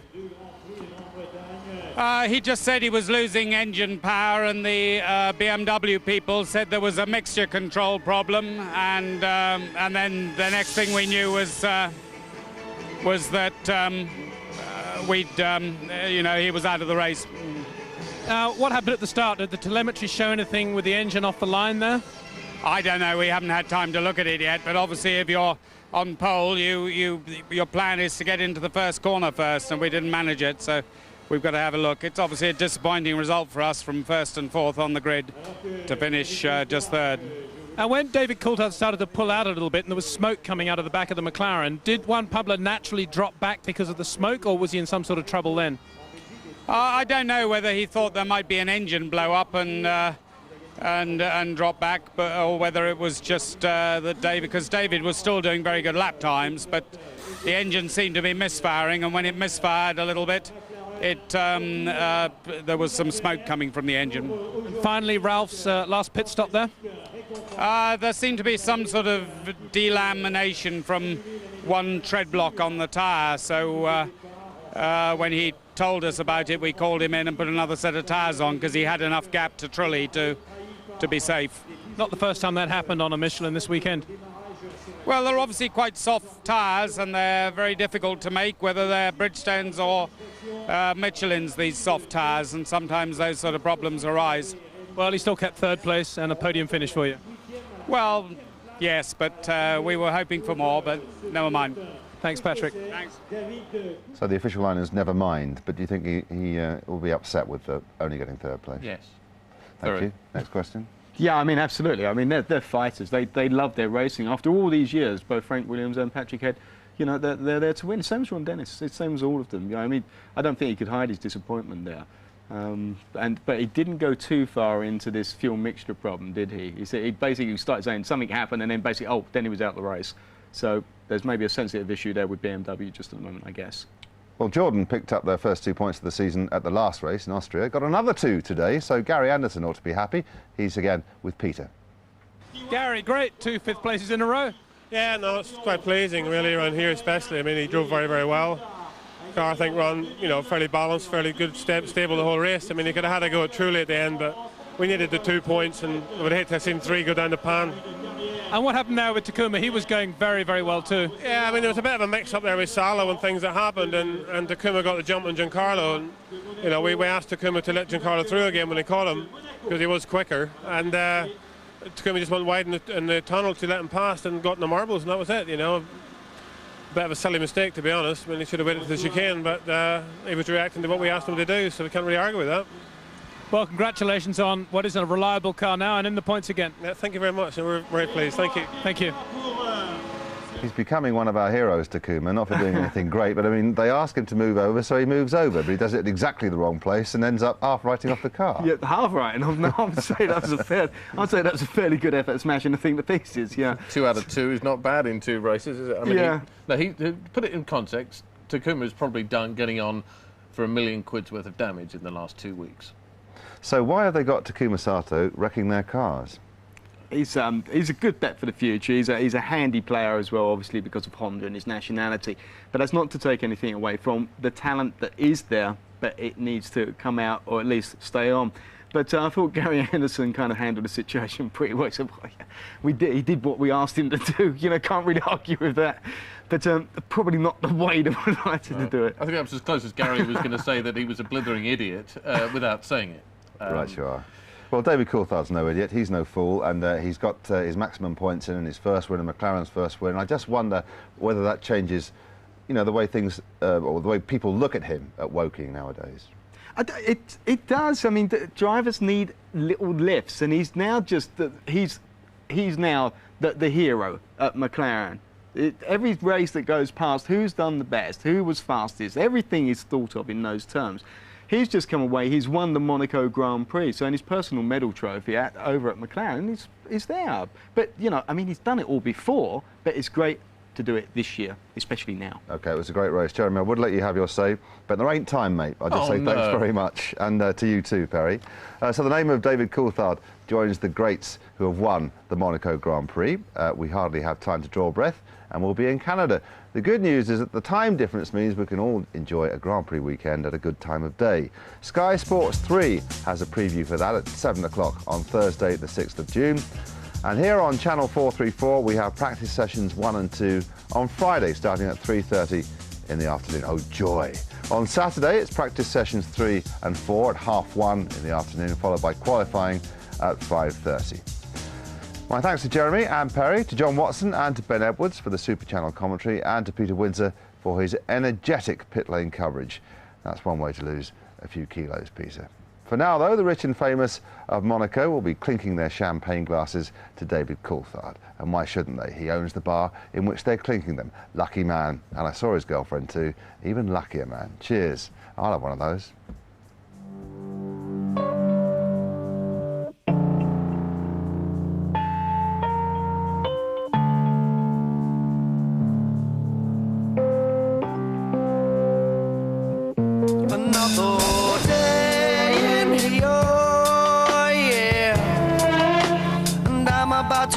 To find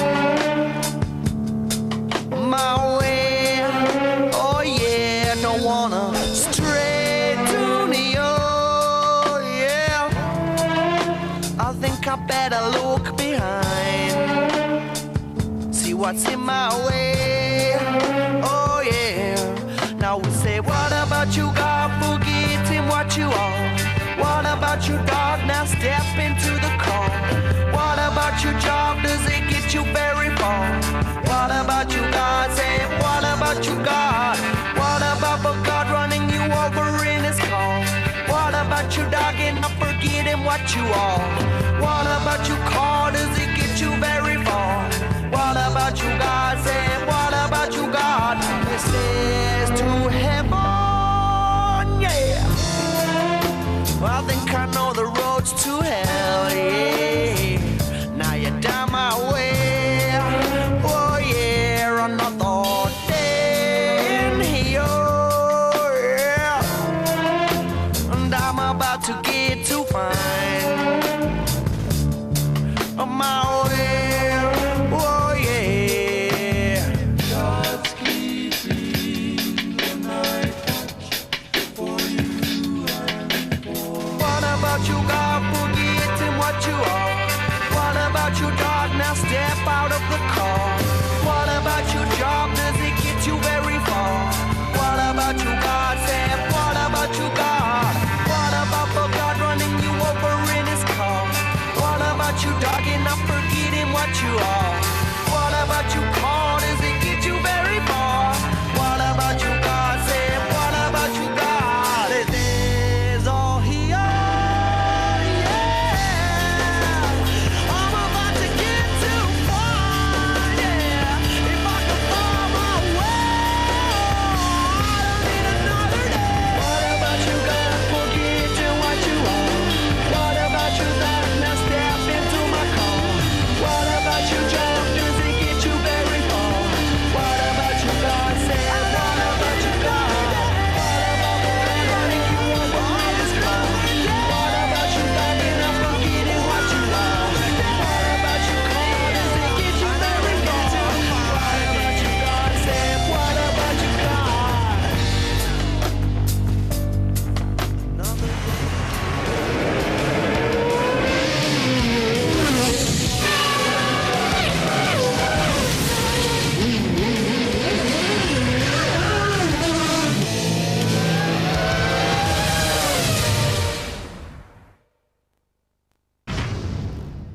We've seen the first British victory for 18 races in Monaco. Well done, David Coulthard. It's been a long time coming, and Coulthard leading this race for all but the first few metres. A great start from David, 10 out of 10 for him. Michael Schumacher still one short of Senna's 6 Monaco wins. First Monaco finish for Ralph Trulli, doing really well in the Renault to get to 3 points. Fisichella, Monaco specialist, and Jordan always do pretty well here. And Heinz Harold Frentzen, who was 35 last week, making his point for Arrows. We needed that one to restore our faith in this game a bit. We did, but what a great race. And David Coulthard there put in an outstanding performance. It's one thing to win a race, but it's really something else for a driver when you start, lead the whole race, and see the checker flag first. That will be extra special to him. Let's just have a look at the start, Tony, shall we? And it was so crucial for him to get to Sandoval first, David Coulthard. Doesn't appear to be anything wrong with the traction electronics or that Mercedes engine. Incredible the way he powered past the BMW-powered Williams there. And it was such a clean start from everybody as well. They got through so safely. But Coulthard, as you'll see, there's poor Jacques Villeneuve at the back having to be pushed off. He got going again and retired later in the race. But when you look from the in-car here and you see David Coulthard, look at him just looking across there at Juan Pablo Montoya and getting closer. I think actually Juan Pablo Montoya got a little bit of wheel spin there as he selected second gear and pulled across there, but DC reacted very, very well. We see it again here. DC's already making his way to the middle of the track. Montoya tries to block him off, but he gets into that first corner, and that's the most important thing. Guess what goes wrong? Because Rubens dropped back there, and Sato did really well. And we don't know what happened to Button either from 8th place. He dropped away in the start somehow. Perhaps he was due that one after what happened to him before that formation lap last year. Oh, definitely, but I think this is now a turning point maybe for McLaren. If they can come off of this result, Michelin also will go into the next race with a lot more confidence. Absolutely. We were all a bit worried, Tony, when we saw that smoke coming out of the back of the McLaren. Thankfully, it was nothing too serious. Well, yeah, I don't know. It's quite amazing this, but I mean, Coulthard soaked up the pressure and something soaked up all that oil. Mark and I were chatting about this. Obviously, the engineers with the two-way telemetry will have been monitoring the engine all through that. Mark has a bit of a theory on that.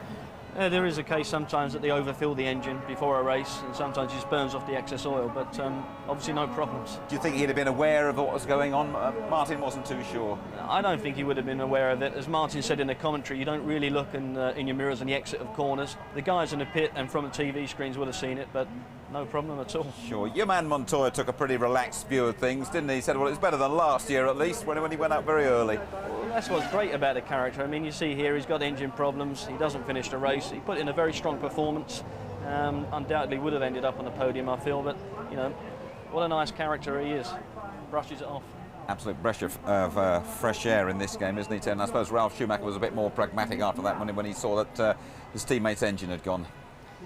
Yeah, I mean, it's like the smell of oil. It's kind of like the smell of blood in the hunt when someone's smelling a guy in front almost near retirement. But, you know, from inside there, must have been very worried indeed. And Ralf Schumacher has been nowhere. He's never been higher than 5th until this year when he got 4th place. To get a podium for him is tremendous. I think this is his 5th attempt, and he's actually up on the podium in his first finish. Was it just a dozen finished this time round? A bit better than last year. Rubens Barrichello and Kimi Räikkönen had a bit of a moment coming out of the tunnel, didn't they?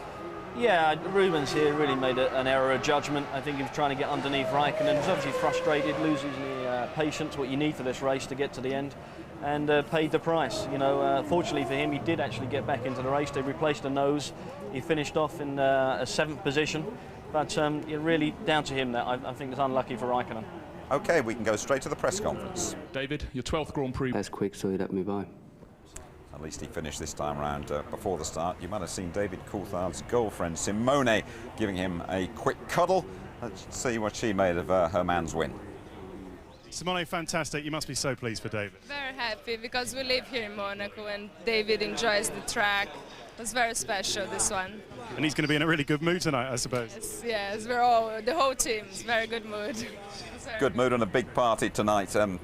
Well, I was just going to say, he'd be very busy. His hotel's just round the corner. He's short of staff. He had to cook 300 breakfast extras this morning. He's got 400 dinners to cook tonight and the bar to run as well for the whole of the McLaren team. They'll be there. Yeah, I feel sure that there'll be one man at that party, the McLaren boss, Ron Dennis. This McLaren's 13th win round Monte Carlo. They are the most successful constructor. Ron Dennis, fantastic result. Well done. Great. Very pleased for the team. Still going to be tough for the rest of the year, but it's so nice to win here. It's a race we've won more than anybody, and it's great to increase that lead. We saw a bit of smoke coming out of David's car. What was the issue there? Just had a little bit of problem with the oil transfer tank. It was a little bit transferring too much oil, so it was puffing a bit, but we switched it off with telemetry, no problem. And does this prove that you can never discount McLaren? Well, I think results always speak for themselves. OK, we've had an email. It came from Mark Chambers of London, and he wondered, fellas, that with such great excitement around the street circuit here, why aren't there more street circuits on the F1 calendar? Tony, you first. Well, I'll just start by saying, obviously, safety is a major issue, and the second issue is for a well-established race like this, because of the inconvenience of having to put up all the barriers and the grandstands, it's not something that you can do on a regular basis. Do it in the States a lot, where Mark races. Or race before, and that's a lot easier. I think your safety. Just quickly from you, Mark. I think actually the problem is as well that there's so many races that they want in a calendar, and yes, it would be great to get some more street courses on. There's some exciting racing, but there's more than enough places. We had plenty of excitement here today. OK, of course you can link up with Mike Gascoigne on the ITV F1 website. A live chat with Mike, technical director of Renault, Wednesday lunchtime. How much fun was it racing today? Looked like a lot of fun today. It is good fun here, but it's hard work. Yeah, I know. You make one mistake, you hit a barrier. Yeah. And the concentration, you have to keep doing a mental reset. Yeah. You know, normal tracks, you get on the street and you don't pay attention. You know, you just think of the next corner. Yeah. Here, you have to, and that's satisfying. But I also know it's easy to get too confident, and then the next thing you do is you have a moment and you think, okay. Yeah. There was one time coming out of the tunnel, there was a problem. Yeah. The chicane. Yeah. But it was not too bad. just locked up the rear axle. Yeah, okay.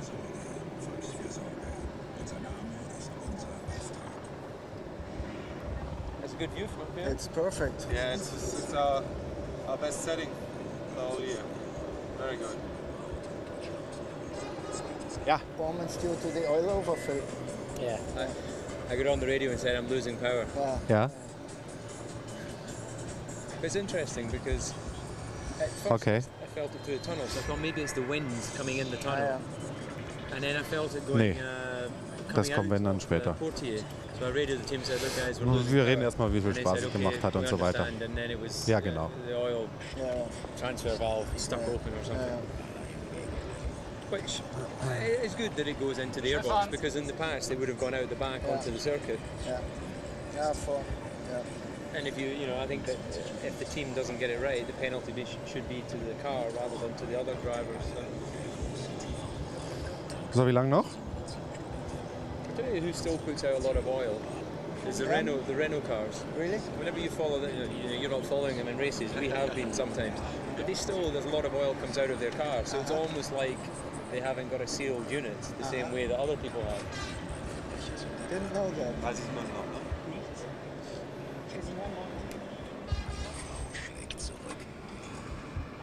Fortunately, this year we didn't have to make the experience. Yeah, we're lucky for you.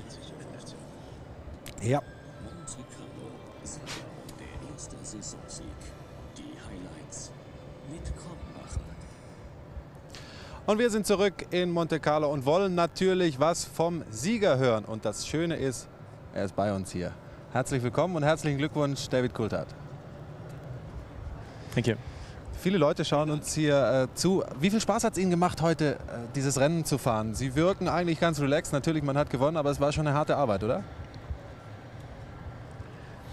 Yeah, no, Monte Carlo is always a special race, and it's very hard work. The concentration that's required to miss the barriers lap after lap, especially when you're looking in your mirrors and seeing Juan Pablo very close to you and then Michael. It is difficult, but it's a situation I've been in before, and obviously I'm delighted to have managed to actually get it to the finish, and it's a timely victory for everyone at McLaren and Mercedes, because obviously we've been not that competitive this season.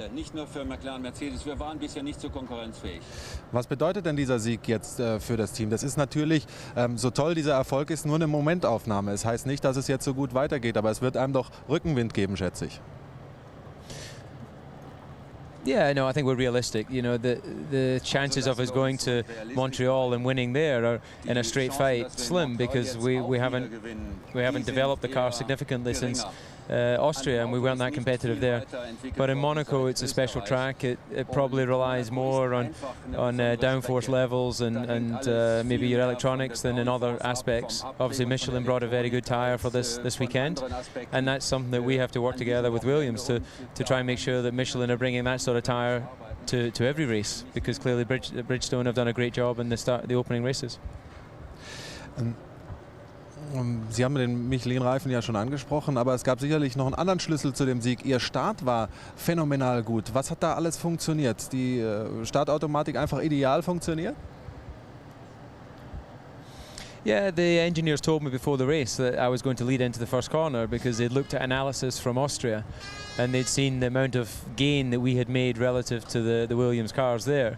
And they were confident that if it was the same situation here, then I would overtake Juan. And I didn't fully believe it, to be honest, because of the nature of the track here with the Armco barriers. But I think he had a small problem with the engine bogged down after he got off the line. But that's racing, and you need those sort of opportunities. And if you remember last year, I didn't get off the start from pole position because of electronics. So I think this is a nice payback.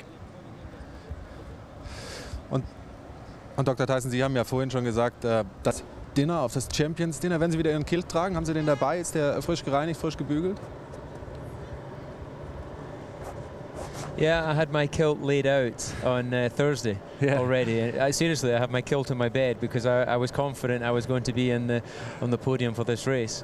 And I dreamt that, of course, I could win this race, and now it's become a reality. So, you know, we're realistic about the opportunities for the rest of the season, but that isn't going to stop us really enjoying this individual victory. Interessant, was Ihre Siege für einen Einfluss auf das Leben anderer Menschen haben. I'm sorry, I didn't understand the question. You have to repeat. Ist doch ganz interessant, was Siege von Ihnen für einen Einfluss haben auf das Leben von anderen Menschen. Veronika Ferres hat vor 2 Jahren ihren Mann kennengelernt, aus der Beziehung ist ein Baby entstanden und sie fühlt sich so ein bisschen als Talisman von Ihnen. Yeah, no, it always amazes me how people, the importance that they place on sport, and it makes you realise that we really do have a big responsibility in Formula One because of the very public nature. There's obviously thousands, well, millions of people watching this Grand Prix all around the world. And you know, as we saw in Austria last week, the people are very influential. So you know, it can be just the fans in the stands, or it could be some of the lucky people in the paddock. But we're all influenced by victory. Dr. Mario Tyson, im Sieg war er so enthusiastisch, dass er ihrer Freundin da um den Hals fiel. Ist aber okay für Sie, oder?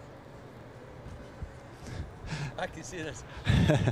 In this instance, it's perfectly okay for Mr. Hooper to hug my girlfriend. No problem at all. Also keine Eifersuchtsattacke von David Coulthard ist auch sicherlich absolut okay. Wir haben Ihnen gesagt, dass wir unser Gewinnspiel noch auflösen. Was muss gemacht werden, damit diese Erfolgsserie gestartet wird, die Sie ja brauchen, um nachher in der Weltmeisterschaft wirklich noch mal richtig angreifen zu können? Yeah, we go on Tuesday to Silverstone in England. We're testing there for 3 days, and then that'll be the last test before we go to Montreal. But much as we enjoy this victory in Monaco, as I mentioned before, we have to be realistic about the opportunity we have for Montreal. We still have a lot of work to do to develop the car and the engine and tyre package to get everything working well together. And you know, we enjoy the taste of victory, so we don't want to be away from this position for too long. Und hier gibt es ja unheimlich viel drumherum, unheimlich. Fight with the race, although it's only second place today. Well, you know, we prefer to win, but I mean, as I said, it's a good result. You're happy now that faster tracks will come? Sorry? You are happy now that faster tracks will now come in the future? Well, I think we have shown that we are competitive on all the circuits, so we are looking for the next one. Okay, thank you. Juan. Yeah, I gotta say I'm very disappointed with that, but you know, the engine and the chassis has been very good, very reliable all year long, and it's a bit of a shame that this race we had an engine problem. You know, we were ahead of Michael. We could have took some points away from him, but you know, that's the races. What happened at the start? David picked you there. In the start, it's just, you know, the engine, you know, the same in the last race. You know, I think they changed a bit the system, and then it doesn't seem to be working. So I think we need to improve that, because the race, you know, apart from the problem, the race was lost there. During qualifying, the Michelin's had the better car. I think you can say that during the race. But they held you At the end, they were going off quite a lot, and I don't know if you noticed, everybody was pitting quite a lot. I think a lot earlier than what they could. So it's quite an interesting race. I think the Bridgestone had a bit of an upper hand in the race, but I think we had a lot quicker tire.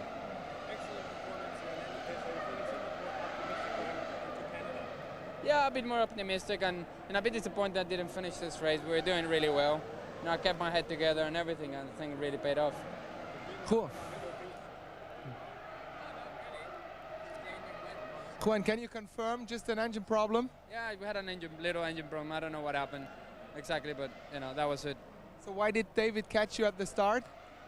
Don't know. You know, it's the last race we had a bad start, and they review everything, and they thought everything was okay, and I told them, you know, this morning we practiced start and it wasn't very quick, and I said, you know, we need to do something, and they said, no, it's going to be okay, and it wasn't.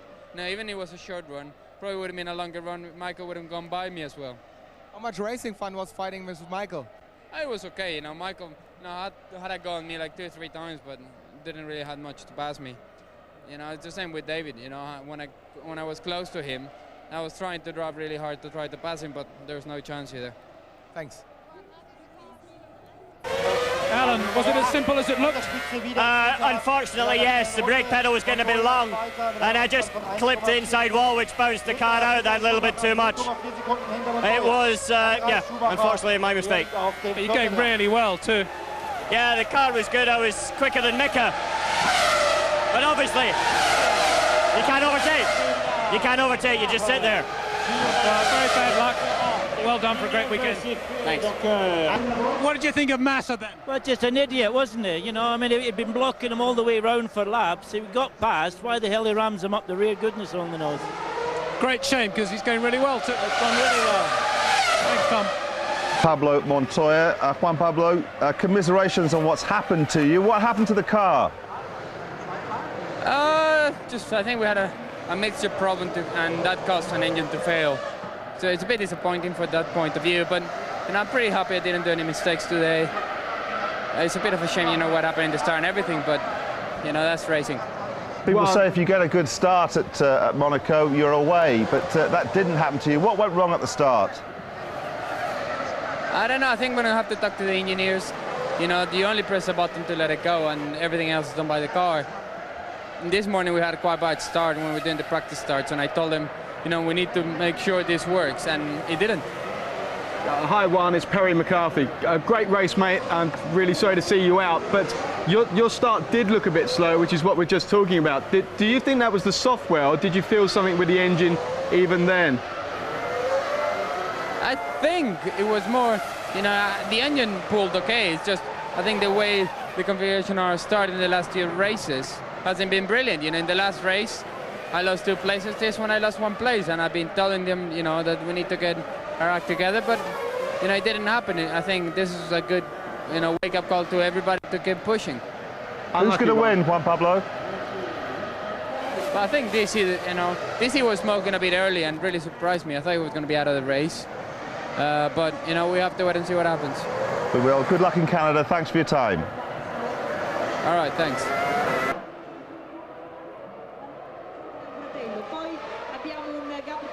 Alan, very bad luck. Monaco, a trap that can bite you, and you got bit.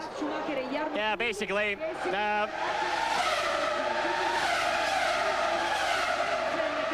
Got to put my hand out. It's my fault. I clipped the inside wall, and they just bounced the car out. Very annoying. Is it frustrating just sitting behind them, but unable to do anything about it? Yeah, I was quite a bit quicker than Mika, but I couldn't do anything about it. Just sitting there, and I just had to sit and wait. But unfortunately, no, obviously I haven't. Bad luck. At least it's a short walk home. Thanks a lot. Thanks.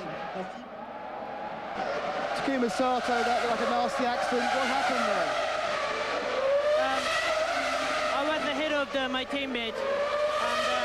The team asked me let him go because he was slightly quicker than me, and I was trying to let him go, but that was in a tunnel, and I just crossed over, and I picked the marbles up, and I just, you know, lost control and I touched the barrier, and that was the end of the story. It was a nasty impact. Are you okay? Yeah, I'm totally okay. I'm totally okay. Thanks, Lucky. Alex, difficult race for you. They tried to fix the car. What caused the damage? There was some debris at Casino, and I avoided it, and I got on the dirty stuff, and ran wide and hit the barrier. So broke the rear track rod and the front steering arm. Bad luck, thanks. Jason, what happened there? Sorry? What happened there? What, the start or that bit? That bit. I went down the inside of Panis, completely on the inside of him. He just turned in. He said after that he didn't see me, so there you go. And the start? I pulled the lever too quickly. I was a bit hasty at the start. And then when I tried to get back on the throttle, nothing happened because the control system, if you come off the throttle, you can't get back on because nothing happens. Very bad luck, thanks.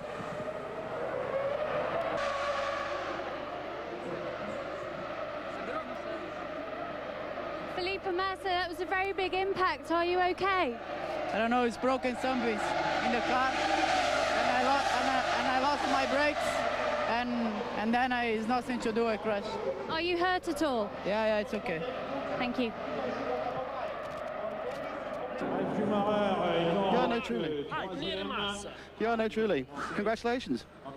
Well, finally, I finished the race. I was very cautious from the beginning. Apparently, our tires were very strong at the beginning of the race on fresh tires, but then we had some trouble. Anyway, I lost most of my time behind the Heideville, which didn't get the blue flags. I don't know why, but anyway, it's good to finish the race. It must be great to get points finally.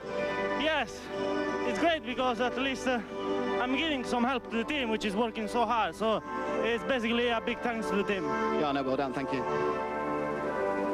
Patrick Hill, I suppose ultimately that's a very disappointing outcome to the race in every respect. Well, I mean, from our recent Monacos, to get a P3 is good, but from first and fourth on the grid was obviously a disappointing result. But anyway, we live to fight another day. Obviously, one Pablo went out with an engine problem, but were both drivers in trouble with their tyres during the race? I think we were using up the rear tyres a little bit too fast, and apart from that, everything was fine, but that caused a bit of a problem during the race. Thanks, Patrick. Was trying to get my opportunity. Gary Anderson, 2 races in a row, 2 fifth places and 2 damaged chassis. Is it some sort of trade-off you have? Yeah, we'll have to look at this chassis and see if the trade-off's good or not. But yeah, I mean, we're pretty happy with the 5th place, but not so happy with the chassis. We asked Takuma to move over to let Giancarlo through. Giancarlo was quicker and he got held up with a Salo incident. They obviously moved over and got caught in the marbles, and that was that. You've obviously got a very good race car. Are you now going to work on qualifying pace? Yeah, I think, you know, in qualifying, I think we're capable of being 8th on the grid. We just didn't quite do the lap. The section times are good enough to do that.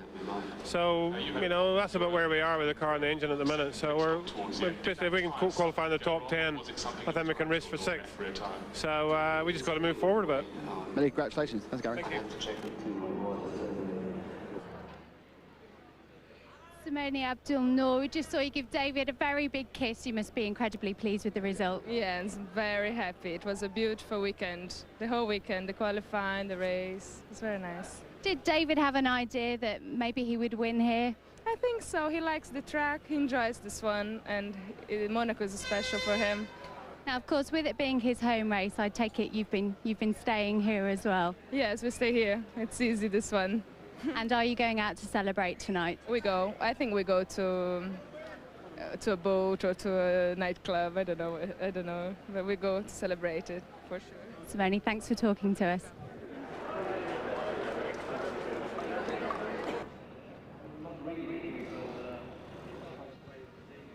Paul Stoddart, was that a nice birthday present? Mark Webber finishing in 11th? Could have been better. He was running in 8th. He would have solidly ended up 8th. But that's racing. It happens. But yeah, I mean, just to finish at Monaco is a major achievement, and he drove a really, really solid race. Can't ask for any more than that. Now, unfortunately, Alex didn't have such a good race. How is he? Yeah, he's fine. I mean, he had a little brush with the wall, and we tried to change the rear track rod, which we did change, and then at the last minute we were doing a check and found that the front one had a bit of damage, and that wasn't such an easy job, so we had to call it a day. But no, he did all right, and he'll obviously remember his first Monaco. Paul, thanks for talking to us. David, a brilliant job, brilliant win, well done. Yeah, thanks very much. No, obviously delighted. Big thanks to all the team, and obviously the software guys have more than repaid what happened last year, and they came up with a great start system, and they said before the race you're going to lead into the first corner, and I thought, okay, you know, nice confidence boost, but obviously rang true and we let the finger off the button. It was a great fight with Michael. How hard was it keeping him off your back? Yeah, you know, I had to push pretty much the whole race, and you know, even when I got a few seconds gap after Juan Pablo had his problem, you still have to push because of your pit stops.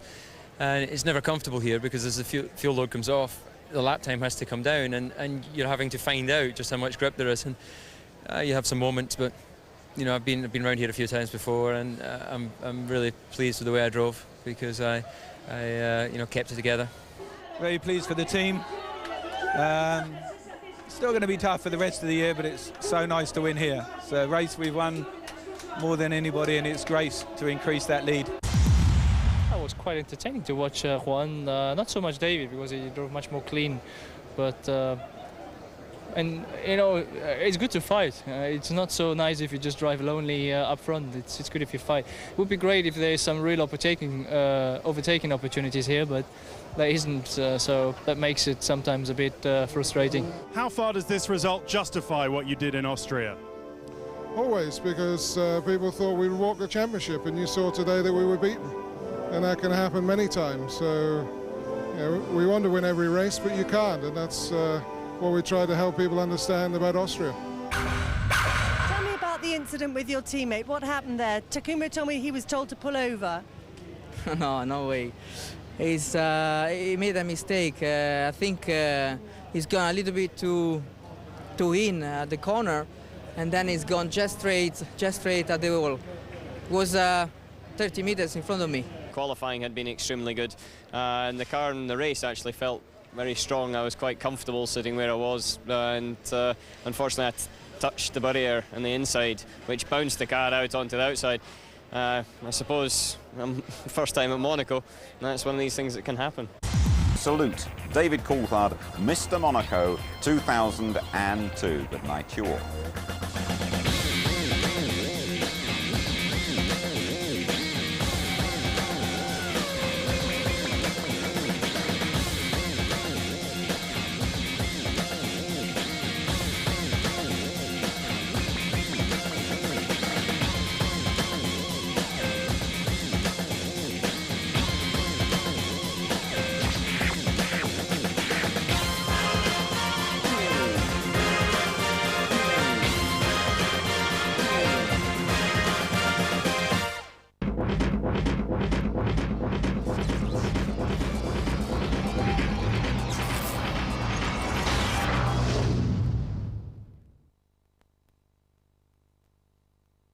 If you'd like to know more about Formula One, the website address, sponsored by Toyota, is itv.com/F1.